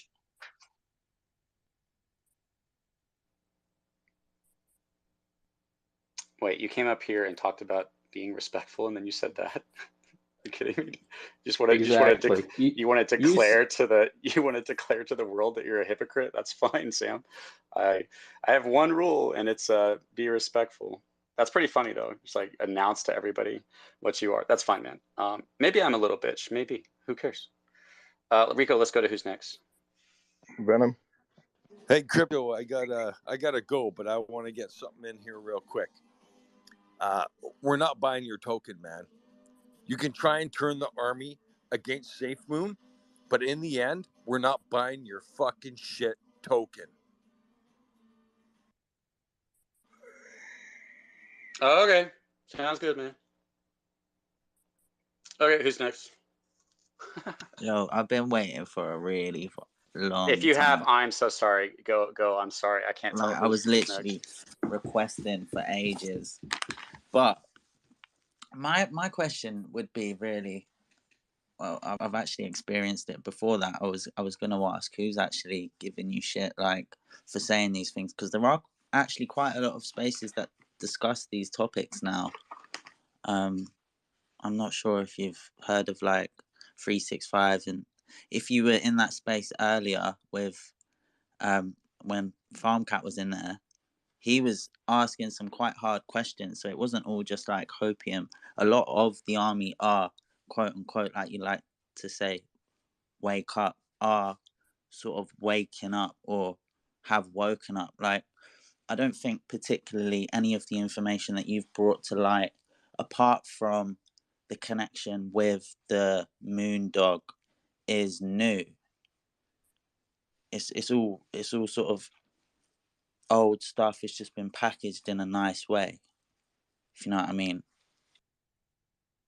Sorry, I was trying to unmute myself. I muted everybody. As far as new, like, no, CoffeeZilla brought up a lot of this. I think the only thing that's new is the 19 million that was off ramped into the Kraken from the Devil, the Gabe, and Bitmart.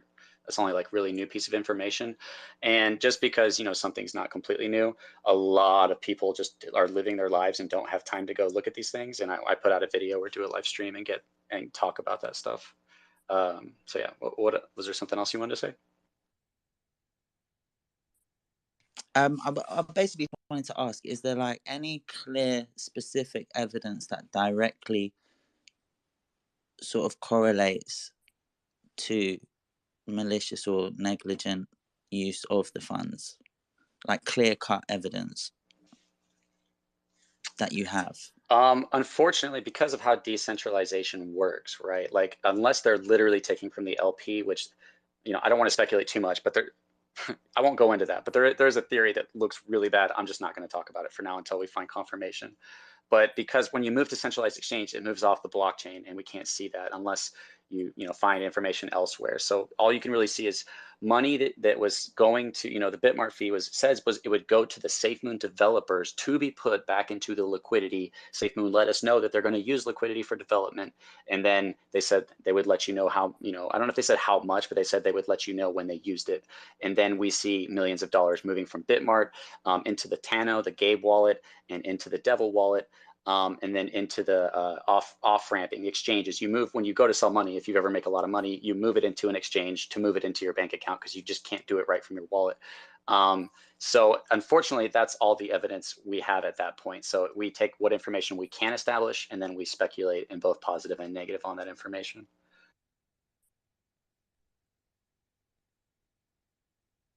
Cool. Yeah. Apart from that, that was really all I wanted to ask. I thought you weren't going to let me up earlier when you were talking with Morpheus, because I was waiting so long.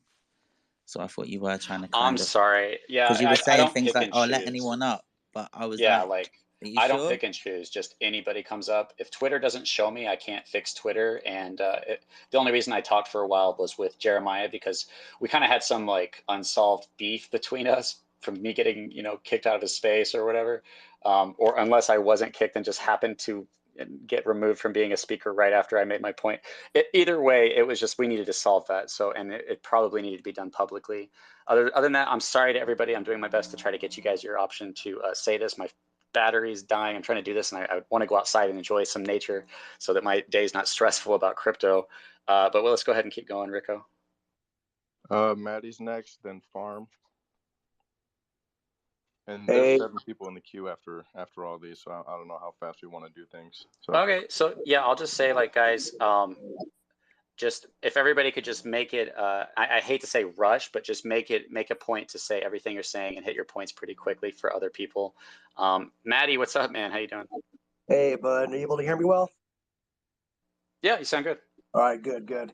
So I just kind of want to touch basis on something. And you and I have been talking essentially since August of last year, and we've had some pretty good discussions on a lot of things that you and I kind of talk back and forth, especially when you're going out of your way to try to, you know, confront Thomas and confront everyone else. But the one thing I want to point out to everybody is this, is we have basically people who create FUD, we have those who create hype, and we have a couple people who are more along the neutral ground.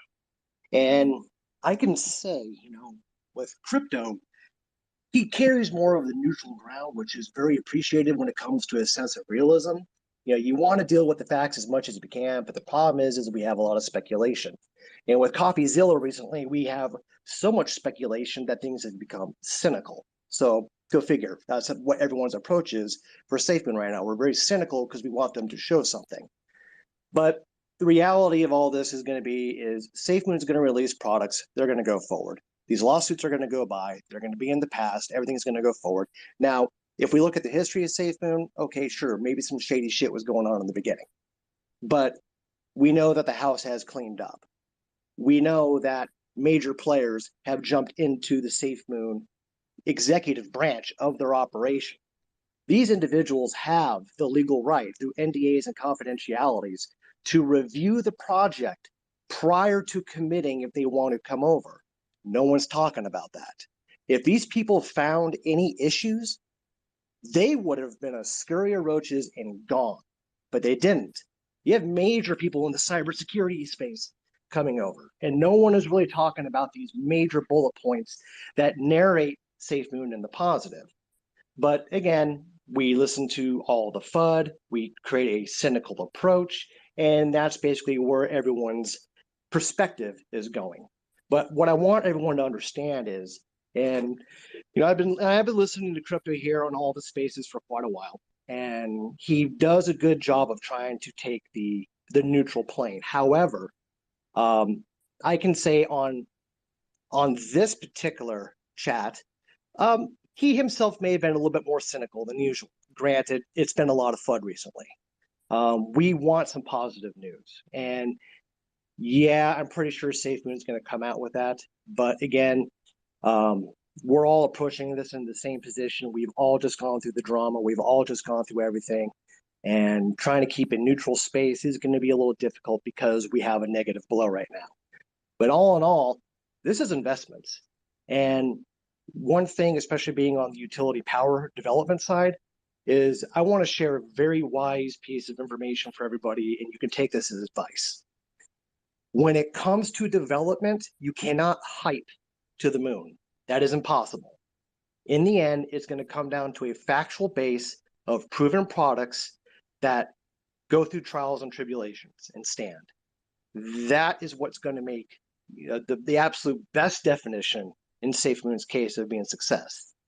And if none of that comes to light, then we know the facts go the other way. But again, I just wanted to make sure that everyone understood the position that crypto basically has been doing in this space. I mean, I appreciate the fact that he, even with people attacking him, he comes back and he does this. Now, him and I have had disagreements in other conversations and stuff before, looking at different narratives, but it doesn't paint him as a bad person. He's just trying to be neutral. But right now, it is a little bit of a cynical space, but you know what? That's how it is right now. That's my part. Thanks, Manny. I really appreciate that. Yeah, I think that the thing is, like, I'm neutral and I let people say what they want to say, and I'll even, like, hey, you want to speculate on like positives? I'm down to do that with you. We have to address so much of the attacking and negativity because it does happen. I do unfortunately lean towards a negative speculation. So another thing is, like, I know that I don't know the future. Like, I know 100% that I don't know the future of Safemoon, and because of that, I don't want to convince someone to buy or sell because I don't want to be responsible for. Sorry, I got to mute Maddie just because the background noise. But yeah, I don't want to convince somebody to buy or sell because I don't want to be like, crypto, you told me all that stuff. But as long as I'm like, hey, I told you to look at everything, and I even say multiple times, this could still moon in spite of what we're looking at, and that there could be answers for this. This is just what we can see on the blockchain and what we can see. But yeah, you're a really smart guy, and I appreciate you coming up, man. Yeah, the other part I wanted to touch on real quick is, and I just want everyone to be aware, let's look at the history, people. If you've not been a long-term investor in stock or early crypto all the way back from 2009, let's look at the fact of it. Over 80% of all investors in crypto are new. And they're the people who are susceptible to the FUD. They're the ones who are emotional, and that's exactly who the rich prey on. They know exactly what to do. They'll throw a large amount of money into any coin, creating FOMO, and then they're going to sell once it goes to the peak of that climb. That's exactly what happens, and that happens on every single project. But everyone just needs to understand and try to keep a cool head, understanding, hey, if you invested, be smart about it. Don't ever invest any more money than it is to make your life uncomfortable. You need to be able to suffice. Spend 20, 30, 40 bucks, spend $100. If you make more money, spend $500. but don't break the bank. Don't get stupid. Just invest the money into projects that you actually see that are reflecting development. And that's one of the biggest pieces of advice in crypto that anyone can ever has is there a reflection of development, not just hearsay? If they have actually put something out with their name on it, that is proof. That is something going forward. Is it being developed on? Is it being evolved? Those are the only projects anyone should ever really be looking at. You know, Evergrow Coin, Safemoon, XRP being from Ripple, those are all development coins. They're all doing things. But again, FUD is going to happen. And we also know just recently, old money has pulled money away from stock and everything, and they're looking to put it into the actual crypto sphere. Problem is they're looking at the crypto sphere like sharks looking at fish. They're looking for the tastiest one. And right now, you're going to have a lot of fudsters. A lot of people are going to come out saying bad things about projects because they want money to go towards their personal projects, trying to make their own projects look good. And that's what's going on right now. So if everyone can try to keep that perspective of going, you know what, we stay the course, we know what's happening, you know, stay true to the ones that you know that are actually doing something solid. If you can validate something solid, then you're good. The other point, real quick, that I wanted to speak on was... Okay, man. Yeah, just make sure you give enough other people time too, okay? Sure. All right, the other point I wanted to speak on is there is public information regarding Safemoon that is outside of what YouTube space is actually talking about. Anyone can look this stuff up. If you look up, you know, national records and, you know, administration forms and all that kind of stuff, you'll actually see there is involvement from projects, Safemoon being one of them. But everyone is only relying on the information they're being told by YouTube. This information exists. It's public. So, you know, do your due diligence. And every single one of these speakers say exactly the same thing. We're not financial advisors. Do your due diligence, make up your own mind. That's exactly what this all goes down to. Look up more than what you see on YouTube. All right, I'm good. And watch Crypto Control. Thanks, Maddie. I appreciate that. Whoever cut him off, if you know who that is, Rico, you can boot them. Guys, don't cut each other off. Rico, do you know who's next? Farm Moon and then TNG Systems. Okay, guys, try to. You can take me down. Was that you that said that, Rico? That was not me, no. Okay. All right, Maddie. Thanks for coming up, man. Yeah. Go ahead and raise your hands, guys, to try to give us an idea of who's next. Go ahead. What was it? TNG? Oh, FarmCat. Go ahead, man. So I love what the gentleman just said a moment ago, that public information's out there, and that's what we can rely on. And so is the blockchain. The issue with the blockchain is we're trying to figure out what was the mindset behind the transactions associated with the blockchain. So I got some great news for everyone. When we go to court, there's something called discovery. And it would be really bad for Safemoon to settle because they would be admitting fault to any of these lawsuits. So there will be discovery. We will have forensic experts on both sides coming in, spinning how these transactions were mapped. So the great news is that everyone's looking for answers. We are going to get them. So I just wanted to throw that out there. Crypto Control, I think you did a great job mentioning the fact that, you know, the blockchain doesn't lie. It tells a story. The question is, what narrative do you believe that sprung up those transactions on the actual chain? Anyway, that's all I had to say. Thanks, man. I 100% agree. And it's extremely important to not let your desires, whether they're good or bad, try to paint that story. You know, if you hate John, you're going to want to paint a bad story. If you love John, you're going to want to paint a good story. Don't let that be your determining factor. Just let the blockchain tell you what it did and look at the words they've said. Let's go ahead and go to the next person, Rico. TNG Systems and then Eddie G. Hey guys, thanks for having me on. It's just a couple things. Like, I understand obviously the name of the space is the Devil Wallet, and we want to talk about this like this connection to John. And I personally believe that the connection is there. I mean, there's like a wealth of evidence here. And I kind of feel like if you really believe in Safemoon, like that's fine. But to kind of deny the blockchain is a bit ridiculous, considering that like the key purpose of the blockchain is to have this like audit trail that goes all the way along. Okay, so we know, for example, there's something called inference. So if a crime happens and nobody admits to it, and there was no eyewitness, then you would never get a conviction. But with inference, with evidence that corroborates things that happen, you can, conclude that someone like a suspect is guilty. And that's exactly what crypto's been saying, and multiple other people have been saying with this Gabe wallet and the link to the Devil wallet.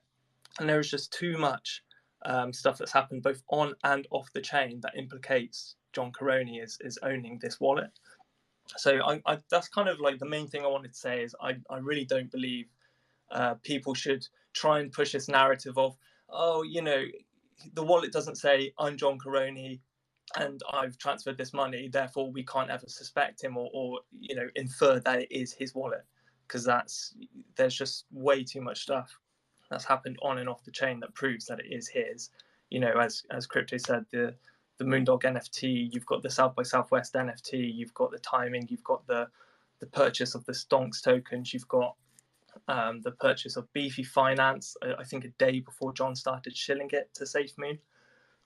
So there's a load of stuff. The second thing is there's a gentleman that talked earlier about windmills, and like windmills mill wheat into flour. Okay, he's talking about wind turbines. That's just a little bugbear I have. But I do that all the time. I say windmills on accident. Yeah. It's like, oh, come on, guys. The turbines that Safemoon's doing, or whatever that plan is, I don't know. I think it's a nothing burger, but the turbines are small personal turbines. Whatever New York's doing, they're talking about these massive turbines that can spit out like megawatts of energy. They're completely incomparable. And as so many people have said, you can't speculate negatively. I think Randolph makes some really good points about not speculating positively as well, and that's the kind of thing that I feel like, there are new investors, there are new people listening. It's not good to fill their head with such fluff. Talk about the facts and talk about what's been released, talk about the credentials behind the team, and that's where my perspective comes from, that I don't believe Safemoon will make it. So thanks for having me on, and I hope that wasn't too much word spaghetti.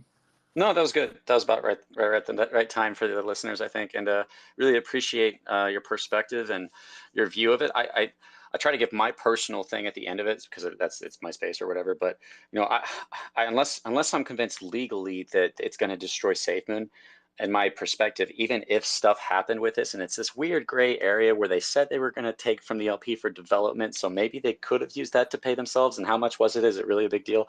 Weird gray area to where, like, I don't know if it's enough to destroy Safemoon, and I don't want to tell people like Safemoon's going down.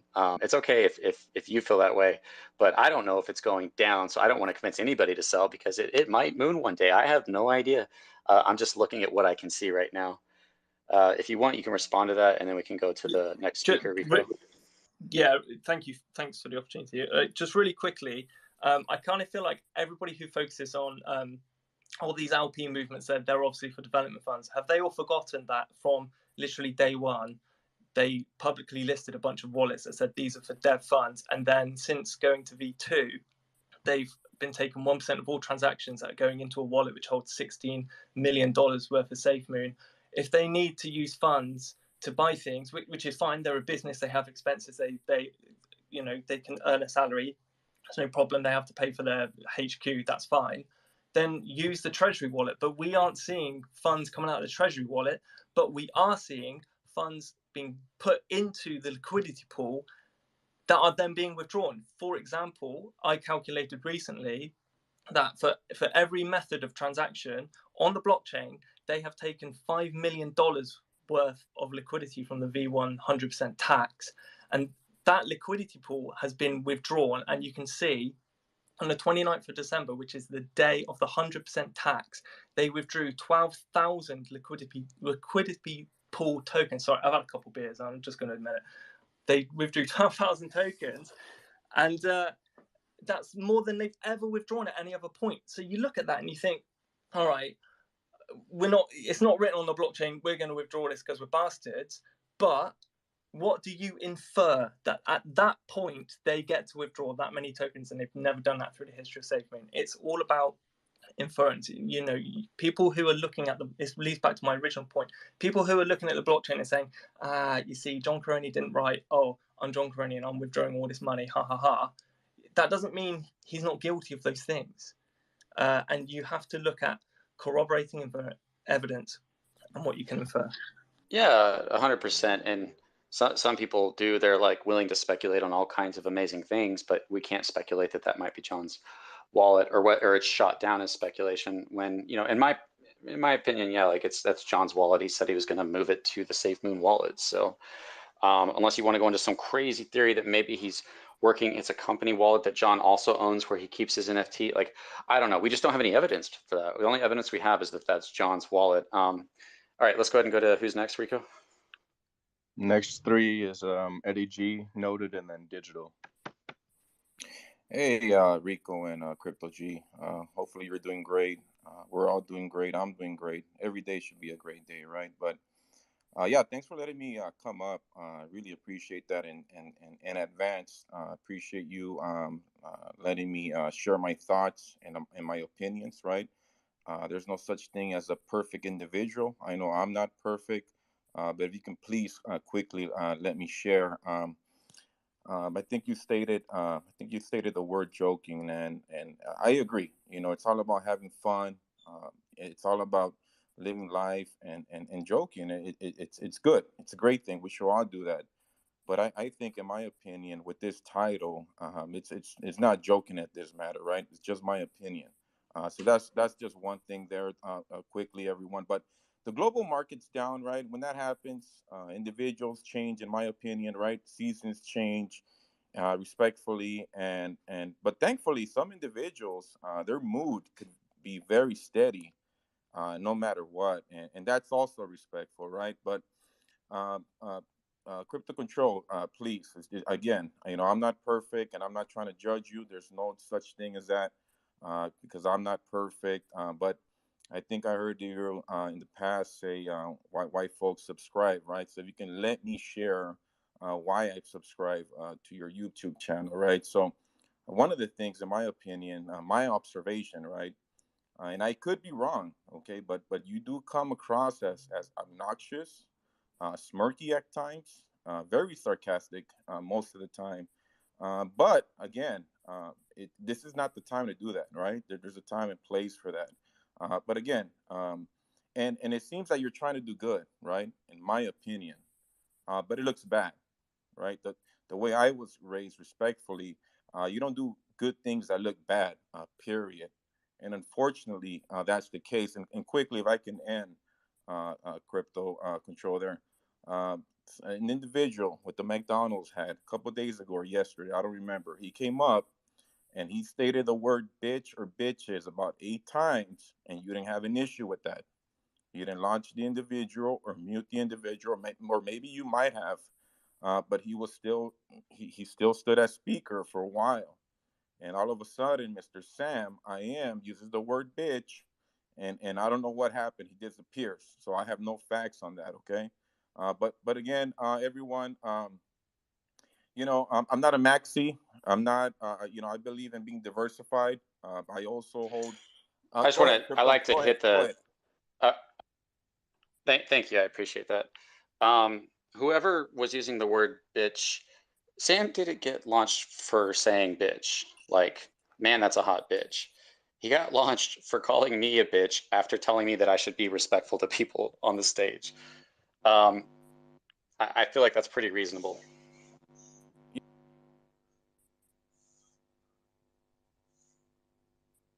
Did you want to say something to that, or is that it? Oh yeah, my bad. I didn't hit the speaker button. No, my only thing with that's fine. You're the host. You can do whatever the heck you want to do. My only thing was you had an individual that said that word. I'm not sure how many times he said bitch or bitches, and Yeah, you he let him wasn't stay calling up. anybody a bitch. But I see the thing is, like, come up here and be respectful to people. That's my thing. I'm not saying I'm perfect. I'm going to make mistakes. If you show me, I'll say, hey, I'm sorry, I'll work on that. But you're comparing two things of somebody using it in a sentence and somebody calling the host of the space a bitch after complaining that he's not being respectful to people immediately after complaining about that.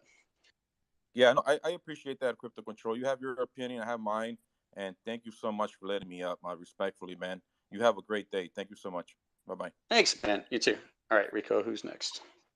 Noted, then digital.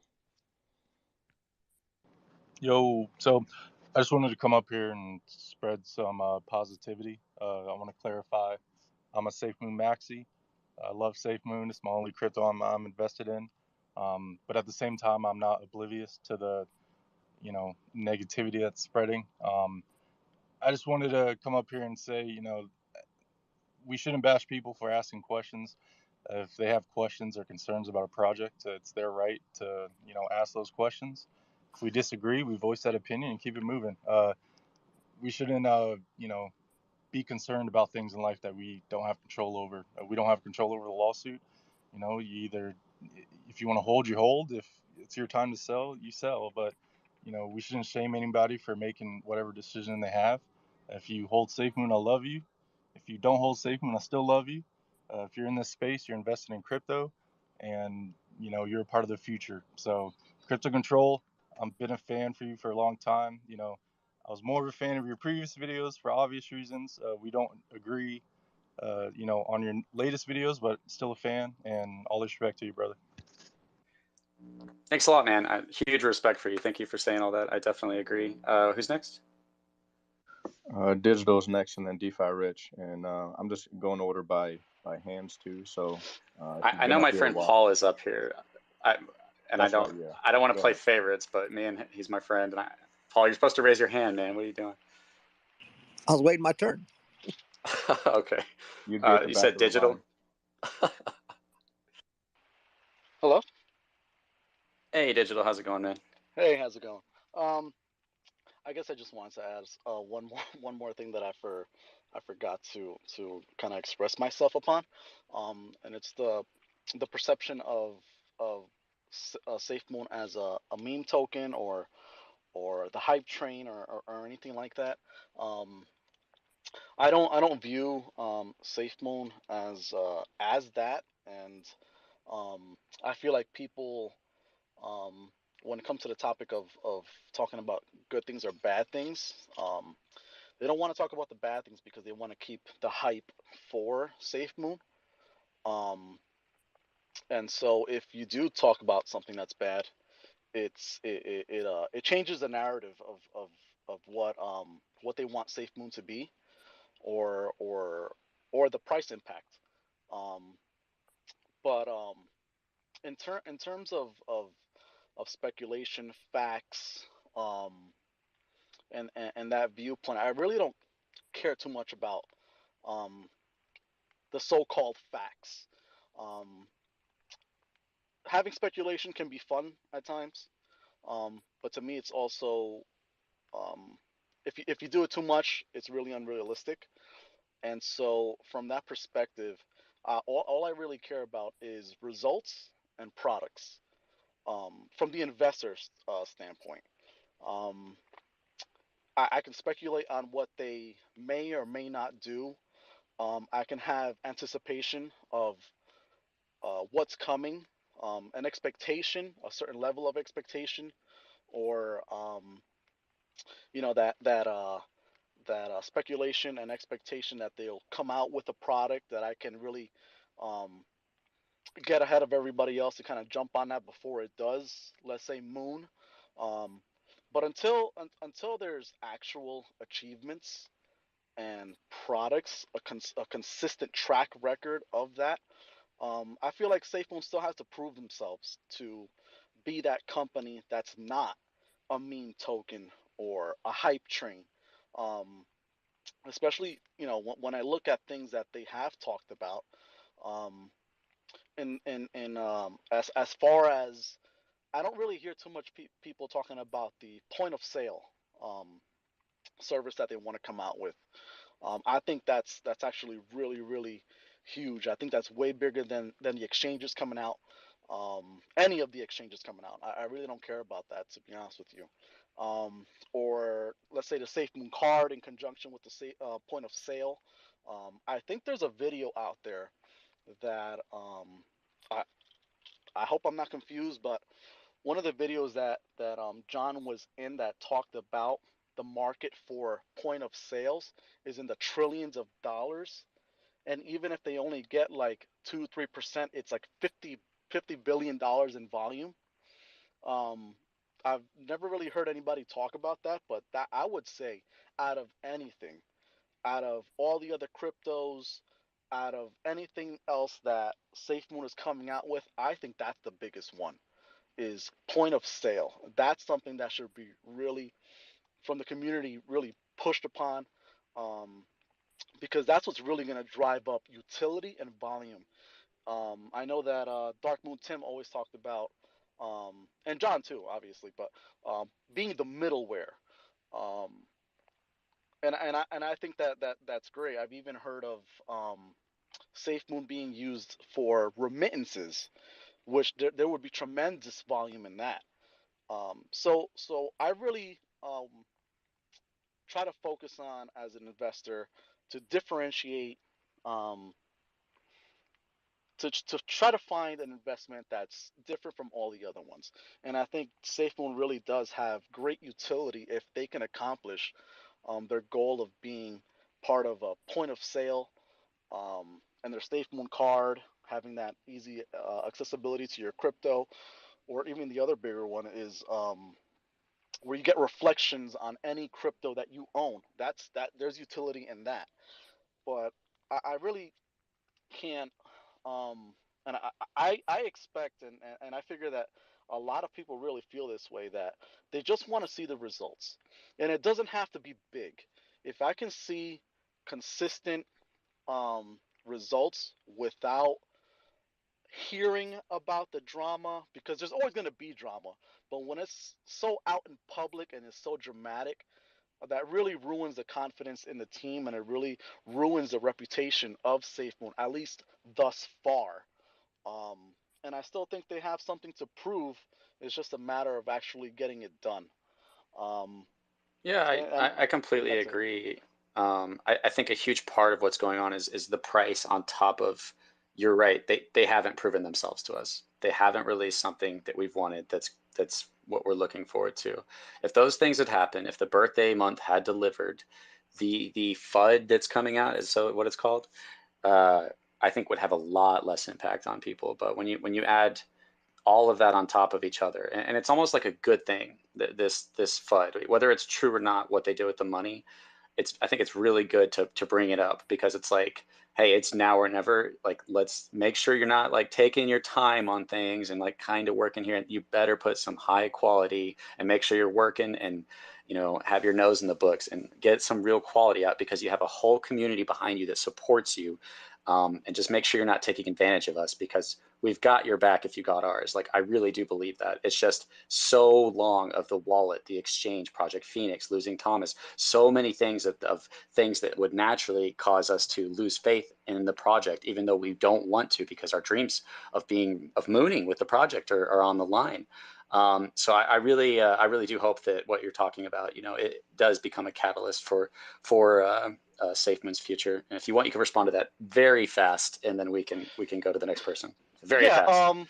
Really quick. I think to a certain degree, if there's so much speculation in the positive, it actually does a disservice to the team, because their feet aren't being put to the fire to really, um, you know, pump something out. And I don't mean just to rush something and just throw something out there. I mean methodically, really really good products out there on a timely manner, really, because this is what they say. So if they can't live up to what they say, then they kind of look hypocritical, or they look like liars. So that's all.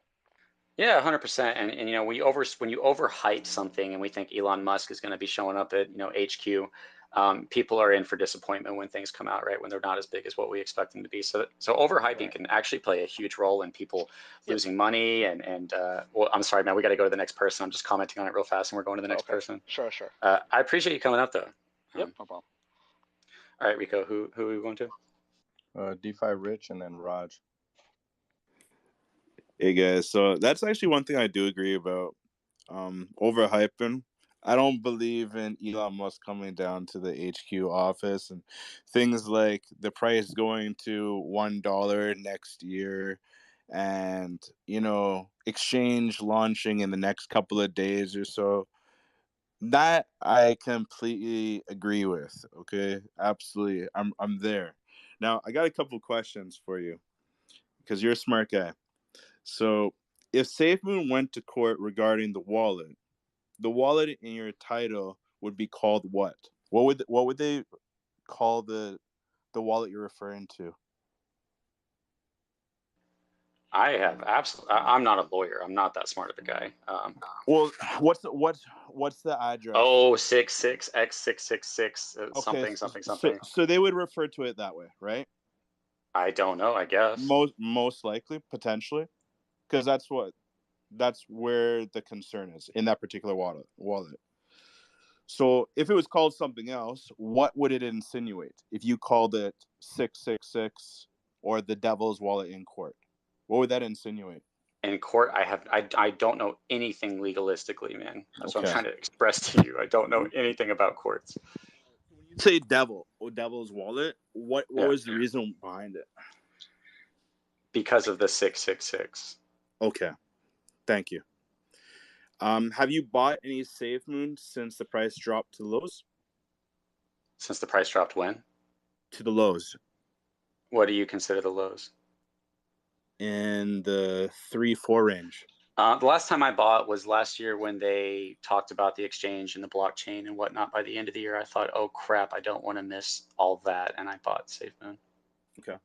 And you mentioned that you have 1 million tokens. Around V2. that, yeah. All right, Yeah. approximately. So if you want to be, yeah. if you want to lower your average, you would dollar cost average right now, right? I personally don't do that. Yeah, I don't. Okay. I look at the charts and I think if it's going to go down for a long time, I'll just keep waiting. And then once I'm super convinced it's going to go up, I can buy it at a really cheap price. That's my tactic. Fair enough. So you speculate that it's going to go even further down and you're going to be buying more, correct? If I become convinced of its future, which is in doubt right now. But yes, if I was convinced that Safemoon had huge potential, even not, because I like to gamble, we're gambling. If it went way Absolutely. down, I might be like, hey, it's $100 gets you this, this many tokens, I'll do it. Who knows? Absolutely. That's why you're involved in Evergrow, right? Passive income. You're about passive income and compounding interest, right? Well, yeah, I'm just into crypto. My goal is Okay. to be able to help my family one day if I can, yeah. Absolutely. Okay. I think that's a good reason. So you're launching your own token. That's amazing.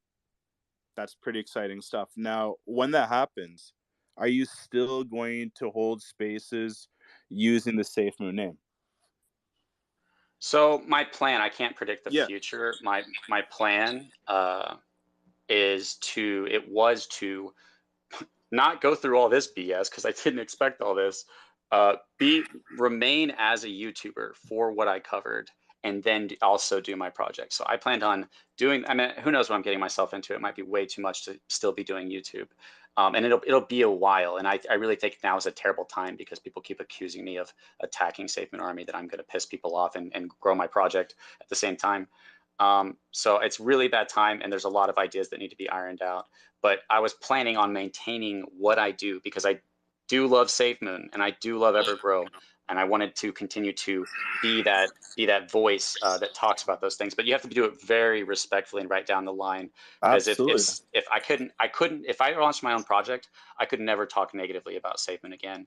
I don't think I'd be able to do that because it would just look like, hey, you're a CEO of another project. Why are you trashing our project? It would change things. But because I'm just a YouTuber and an investor, I do feel confident in doing what I've always done, which is to just say, hey, let's all be respectful, but let's talk about everything. And if you prove me wrong, which you can't really prove me wrong. You might be able to prove what I'm leaning towards wrong. And I would hope for that because I want to be a Safemoon YouTuber. I enjoy it. It's fun. I want to go to a Safemoon convention with you guys and meet you guys. I used to daydream about stuff like that. Okay, so Safemoon YouTuber. That's interesting. You mentioned Safemoon YouTuber. What I would consider, and correct me if I'm wrong, a Safemoon YouTuber would be somebody that works with Safemoon and would only be talking about Safemoon. Could be biased, shows both sides, but is not going to snicker right after mentioning the issues that's not going to be snickering when there's a blockchain that's going to be launched and an exchange which is going to be launched. What do you mean snicker? Your tone of voice indicates, your What tonality do you mean indicates snicker? I'm losing you there. just like that. Come on, you're Can smart you guy. define the word? No, I'm dead serious. You can consider me a dumbass if you want. Can you please describe that word? It's delivering the information in a condescending way through tonality. Okay, you feel like I'm condescending. Okay. You're saying that you're for Safemoon. You believe in the project, or you like to believe in the project, but you're kind of on the fence. Yeah, can I speak to that for a second? I've listened to your shows. I have already heard. Okay, I'm going to speak to that for a second. I should have rephrased that. And if I'm condescending, people are attacking me. It's hard to not take a certain tone to people when they're attacking you constantly. What is Safemoon? You know, is it John, or is it the community? Is it a symbol? Is it just a little green rocket with a little circle going around it? Like, what is Safemoon? It's a crypto with a community of investors in it that believe in it in varying degrees. So when we talk about believing in Safemoon, well, a huge part of what decides the future of Safemoon, all of it's in one man's hands. I don't know if you guys have realized this, and this is kind of what decentralization was against. Decentralization is about taking power out of the few and giving it to the whole. This is not truly decentralized because the future of our project is controlled by one man's vision, and he decides where the money goes, and he decides what ideas it's being spent on. So yes, my belief in Safemoon, because it's determined by that one man, is in question because of what I've seen in the past, the history of the team, men that he worked with in Tano before Safemoon, and with what his wallets are connected to right now. It's concerning. Now you can go ahead if you want.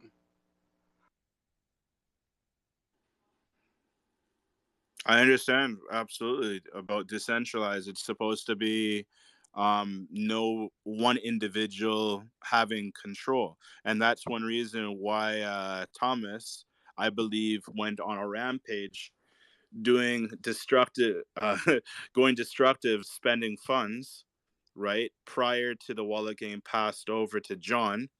That's one reason why he went on one of the Twitter spaces and was saying that John's phone was hacked right before a launch of launch date. I forgot exactly what the launch was for, but he went on a crazy rampage around that time because it was completely against what Thomas wanted. Thomas is not for regulation. Let's make it really clear. He was not for it. He's vocalized that. Whereas John, he's the polar opposite. He's vocalized, let's get this regulation. Let's get it That was approved. their Let's do everything division. properly. That is their division, exactly.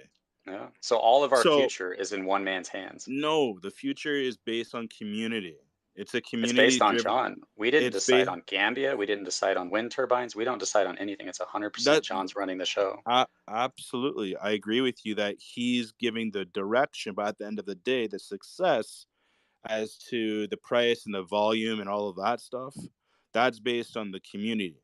The community is going to be, they're going to purchase obviously more based on the follow through. So if John delivers the exchange, they deliver the blockchain, they deliver the other things that they've mentioned, let's just say the windmills in third world countries, then absolutely the community is going to become stronger. It's based on the community. Dogecoin, for example, is a perfect example. It's community. I think we should have Matt come on. Matt can actually go a little bit more in depth. Just throwing up a hand. Thank you. All right, man. I appreciate you coming up. Rico, we're not going to cut anybody. Yeah, I appreciate your response. And I believe that true decentralization, even going politically for just a second, is like we are in charge of the laws that are on us, but we are all not. We're all paying extremely high taxes. We have laws we don't disagree with. And what we need to do is come together and say, hey, they're robbing us. They're stealing from us. They're making laws that are bad for us. They're putting stuff in our food that's bad for us, making laws about health that's bad for us. We need to all come together and set the record straight and get those people out. So it applies to real world as well, outside of crypto. Let's go ahead and go to who's next, Rico. Raj, Fahim, and then Evergrow Paul. Hey, thank you, Crypto and Rico. Control, I understand that you feel like it is your moral responsibility to tell people to sell their bags or not to invest in Safemoon because they might lose their money. However, will you also declare right now that you will take the same moral responsibility in the future when Safemoon moons and these same people will get back at you because they lost that opportunity to make a big profit and take all the heat and open the same spaces and take all the heat both from the winners and losers. That's all I'm gonna say. Okay, that was Raj. Hey, Raj. I'm sure everybody in this space is probably sick of hearing me repeat the same things. I appreciate you coming up and saying your piece. Maybe you weren't here the whole time. Yeah, I don't convince people to sell. I just keep saying it over and over again that Safemoon might moon one day in spite of all this. So I'm not telling anybody to buy or sell. I'm just saying, let's look at all the information, quit attacking each other. Let's act like adults and let people decide for themselves. Does that answer your question, or? No, for once, man, can you just, because it is okay to attack SafeMoon, but to say that you're not attacking SafeMoon, but then proceeds to attack anyway in the guise of being neutral. Where do you, can you give me an funny, example? man. Where am I attacking Safemoon? Can you point that out for me? Oh, you're not implying? You may not be directly I just want you to attacking point out SafeMoon. where it is that you think I'm attacking Safemoon, because that's what you think, right? So where is it? Yeah, yes. If you kept opening spaces in the negative way, always in the negative way, what else do you expect? Are you telling me that all the listeners will be expecting that you're telling them not to sell or that you are neutral? I literally If said you're that to truly them neutral, probably 20 times about now. if Yeah. if you are truly neutral, will you open the next space? I don't claim to be and neutral. it's all positive? Yeah, I Really? don't claim to be neutral. Yeah, I'm not neutral. Anyway, I'm just saying that, and that's all I'm gonna You can't say. show So me. You think I'm attacking Safemoon it's because my spaces are negative? yes, that's my opinion. Why are And my spaces negative? oh, it is not negative? I'm asking you why do you think they're No, negative? no. So you really think that it's not negative? Because I don't need to explain. I'm not going off what I perceive. I'm going off, this is your perception that you're giving me. That is my perception. Yeah. Yes, The that's negative exactly part what is I'm people saying. attacking me. But I don't. beyond that, the negative part is not me just manifesting some information out of the sky to attack Safemoon. The negative part is coming from the team itself, and I'm getting in trouble for talking about it. No. So this is how it goes every time. If Thomas leaves and I talk about it, you're fudding, you're attacking. I'm like, he's the one that's quitting. Why are you mad at me? I'm just telling you that he's quitting. You say, no, he's not, because he said he's not effing leaving, and then he quit. So I Man, speak the truth to you, and I was hated for it. And it's no. important because it's your bag that's on the line. If it's something like, what would you sell for? Everybody has a different answer for that. Some people sold when Thomas quit. Some people said, if Ryan leaves, I'm selling my bag. Did you not see that day? I saw that all over the place. If Ryan quits, I'm selling my bag. And then Ryan left. So it's important information to not hide. It's important information to not hide and to not lie about. Please don't unmute yourself. Raj, if you want, you can respond to that.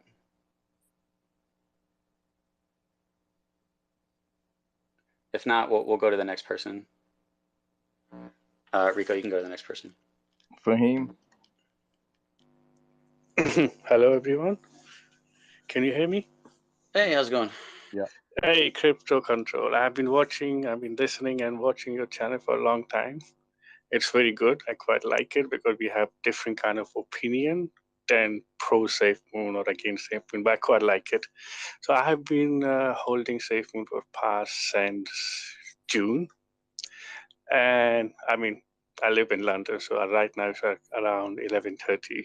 So I remember when the first time they had this advertisement in Central London. So I was very excited about it. So I went in, took a photo there and everything else. So I'm very excited about this Safemoon thing as well. But the problem I have is when I think Crypto CoffeeZilla, when he's mentioned the liquidity pool and people are taking the money from the LP and they're spending money. So when I heard about that, and that was very disappointing for me. It's like, how could this one person keep taking the money? And I think you said about 20 million, or it could be more, or it could be less. But still, they're taking the money from the liquidity pool. And where's the money going? We have no idea. So this is a very, very big thing. It's not a small thing. Like imagine if you are to invite other people into this project. Imagine if they're like big companies or whatever, they will actually investigate these kind of cases as well. So I'm still holding it, but I'm still waiting for John Crony to say something. So everybody's waiting for them to say something as well. And I'm waiting as well, but he hasn't said anything. So the longer he doesn't say anything, that it looks very bad on everybody else. And I think you should be proud of yourself to raising the negative point as well as the positive. But I would like to know more of a negative as well, because I had no idea about this thing. I mean, I work in NHS, which is a National Health Service, and I'm a QC scientist. So I don't have time to investigate most of the stuff. So most of the people do rely on YouTubers to at least to give them a fair ideas of what is happening. So yeah, I'm sure maybe everybody just went like, oh, geez, YouTubers, yeah. Oh yeah, I mean, no, because I work a lot. I mean, I work from 9 to 5, 9 to 6, and sometimes you work over the weekend, so you don't have time. So you would like to listen to other people who have done their work, at least to give them ideas. I know it's not your responsibility or somebody else's responsibility; it's my responsibility, but it's still, it gives an idea, maybe in a new project or whatever. I would say that if you look at the top, we have a post that says, John, that says, if you watched our AMAs, this is on April 21st of last year. He says, if you watched our AMAs, you would have known that the LP is a last resort and we will publicly go to the community. So they did say that they would take from the LP. I mean, they said they wouldn't and it was locked, and then they said they would. And then it's just this murky area of did they actually take from the Pancake Swap LP, or did they only take from the Bitmart 5% that was supposed to go to the Pancake Swap, which is the same thing, right? And it's just this really gray area, and I'm willing to say maybe they used everything how they were supposed to and they paid themselves and it wasn't grossly overpaying themselves while their project is down, because that money is having a negative impact on the price. So if they're living super large and lavish while we're buying dips and the projects aren't coming out on time, to me, I personally would have a problem with that, but a lot of people wouldn't. They'd be like, whatever, it's Safemoon, But the point is that I just want to talk about that and let people decide for themselves. And knowing that people are gonna hate me for it, just absolutely hate me for it. So, well, it's because they want to hear something positive all the time, but listening to something positive all the time is not a good thing as well. So you have to listen to the negative as well, like what's going to happen. Because remember, we are in crypto based now. I've been involved in crypto for the last 1 year, and I'm excited for it to be going to public. So if you want something to go to public, and if you want the Safemoon to go public, they would like to know more, because there are some very clever people out there and they're going to ask questions which we have no idea about. So it is very important for us to know. And if it's only John Crony took from LP and he keep taking without us knowing, so that doesn't look good. That will not look good at all. So we have to know. He has to come out. He said, yes, we have taken this out to do this project or do that project. So he has to come with a proper, because he said it's a company. If it's a company, so he has to treat it like a company. He has to be serious about it. And we are the investors. So we've been holding it and we keep buying the dips. I think I had about 2 million Safemoon. I think I sold 1 million already now. just to be safe on the safe side. Okay. But it depends on the people now. Whatever. I think you're a very reasonable, in my opinion, logical approach to your investment. You don't have emotions caught up in it, and that you just say like, hey, the number one thing when invest crypto space is, do they have access to the liquidity pool? Because that's a big danger for the community. And yeah, if that is being taken from, depending on the scale, it does look bad. And if people don't want to know that, that's fine. But we want to know. I want to know because I don't want to pump something with $1 million videos that do really well. How much money you can make off of Safemoon if that's happening. Like, I'm not gonna just ignore that. I have a couple options. Look at what I'm seeing at, being like, holy crap, that looks bad. I'll just be quiet until it's 1,000% confirmed for the public. Whenever I could at least put out some warning signals for people to at least look at it themselves. Or, I can stick around and just take the heat and talk about these things. Now, I'm not saying that what I do isn't selfishly motivated. It's a YouTube channel. I do want to be known as somebody who spoke the truth in the times when it was least popular, whether it's the Bible or whether it's this. I'm still a man. I'm still a human. I still get prideful and lustful, and I'm a hypocrite at times. I'm just like everybody else. To me, it's super important when we look at standards of judgment. I always talk about that with each other, that we put all ourselves underneath a standard. Like, I'm in no place to judge anybody else, like condemn them as less than me, because I'll become a hypocrite. So it's, when you judge people, it's in hopes that they'll change.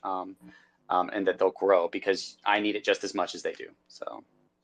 Oh yes, and also I used to keep around. I told my brother to buy it as well, and my friends as well, just to buy Safemoon, because I was promoting Safemoon as well and cryptocurrencies in the past 1 year. And the only thing I used to think about Safemoon in particular is there are newer coins out there which has far more. It's like they came like in the 1 or 2 months, but they have been in far more exchanges than Safemoon. So that's another thing I was thinking about. Why is that? Why isn't it not going to other exchanges? Just the more exchange, the better it is. And why they're not doing something like buy burn? Like, imagine for $20 million they had it. Imagine they just do a buy burn. I'm sure their main priority is their company, but they should focus also in the coin as well, just to increase the price, and just like how it look good. So they should focus on the coin as well as the company, because I had no idea about the company, what they're doing, how many people are working there, what are they up to, what are their plans. I know the wallet came out, so I was excited about that as well. So when I look at it, I wasn't very impressed 100%, but I did support it anyway because I have invested money in there. But they need to come with something good products. It's every coin which is out there. Some of them, they just come, they dump, and they go. Only the one who has ideas, they move forward. So this is all I want to say to the group. And bye, everyone. Have a good day. Evergrow Paul.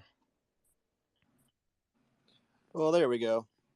So I came in the space, and as soon as I turned it on, immediately I heard was like, I don't like UCC. No one ever buy. I'm not buying your effing token, and no one else is going to. I turned it on, it's the first thing I hear, and that's when I decided to come up. And so I kind of lost my train of thought I wanted to say. But what I wanted to say is, look, you become my friend over the past 6 months, and you've put out, videos, just talking about what's going on over the past 6 months, of how you wanted to talk about it. And I appreciate everyone that's come up here and been respectful, even if they didn't agree. And not everyone's going to agree. Everyone's going to have this opinion or that opinion, and that's totally fine. But coming up here or going out and just calling people names or being like, F you and, screw you and go, you haven't lied about anything to me. Like, you're just talking about speculation about what's out there. And really, I don't like it when people, even the first guy that came up here and was like, F you, no one's buying your token. Like, why even be here then if you're not going to have a civil conversation or even disagree and have a conversation back and forth? And I guess I'm kind of defensive when it comes to my friends, when people start attacking my friends like that.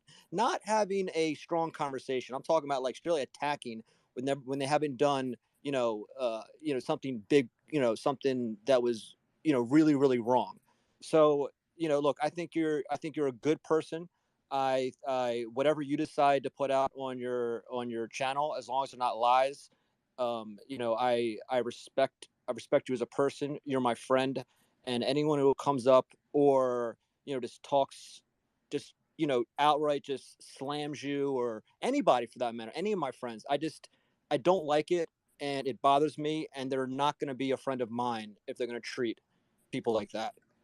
So I just felt like I needed to say that. I don't know, maybe it's just my own like thing. I'm very protective of like my friends, and I don't like that kind of stuff. But having civil conversations is okay. It's a good thing. It's not bad, especially what's happening with Safemoon right now. And it's okay to have those conversations. Kind of give anyway. That's really what I want to say. It wasn't a long thing. I felt like I needed to say it.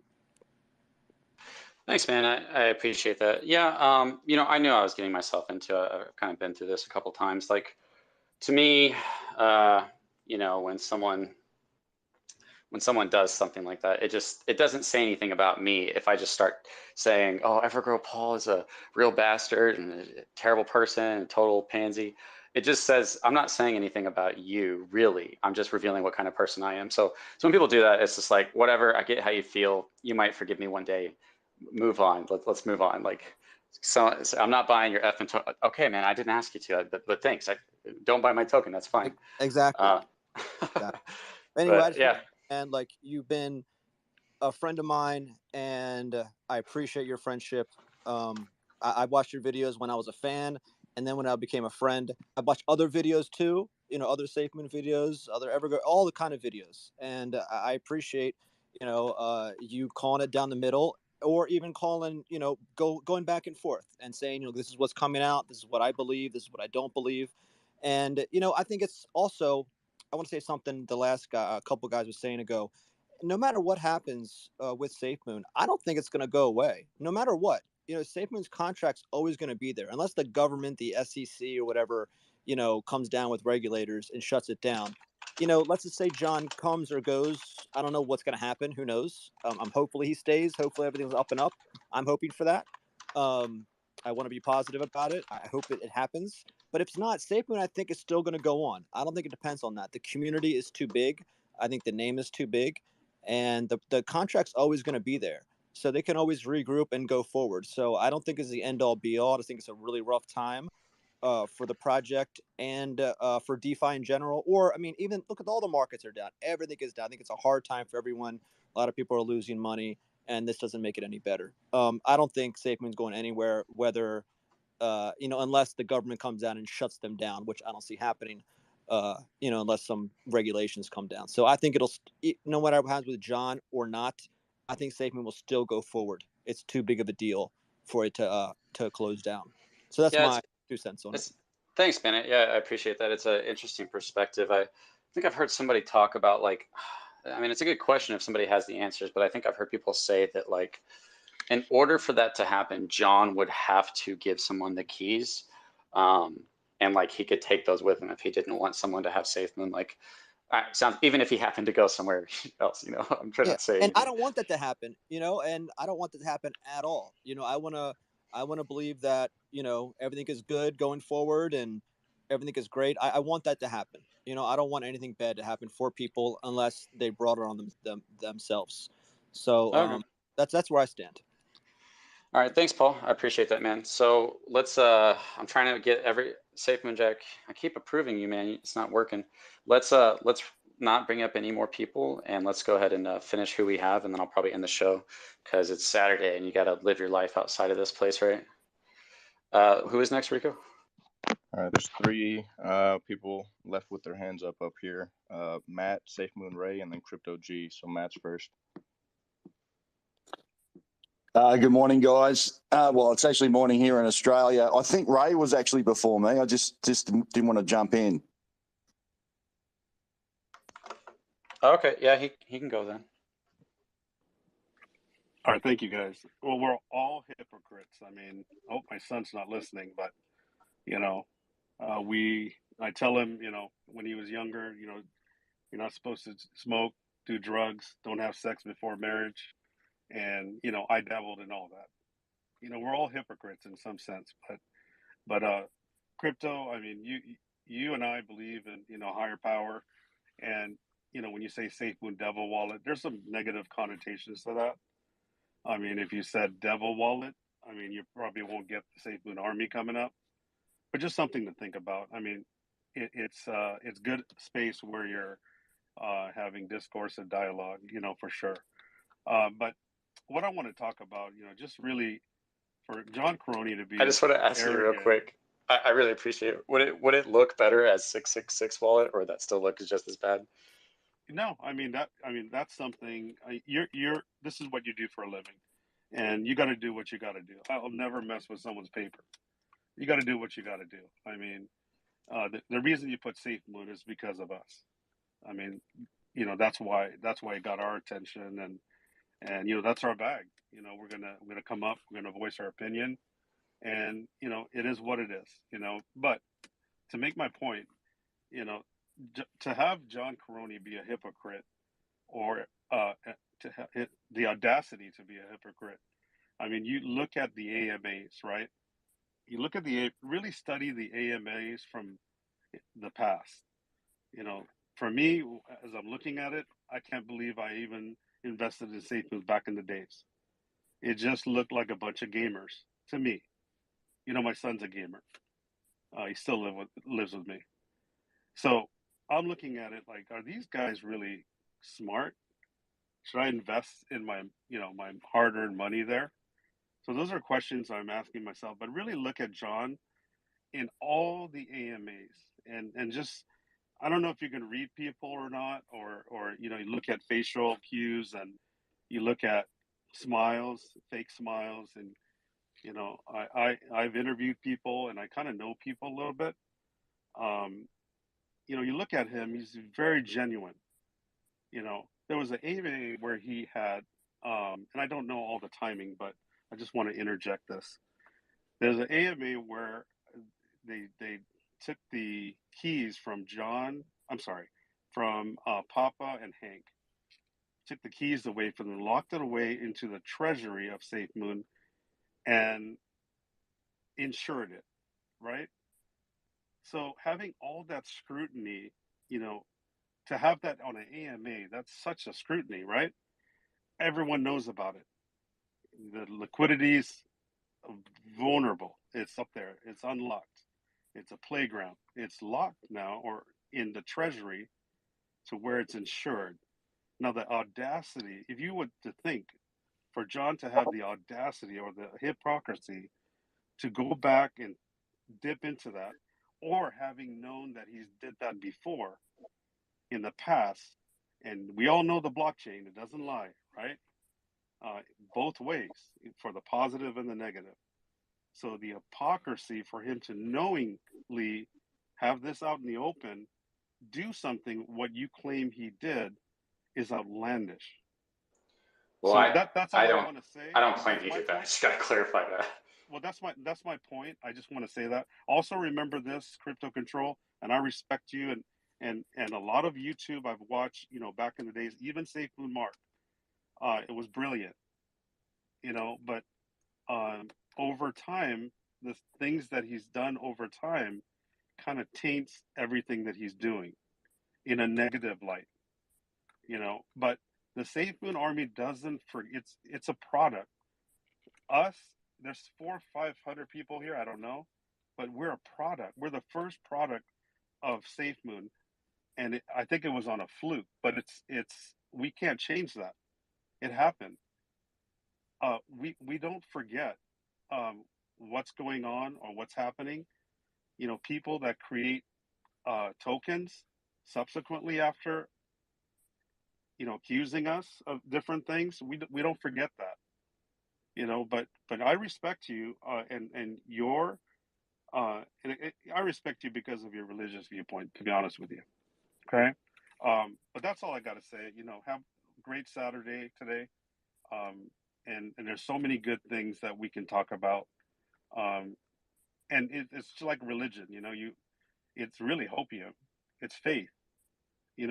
Things unseen. We're believing in something that you can't see.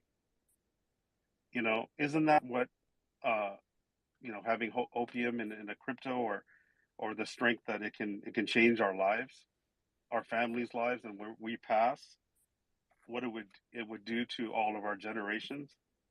It's really faith. It's all it is. And once you have that, it's just like religion. I mean, it's never going to go away. It's just very powerful. But I appreciate you letting me speak, Crypto. I appreciate you. Thanks, man. Yeah, I appreciate you sharing. Obviously, I'm not going to agree with every single person that comes up here. That'd be amazing if that was possible. But I do really appreciate that. I would kind of going into what faith is. A lot of people, and this is just kind of almost a sidetracking thing. I'm not saying that you are saying this.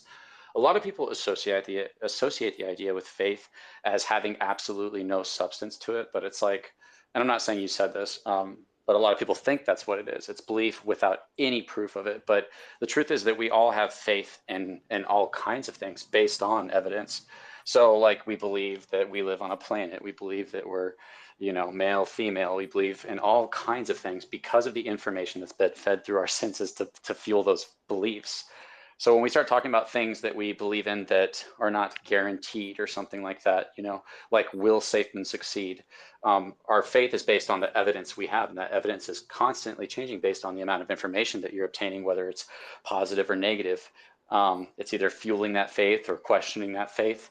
But ultimately, because unless your faith is in something like God, which is something that is infallible and perfect, with humans on the line, there's always fallibility. So you can't take your approach, to belief in something that isn't perfect like you could with something that's perfect. So with Safemoon, everybody has their different levels of belief. And I'm really trying to get into people's mindsets that they have to not just crap all over their dreams. I don't want to do that. I don't want to paint them as the enemy or dumbasses or idiots.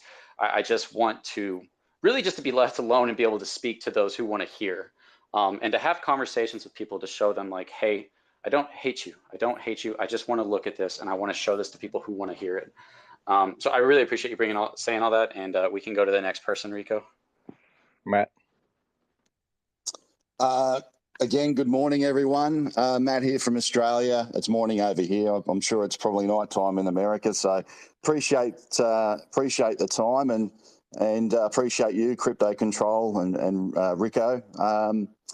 Guys, we've in talking about evidence and the rest in the Safemoon Australia discussion space over the past 6 weeks, we've really gone down the rabbit hole with the Gambia. We've also found another country that Safemoon is working with, we believe, and we've found evidence of that.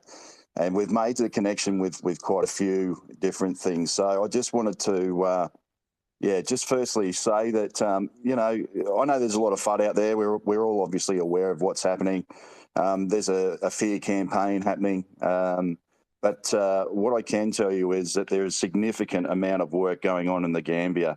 I've been with the Safemoon Australian discussion team. We've actually gone down the rabbit hole. We've read through the National Development Plan. We've read through the e-government plan. We've looked at all the photos that have been put out by Safemoon, every single one down to the detail. Who's sitting at the table with John and Jack Haynes at the boardroom table with the professional gentlemen sitting around him. We know it's Gamtel on the right-hand side and Gamcell on the left-hand side. Again, it comes down to evidence, and it's not hopium. I don't believe in hopium when it comes to investing. It's, obviously people are looking at the digital side, they're looking at wallets and all kinds of things. And what we do, I guess, is we've been looking at things logically. We had a young man come into the space and who was quite fearful. He'd been in the discussion with CoffeeZilla, the debate. And obviously we pointed out a few things like he controls the narrative because he controls the space. He can kick people out anytime he wants. He's not answering direct questions, all of that type of stuff. But it doesn't stop the facts that Safemoon is moving forward.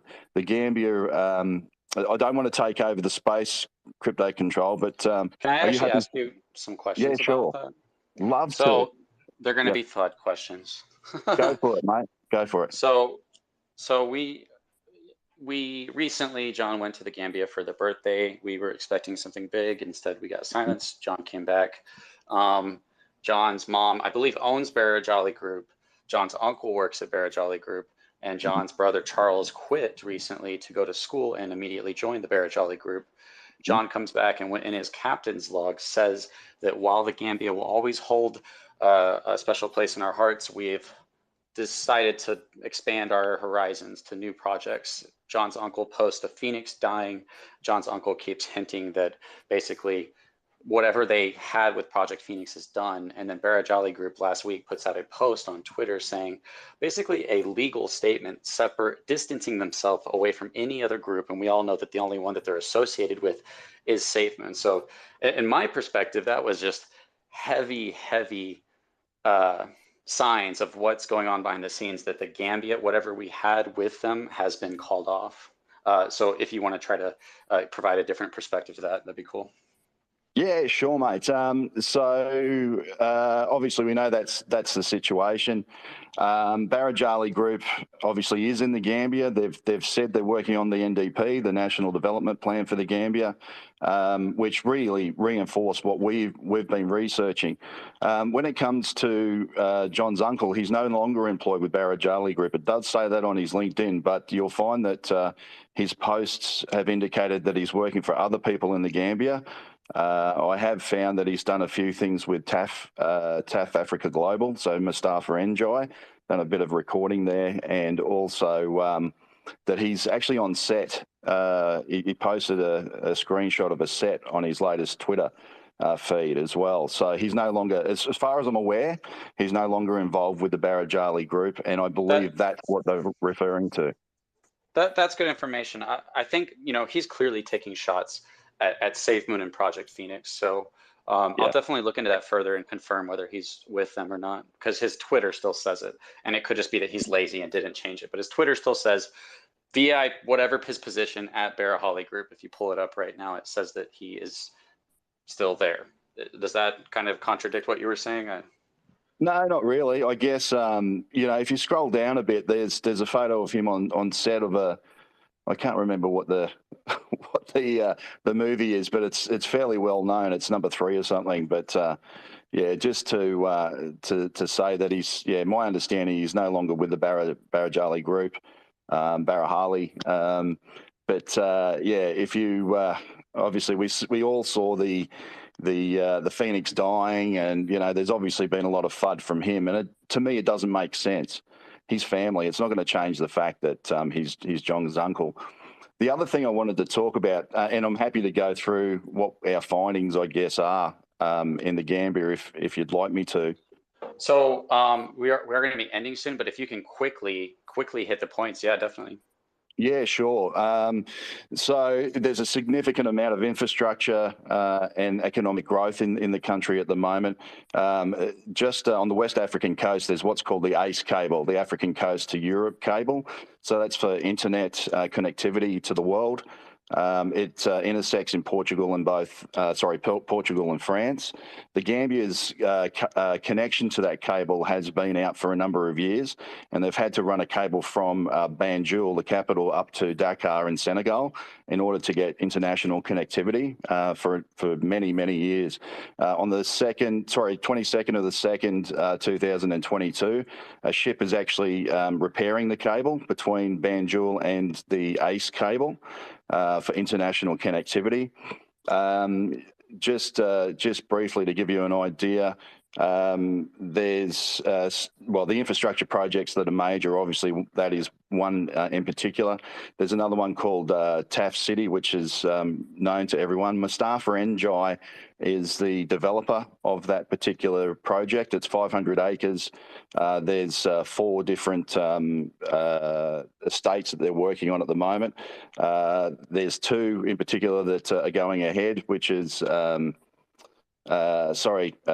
Tulip Gardens had 60 houses finished, and they're working to complete 80, I believe, this month. and another one is Dalaba, Dalaba. There's another two. There's Diddy, and I believe there's a fourth one on its way. So that's a significant project. It's a smart city. The other thing is, and I just wanted to touch on this. This is very, very important. As I mentioned before, John and Jake Haynes were sitting at the boardroom table with both Gamtel and Gamcell. And the reason I know that is I know the actual people that are sitting there. But the other thing is that Mustafa Njai is also sitting at the table. He's the gentleman down the end of the table with the white clothing on. He's also on the board of directors for Gamtel. There's also a gentleman by the name of Matakai Njai who actually works for Gamtel as well. So in the Gambia, there's five carriers for mobile internet. Everything is prepaid, so it's very, very expensive. So the biggest being AfriCell, which has 65% of the 65% of users use AfriCell because it caters to both iPhone and Android. The other four are QCell, Cormium share the other 35 odd percent. We've got a fourth coming in called Giraffe Telecom from the UK, which got a license in January this year. And we've also got the last but not least is Gamcell, which is still at 2G capability. So the coverage in the Gambia at the moment is only 4%, which is around Banjul. I've got the mapping and the rest. Which leaves obviously 96% of the country without mobile coverage. So my thinking is that they're actually using the wind turbines as a mesh network. I know that Safemoon Tim went down the LoRaWAN network space. The issue with LoRaWAN is it is actually end-to-end and needs repeaters. The reason I know this is that one of the biggest users of LoRaWAN in the world is actually Australia. So 38 of our councils out of 300 use LoRaWAN at this point in time. There's a company called Meshed in Australia that is one of the world leaders in LoRaWAN. So I believe they're I just using want to it. ask real quick. Yes, mate. What ones do we have? Like we verified that we know that Safemoon is working with them. Sorry, which?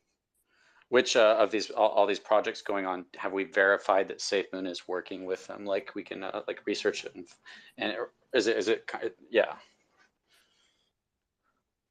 So well, we know that they're working with the government. Yes. So we know that they're working with the Gambian government. I hate to. I'm just always the bearer of bad news. So no, go for it. No, you're right. Okay, I think that connection was through the Barrett Holly group. That's my speculation, and that through that connection, that's how they had access to the Gambian government. I could be wrong there. That they did meet with them, but basically they went down there. We didn't hear anything out of it. It was right on the birthday month. They came back and basically made it sound like, hey, we love the Gambia, but we're going to work on other stuff, which made it sound like what they had going is going a new direction. So what you're talking about, these things you're talking about, are related to the Gambian government, and the speculation, which is okay, was that Safemoon is working with the Gambian government, so therefore they might be working with the Taft City and all these other things. Yeah, so obviously there's photos and meetings that have been had with the Mumbai Njai, and obviously the other government officials. So there's photos, obviously there's evidence that John has met with them. Oh, okay, cool. Yeah, and I'd like to look into that a little more if it was recently after that trip. Otherwise, I do appreciate you coming up, but we got to get on to more people. No, that's fine. Look, I'll just end with this is please, everyone, do your research. Look at put everything together. I've had to go back through with the group and we've gone back through to all of those photos and we've made the connect. It all makes sense, putting Jake Hammock in that position as well with the Silo Oasis, innovations and the rest.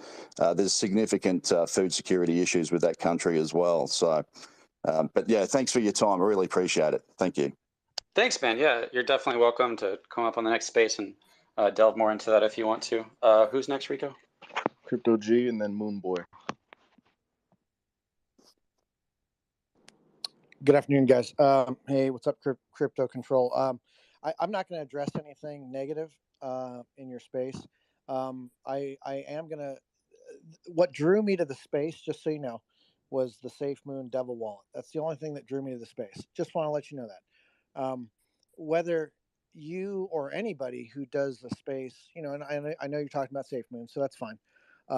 And that's why I wanted to come in. And I think my biggest thing is I talked to this to another host in another space one time, and he was talking about something to do with Safemoon, but he was talking about another project, and I said, well, why don't you just name it that project name and whatever else you were going to name it, so you could draw people in for that project into that thing.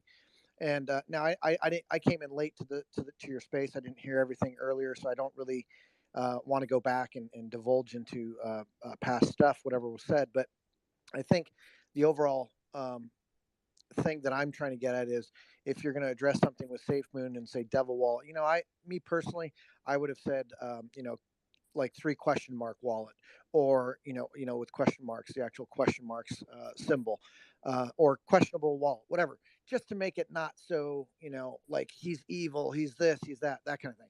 So it just throws a bad taste in my mouth. So, and I'm not trying to, I'm not bashing you. That's that. Second, I do want to say that, yeah, you're right. Can I respond to that real quick? Yeah. Go ahead, please. Okay, cool. So that is what we're talking about, but I open it up to everybody to let the flow of the conversation go wherever the new person wants to take it, as long as they're respectful, as long as they don't take too long, and as long as it's somewhat related to what we're talking about. So it was heavy on the Devil Wallet, but everybody, just like you just did, is able to come up and talk about whatever they want. But it's OX666. I mean, people complain about that name. I'll be honest with you, I disagree with everybody. I don't really care what people think about that. Like, we're talking about a wallet that's more, the information that we're talking about is more important than them possibly being offended or afraid by the name, in my perspective. But just asking, would Safemoon 666 wallet, does that sound better? Do you think less people would complain about the name if I titled it that? I would have done 3 question marks. That's just me. But well, that's saying I don't know. To me, it's like, this is the wallet we're talking about. We're talking about John's wallet through the NFT that has 666 in it. It's not meant as, it's John's fault. He should have changed it to 69 wallet, and then it'd be like Safemoon sex position wallet. You know what I mean? But John, listen, I really, to tell you the truth, I really don't give a shit. I think what it comes down to, and I'm not trying to cut you off. I'm just trying to, when we all have to think as cryptocurrency, we are not stockholders in a company. We are token holders in a crypto company, and every single one of them that's in every single space is all based on, guess what? Just take a guess. On a dream. That's it. Hope, faith. That's all this is, every single one of them. So, and I hate to say it, there's really good projects, and and then I think I've brought this up in your space before. There's bad projects that have defrauded people and that have taken people's money. That's where it needs to stop. Period. So that's where I want to go with that. And again, I believe, I have faith, I have belief in Safemoon and the team. Now the team has changed. We know that. To tell you the truth, I think the team has changed for the better. I hate to say it, but I do believe some past people had some issues. Whether it was internal or not, I don't care. That's a personal thing. I care about the business moving forward. If the business can move forward and create products and services, just like what we have in the real world, financial services, loan services, auto loan services, mortgage loan services, whatever you want to call it. I don't. That's the goal here, is to create new technology within blockchain. Period. I still don't see a lot of that. I do see a lot of different, like Coinbase has their card and they give you reflections and this, that, the other on different things and whatnot. Safemoon's going to have the same thing supposedly when it comes out. So I think where I'm going with this is, and I'll make this really brief and then you guys can talk about it, whatever.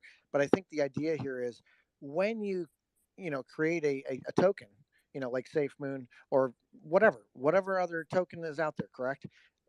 they're all trying to get people to invest into the token because it's a new form of a stock, but there's no regulations. Now, if Papa didn't want regulations, I wonder why. I actually believe in regulations. I believe in regulations. Hang on, fair and balanced regulations. That's where I have to say that. So I always say that because if it's not balanced and it's not fair and it's not good for the consumer and it's not good for the business, then it's not going to be fair for anybody. Then it's not worth even investing in. So that's where I think where all these laws and regulations that are going to be coming in the future, if they're not fair and balanced for us, it's not going to be. I wouldn't even invest in it. I would pull all my money out today and say I'm done. But that's not here yet. That's why we have people, all of us, and the moderators and the people who fight for Safemoon and moderators for other tokens as well. Is they're working to get this information to people who are going to fight for regulation. I really believe regulation is going to be a key to dwindle down the fraud and the negativity and the bullshit. So and I don't mean to cuss, but I'm just trying to make a point. And I think the next step is once you have regulatory measures in place, it cuts out all the crap. You get rid of all the bad actors, and they go away. And then you have other things like ensuring the liquidity pool, ensuring the consumers. And I tweeted about it over the weekend. There is supposedly another token out there that is ensuring the consumer side of the wallet. So these are very important things that are going to be happening in the future. The question is, can it happen, and will it happen? That's what we are all expecting. Positivity in our ecosystem that's been created from Bitcoin. So the question is, can it effectively be positive for the future for every project? No, not every project is going to succeed. There's too many of them out there already. And I believe that in our ecosystem that not just Safemoon, but any ecosystem that's created, if it is not following the right path, it's not going to succeed.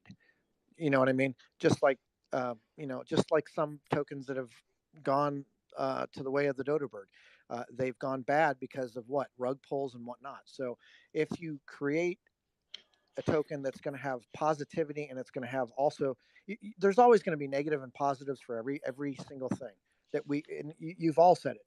Randolph said it. Crypto Control, you've said it. And you have to address constructive criticism within the ecosystem, and I do agree with that being said. I think it's really more about one more thing is and I want you to get to your point because I know you have a point you're going to make in a second. So I think the idea here is if we can get laws in place that say you have to have insurance on your liquidity pool, you have to have consumer protection for the person, not on their gains or losses, but from fraud, so that no one can take it from you and steal your money. That's the idea here. It's just like FDIC insurance, but you have to create it in a different format. So that's all I wanted to say about this. And that's it. That's pretty much it, guys. Thank you. Thanks, man. I appreciate that. We can go to who's next, Rico. Moon Boy. Hey there. How's it going? Hey, man, are you gonna handle me, bro? Yeah, man, I'm gonna give it to you hard, man. That sounded great. Let's just leave it at that. So, that sounded worse. We need to clarify now because you said give it to you hard. just I appreciate giving me a space to talk, and shout out to everyone out there. So what I'm about to say, I know that this is not what people have said against this, but I think it'd be really cool to have John speak and just say the truth, right? Because all this is a bunch of speculation, or if you do follow the blockchain, you can come to conclusions of this is his wallet. And a lot of people say, well, John doesn't need to speak. He's a CEO. He doesn't need to address anything. Well, what made me very bullish on Safemoon in the beginning was John. The project was very awesome, but I just had confidence in the man. And there's a very cool event that happened during the wallet when it got delayed and the team was scrambling to get the wallet together. I remember John being very, very vocal on Discord. Hey, give me the FUD. I'll take all of it. Let my team work. But if you want to say something, if you want to whatever, give it to me. And I'm like, man, that was badass. That was really badass. And I made a whole video of how badass he was when it came to dealing with the FUD, taking it head on, addressing it and just letting it come to him. He never, ever, ever shied away from FUD. There was portions of the AMA called What the FUD, directly about any issues in the community, whether it was the whole stuff with the ledger, war on rugs, never, ever shied away from anything. So I just have a question. Why is this any different, right? If this is truly all FUD and it all can be explained, then why is this time he's being silent? And that for me has been my kryptonite, right? Because he's done everything good thus far when it comes to always addressing everything and never ignoring facts. And he always has facts to back everything up. But this one time, it's been complete silence. And I've heard this from other people as well. Now, people say, well, we're separating the cryptocurrency token from the company. Therefore, he doesn't really address things like he used to. Well, the cryptocurrency side of the company, you really dropped the ball on the transparency there when it comes to what you were already doing. You're not really asking him to do anything that he wasn't previously doing, right? It's kind of like, well, what happened to all the addressing FUD? And I know we kind of went down the whole, instead of one AMA a week, one AMA every 2 weeks, and then once a month, and then just a random video. And now no AMAs, just a captain's log sporadically.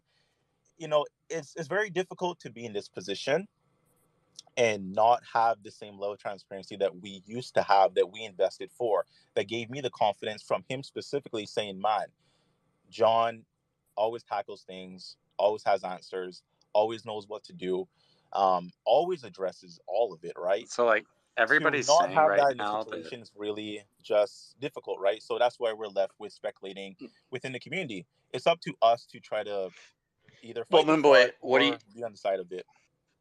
how do you feel? Because everybody is saying, I mean, they're assuming, because I haven't seen any documents, but everybody's saying like, oh, he can't talk right now because of the lawsuits going on.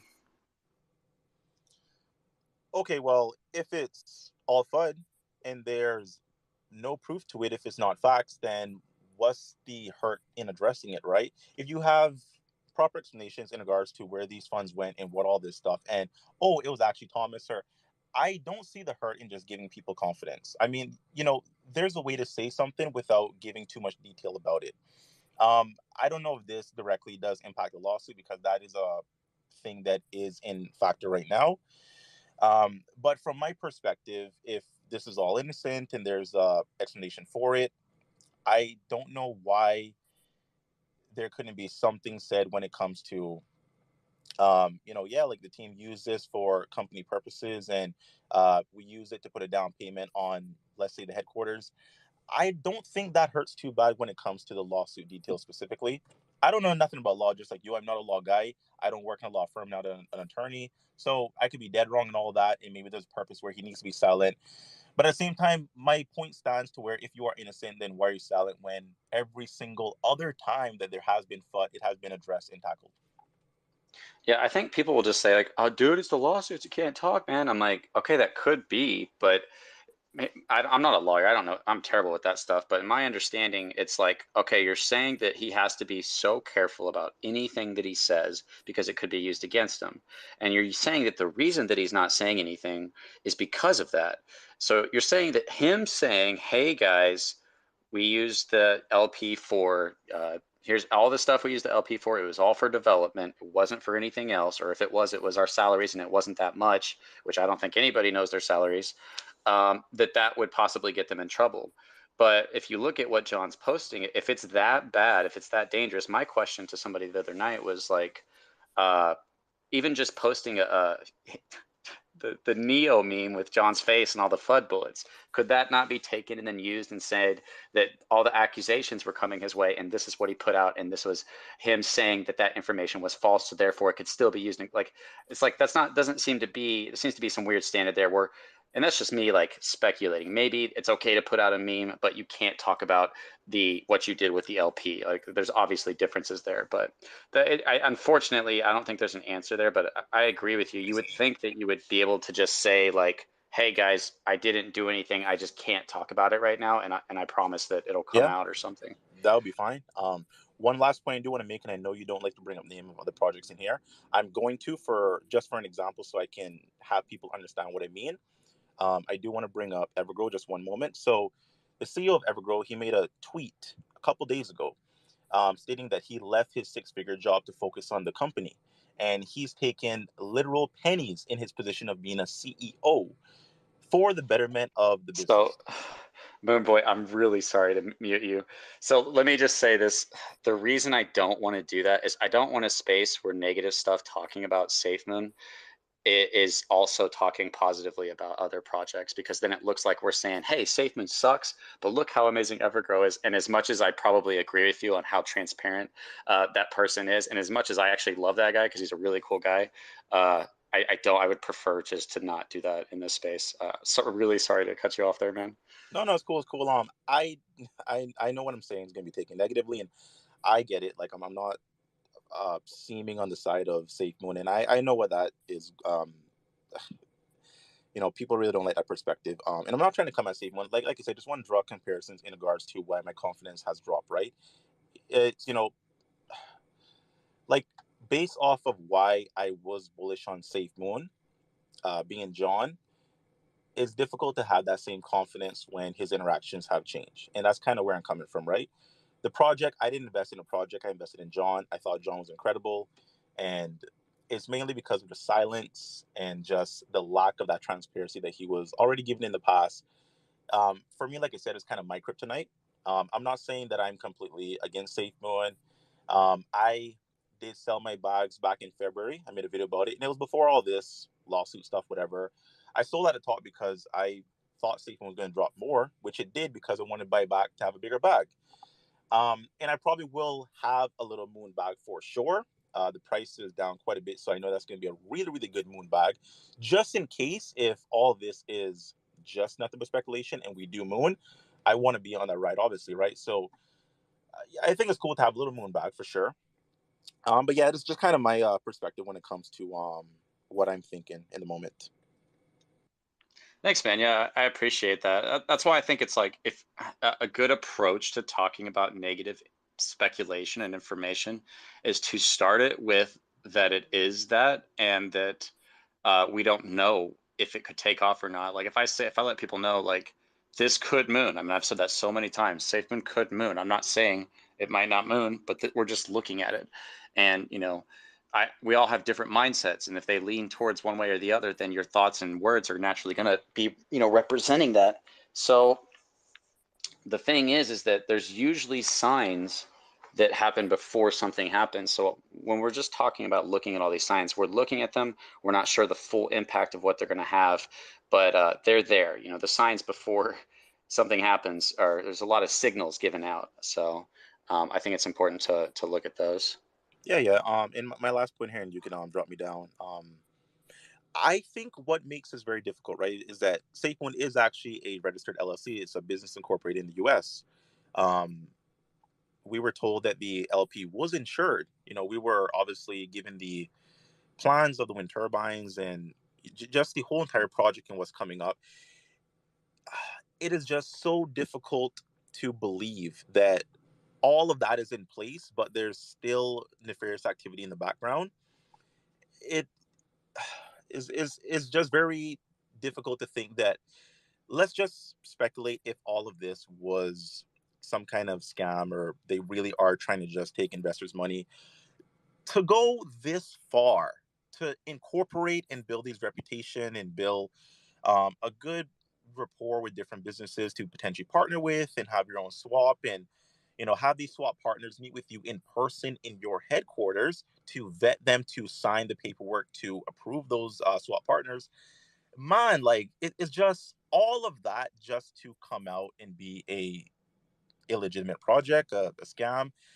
I don't know, man. Like I really feel like there's more here that we are missing. I really do, and that's the thing about John speaking. We are just speculating, and we I don't think that know the end of it.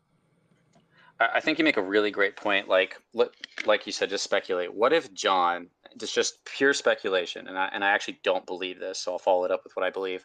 What if John said, "Oh, cool, I can scam this project, and I'm going to put my face out there in the public and be on the news and go to Gambia and go to conferences, and I'm going to go start at HQ and all this stuff." It seems so stupid that it almost seems actually stupid to even think that he would do that. And people make that point. I think probably what it is it's probably not as evil or whatever as we think. I think it's just like, hey, we told them that we were going to use the LP for development. That includes salaries. We've said that multiple times. We told them that we were going to, that we might need to use it. We said we'd let them know, and we kind of let them know. So therefore, it's free game to use these funds for what we need to develop our products for and to pay ourselves. We got to pay ourselves. So I think that it's probably not like this. Like they probably might not even see it as if it was a scam, they probably didn't even see it that way. You know what I mean? It's probably just like, hey, we told them we could use the LP, so we're good. And I think legally they might actually be good if they did, spend a lot of money even on themselves. I just think that as investors, you might have to decide if you want to be part of that or not. If information comes out showing that they did. Yeah, for sure. Yeah, and like I said, just one last point here. Yeah, I mean, that would be cool if that's said, but it's not said, so we're just here speculating, and it seems like the speculation is more bad than good. And that just goes back to what the real issue is. We are left here in our own thoughts to think what we want to think, and that's divide the community immensely. I'm sure there might actually be a really interesting reason in regards to why funds were moved, but it just doesn't look good when we are left to think about, okay, why were the funds moved? And we don't really know. No one knows anything. No one knows anything. I mean, who knows right now what Safemoon's doing? I don't know. I'm not told. I have an idea of what they're working on, but what are they doing? Where are they at? X, Y, and Z. I don't want dates. I don't care about specific dates. It's just updates on what's going on here. Okay, we're 50% complete the exchange. Um, we have a new blockchain person who's working, and he's just figuring out, okay, well, we want this specific algorithm, but it's just nothing for a very long time, and we're just here doing this, talking with each other and speculating and really just diving deep into places where it might be completely relevant and have no true purpose or meaning. But it's just the sentiment of the market right now, the sentiment of the community, and until there's something out of the team specifically, this is just going to keep going on. So yeah, but yeah, I appreciate having me. Hey, love everyone. I hope everyone is successful. I hope everyone gets to exactly where they want to be. Just like you, I do want to help my family. I do want to make sure that I'm successful in crypto, and I don't care what you're invested into. I just want everyone to really achieve what they're looking for. So yeah, thank you. I appreciate it. Thanks, man. Thanks for coming up. All right, Rico, let's knock them out, man. So it's going to be Otto, Randolph, and then 5 Point. Otto. Hey, CC, what's going on? Hey, how's it going, bro? Oh, not too bad. Hey, I just want to say I'm a big fan. I mean, I like all your videos. Your narrative's pretty much on point. It's good to have like a view on both sides. You know what I mean? And I hate to see you getting attacked. It like really pisses me off. But my question was, have you spoke to the law firm that's handling this? So like there's a number you can call to talk to them, and I was told to call them, but I was kind of like that would be a good idea, but I was like, I doubt that guy just has free time to talk to all the Safemoon army who might be calling him, so I didn't call. Did you? Yeah, well, I did. And he came out. He said, hey, we have good evidence. We have people within the team that are cooperating, and we have a good case. So this is a thing that I wanted to address with everyone, because my company that I work for right now is in a class action lawsuit. My CEO spoke to me several times about this lawsuit, not Safemoon, like the company I actually work for. And I mean, he was straight up. He was transparent. He didn't hide behind memes and do all this other stuff. So that's what kind of like led me back from Safemoon. But with this class action lawsuit, if they are found guilty, they have to pay a lot of people a lot of money. And where is that money coming from? That's what I asked. And he said, with the remaining money, that's probably within Safemoon. So I don't think a lot of people are going to get paid. I think, if they are found guilty, they're going to have to basically say, hey, it's done, over with, and people are going to take their money, and John's probably going to have to try to pay people back. I really don't. I don't see this ending too good for us. Can I chime in real quick? Because I have 20 years in law. Yeah. So, Yes, okay, that's what I want. Yeah. This you guys talked about law earlier, and I hate to say this, but John doesn't have to legally. He doesn't have to say one word right now to everybody because of the lawsuit. Number one. Number two, the lawsuit is whatever it is. It's going to take 2 or 3 years before that even gets near that point. You guys are talking about it like it's almost over. It just started. This is gonna. They are gonna use their legal team to fight every ounce of it. You said when legally he doesn't have to say anything. Do you think that legally he could well, listen, I've said let this. investors know that everything's okay? Yeah, here's what he could do legally. One thing he could do, and I've talked to other spaces about it, is he could come up with a 15-second, 30-second, just, hey guys, we're involved in a lawsuit. I can't comment on anything, but we are moving forward with what we've been planning. The exchange will be out soon. Whatever he has to say, he doesn't even have to address anything about the lawsuit. He could just do what he did at the what was that AMA in Texas, or whatever that thing was in Texas where the lady was interviewing the Southwest and West. Yeah, that thing. There you go. Can I actually ask you something? So the lawsuits, as far as I know, and if you looked more into them, somebody did send me that there was 2 in my messages, but they are about pump and dumping. They're not about taking from the LP. So like that leaves a lot of questions in my mind. Like, one, there could be more with heavier weight to them about taking from the LP, and because of that, there's a reason. Okay, because the lawsuits aren't about taking from the LP, why in the world couldn't John assure us that he hasn't taken from the LP, or that the funds that were taken from the LP, or what was meant for the LP, wasn't used in a bad way? It seems like because the lawsuit's not about that, he should be able to talk. The lawsuits aren't about from taking the LP, right? Well, no, actually, I think the lawsuit actually does have something to do with the LP, because when the lawyer, I emailed and I called him, and when I had the phone conversation, he replied, but I don't think he realized that he emailed me too, like if I was the same person. And what he stated was, clearly it's a scam. This quote unquote, this is what he said. And trust me, I don't hate Safemoon. I'm down like $10,000 off this. It makes me upset. But what he said is, quote unquote, it's, here, I'll look up right now. Clearly, it's a Ponzi scheme, just like a Tupperware scheme. That's basically what he said. Right, and that's right out. I think it's right out of the complaint. I actually read the complaint from beginning to end. I've read it twice actually, and I'm not looking at it to give you all the ins and outs of it, but I can say this. I think what people have to look back on with that is, can Safemoon, do they have a good legal defense? My guess is they're going to try. The question is, will they settle? The most class action lawsuits never go to trial; they get settled. Yeah, they get settled. Expect that to happen. That's what's going to happen. They're not going to get $5 million. They're going to say, pound sand, we'll see you in court before we pay $5 million. Period. End of discussion. Because that's what I would do. Yeah. So, second, you're going to say, I'm willing to settle, and then you come back with a number. It's all the attorneys are going to do is say, here's our first number we're willing to settle with you.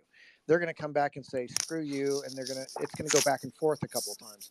That's how someone was talking about earlier about how, like, if they settle, then the information has to come out or something, right? It'll be now. It depends. No, that's not true. I forget what they said. They said something like that. In the class action lawsuit, they can say that we've made a settlement. They can say what the number is. They made the court, the attorneys can actually deem it as where they seal the settlement offer. If it was accepted, if the settlement offer is accepted, then technically it could be public record, unless for some reason the judge just from the attorneys on both sides deem it to be sealed. If they seal it, then they just basically distribute based on whatever happens with the settlement. So, and whatever that number is, usually it's the people who brought up the lawsuit. I've looked into the people too. The people who brought up the lawsuit, this was all in the hype days of Thomas, just so you guys know. I hope you guys realize when this happened. This is not from today. This is from when all the hype was going on and all the people who were part of it, which is Yeah, I just read through it too, and celebrities. it Sorry. seemed to be mostly connected, which I didn't realize till I read it. Well, for one, my video title's in there, which is pretty hilarious if you caught that part. The two, when it was talking about Hank and Hank's audio, it has my video, which is all caps and everything. It's kind of funny. But I didn't realize that I think Jack was the connection to Ben Phillips and all the other celebrities, as from what I understood within that lawsuit. Did you see that part? Yeah, I think I got that pretty much out of the whole thing when I was reading it. But I think what people have to look at is what's going to happen in the end. The end game is they're going to settle. It's going to be a settled case. It's not going to go to trial, never go to trial. It'll just get settled. And Well, then that leaves the question, where's because the money I going to didn't come see from? any. Well, not just that, but Right. I didn't. Where's the money going to come from? How's that going to impact Safemoon? And if it's not about the LP, which I just went over it, maybe I missed it, but I didn't see anything really about the LP unless it evolves maybe into that. And there's this other lawsuit that somebody sent me, maybe that one's. But it's like, how many times can they get sued before they just have to like shut down or whatnot, or if they run out of money? Because I don't see how it could end, especially with people approaching it from the lawsuit based on LP. I'm sure people are going to try to sue over that. To address that, think of all the other projects out there that could be getting sued right now. So not just Safemoon. It could be any one. It could be Voyager. It could be Coinbase. Coinbase actually is in a class action, I think, right now, if I'm not mistaken. So what I'm saying is, it's never going to end. This will continue. This is like, I hate to say it, it's almost like I think I've stated this in another space. When you get sued, you learn from your mistake, but you also usually are a legitimate business because you don't usually shut down thereafter. You continue to move forward. So it'll be very interesting to see how this plays out. I don't ever see this going to trial. If it does go to trial, it'll be because either John and his legal team have everything, all their T's crossed and their I's dotted on everything, and whatever the people have provided them is false or fraudulent. So you got to understand, there's two sides of this coin. Just like Randolph said earlier, there's two sides to everything. There's the negative side and the positive side. You either take both of those into consideration and let the judge deal with it, and you go to trial and you fight, or you settle. It's one of the two. So I just want you to understand that's what's going to happen. One of those two things are going to happen. It's either going to go all the way to the trial, and that could take 2 or 3 more years. So by then, they could have already mooned, and they have enough money to just say, "Here you go away," and that could come from them. So the question is, where does that money come from? We will find that out in the future, and we will know. I totally agree with that, Crypto. I mean, that's basically what my company did. They settled, and I work for a legit corporation. We're still functional. No one's looking at us like it's, hey, you guys are, a scam company or something. I'm not saying anything bad about Safemoon. I just want transparency, and the fact that John claims to attack FUD and then stays quiet behind all these allegations. That's what really. Yeah, and let me address that. You just said it in a nutshell. When you are involved in a lawsuit, usually you don't hear anything. It's when they're done with it that you'll hear something, or something like that. So even in the biggest cases,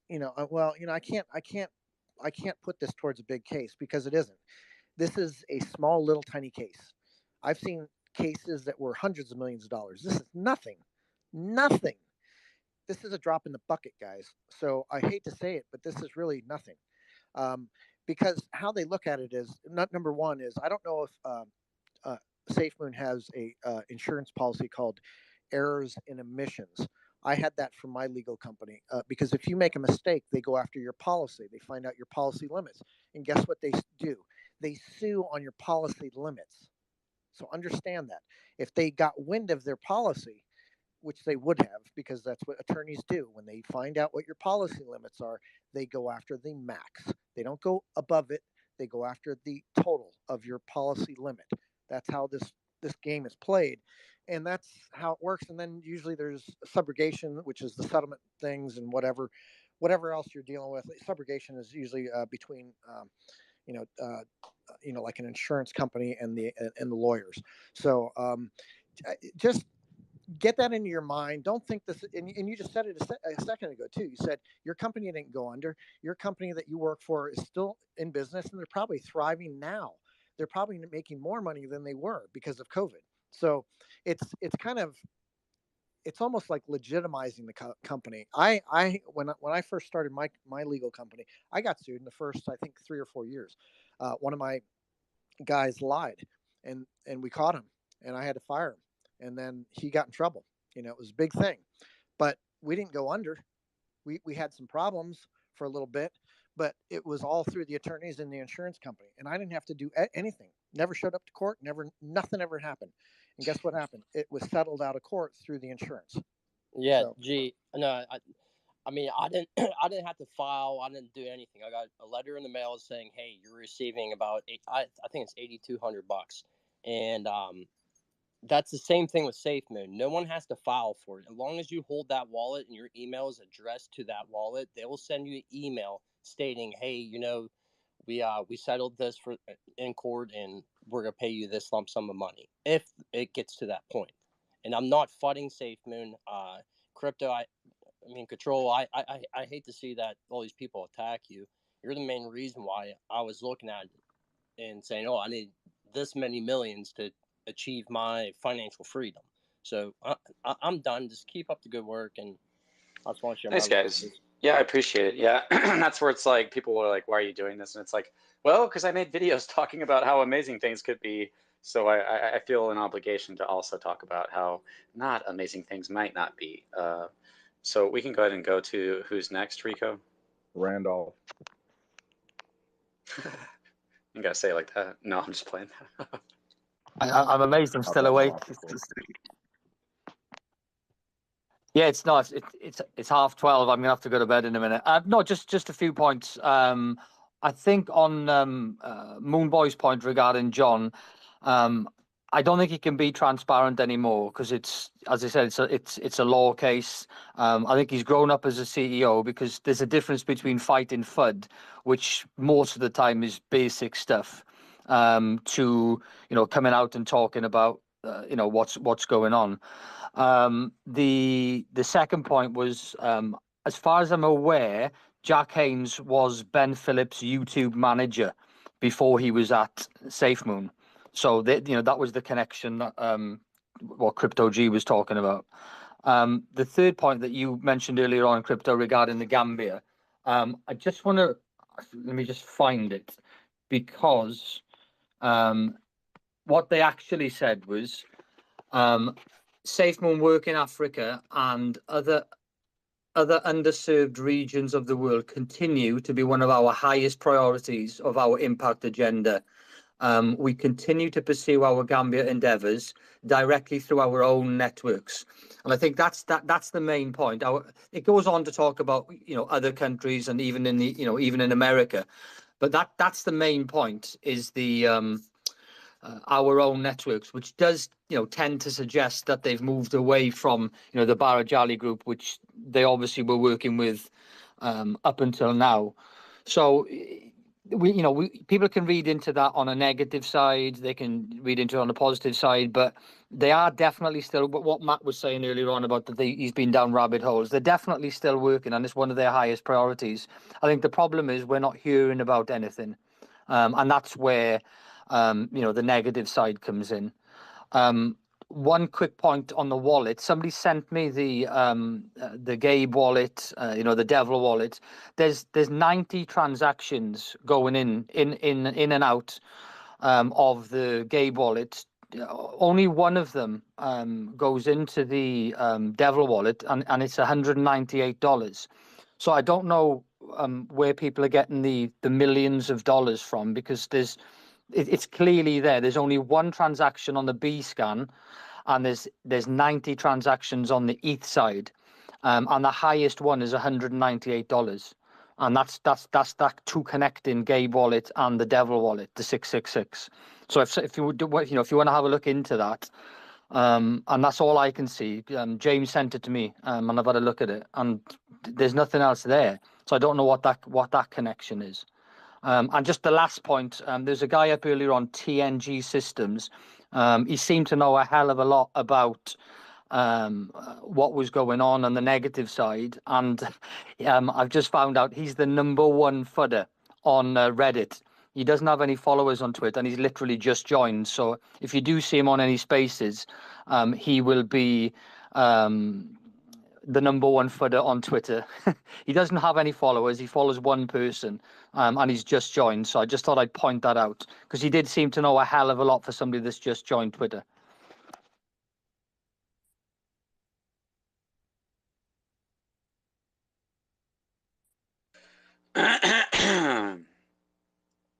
All right.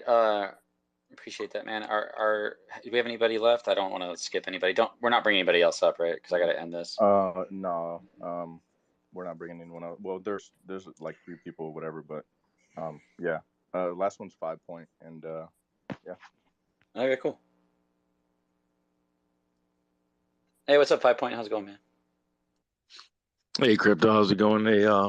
Hey, I just wanted to thank you, for all your videos and hard work that you do. Like, don't let these guys get you down, man. I appreciate, like, you're a truth seeker, you know what I mean? Like, that's like what journalism should be. Like, no matter if it's good or it's bad, it's just seeking the truth of what's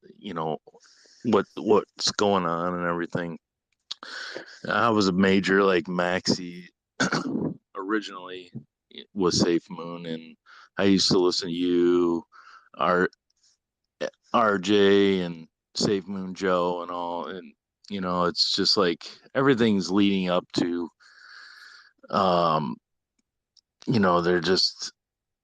I have a feeling this whole Safemoon is just a pumping up. I still hold on to my bag, hoping that one day it might come back, but it's not looking too good. Just like all the things that's come out, and they just, they've never come through with anything but the wallet. And the only reason the wallet came through was because of Ryan. And Ryan left, and obviously, that hurt pretty bad. Like, he was the Safemoon hound. Like, he just him leaving, that was pretty much it for me. Like, I kind of lost all hope, and with that. But anyways, I just want to make that quick, and I just want to let these guys are, they just need to let it go, man. Like, it's your dream to be rich and everything, but it is what it is. Like, sometimes you gotta chalk up a loss, guys. But who knows? Maybe it might come true. Yeah, that's the thing I don't like doing, is saying like, hey guys, it's over, or saying guys, it's going to the moon. Like, I keep repeating myself. Like, it's okay to say like, this is how I feel, but to try to like tell other people like, hey guys, give it up. That's the entire point of like everything that's going on, is like, people have to attack you. They have to call me a bitch. They have to say you're being arrogant. Why is your title this? They have to do all these things because of. I was really trying to put thought into this. Like, are they really choosing to be this way? Like, I don't think so. I think they've actually just believed a lie, and they're unwilling to wake up to that lie until the very end. And so those of us who aren't, in that lie, we see it and we're talking about it, but we become their enemy because they desire to be rich over that. And I don't know if it's like intentional. A lot of it just is like, these are your friends and you guys believe in something, and these people are attacking what we all stand for. So I don't really even want to like paint people as the enemy, but man, am I going to get a ton of shit if I keep doing this. Like, holy cow, like so much trash talking, liking each other's comments about how stupid and hateful and I am, and they applaud each other for calling me a bitch. Jeremiah just liked a comment, thanking Sam for calling me a bitch, and it's just it's whatever. I'm willing to forgive all you guys if you just stop and start being respectful, like I've tried to be towards you guys. But just know that until this is done, like, I'm not going to stop. I'm going to provide a space for people to express how they feel without being attacked. And I'm going to keep looking at this information whether you guys like it or not. So as much as you hate me and want to cancel me, you got to get over it. You got to block me, and you got to, like people always talk about, free rent in your head. You're going to let it go or move on. So I'm going to go ahead and have to end the space, guys. But I appreciate all you guys coming up. And I know that there's a ton of you guys that actually are like, hey, thanks for saying this. Thanks for giving me a place to say what it is I want to say without being shot off or without being too much in one direction, or the other. And thanks for bringing this stuff. I didn't bring this stuff to light. Like CoffeeZilla put this stuff out there. And yes, I like CoffeeZilla. If you want to take that and run with that, like I'm the most evil person in the world. I like him. I think he's a great YouTuber, and I think he stands for truth. He brought out what people call as total BS, and it's okay if you feel that way. But like almost everything he said was true. Now, he does have a negative view towards Safemoon because he covers scams. So he comes in with that perspective. And I'm totally open to saying that's how he is approaching the information, and it might be slightly biased. However, when you look at the information that he's covering, it's most of it's true. Ben Phillips, Kyle, Thomas. He does also Thomas felt like things that he said were kind of twisted, but for the most part, that's all I did was I went and looked at this information myself. And guys, there's a lot more to look at. You don't. But I know a lot of people, like you said, don't have time. You're working your ass off. You have an actual life outside of Safemoon. It's just a token that we thought was going to make us rich, or that we think will make us rich. It's not like this great charity or anything. When we talk about that's what kind of bothers me. Like, at least if this is like an organization that had saved babies from multiple fires, I would be a lot quicker to defend it. But we're just talking about us being rich, But yeah, the scripture says the love of money, the love of gain, the love of money is the root of all evil. And I think it's important to keep that in mind. That's the division that's being caused here is greed at its core. So yeah, I'll see you guys in the next video, and I'll keep digging, and we'll keep coming out with more information and having an open space to talk. Thanks for being here, guys. Thanks, Rico, for helping me, man. I do really appreciate that, because I do need a speaker or a co-host. I'm sorry. Yeah, no problem. I hope everyone that wanted to come up did. So we'll try and keep doing I love how nonchalant you are, man. That's my job. All right, thanks, guys. You guys have a good weekend. I'll see you guys next week.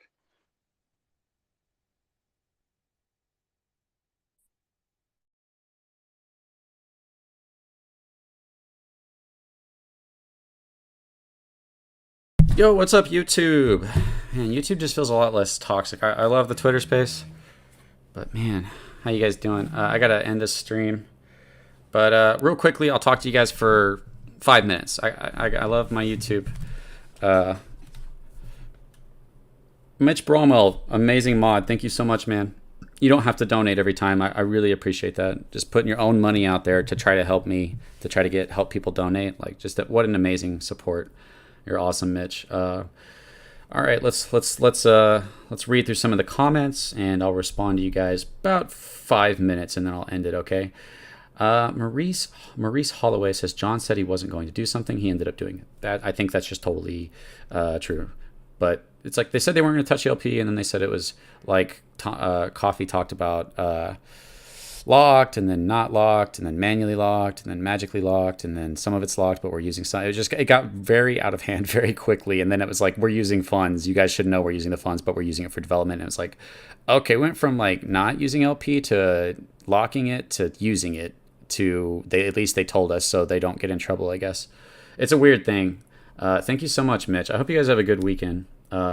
Orlando says this guy is a true fudder, period. So a fudder is like someone who seeks to destroy a project. And I'm not doing that. I'm just looking at the truth. And if the truth does that, then that's not my fault, because I didn't cause these truths of them taking things and doing these things. I'm just looking at them. So the real fudder, if the project gets destroyed, is the people who committed the things that destroy it. So just think about that. I'm sure I just like blew your mind.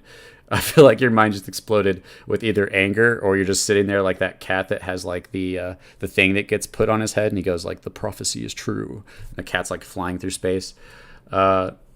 That went a while, CC. I did not mean for it to go that long, but that just kind of happens. John mentioned that he doesn't want to lock the LP because it's an outdated way of management. Yeah, well, they said they were going to lock it, so it's just like all these weird back and forths and very unclear picture. Marianne, thanks for being here. It's awesome having you. You keep it real, 100. I appreciated you. Keep your head held high, dude. Yeah, no problem. Yeah. Suave Live. I didn't mean to say Randolph like that. I just got done chewing something. You're like, Randolph. Yeah, it was pretty funny, man. I was just messing with you. That's just probably just how your personality is. Just like we all have our own way we talk. I'm like you too, but just not as much. I kind of just not like super excited about stuff.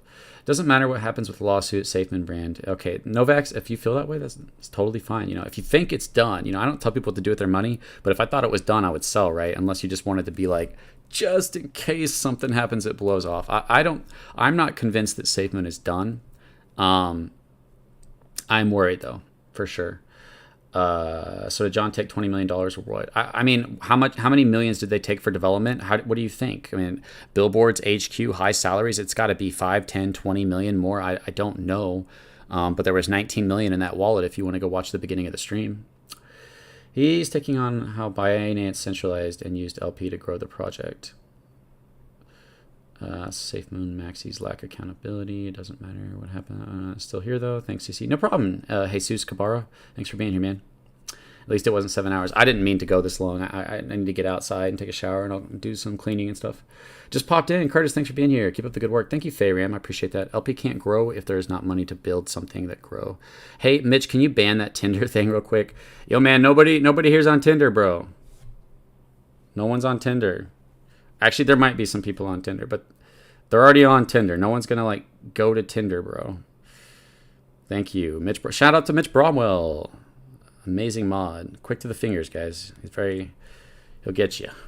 All right, guys. You guys are awesome. Hope you guys have a good weekend, and I'll be coming back with more information next week. I think we might be getting some updates on the lawsuit, so we'll see. Hopefully, I'll say this. Hopefully, positive information. Hopefully, truth comes out. Everything's clear. They paid themselves a little bit, and it wasn't a huge deal when we move forward, and they start putting out products. Ideal situation, right? I can start talking about positive stuff again, and people can stop just wanting to crucify me for just speculating that negative things might happen. It's crazy. All right, you guys are awesome. I'll catch you guys later. You guys have a good day.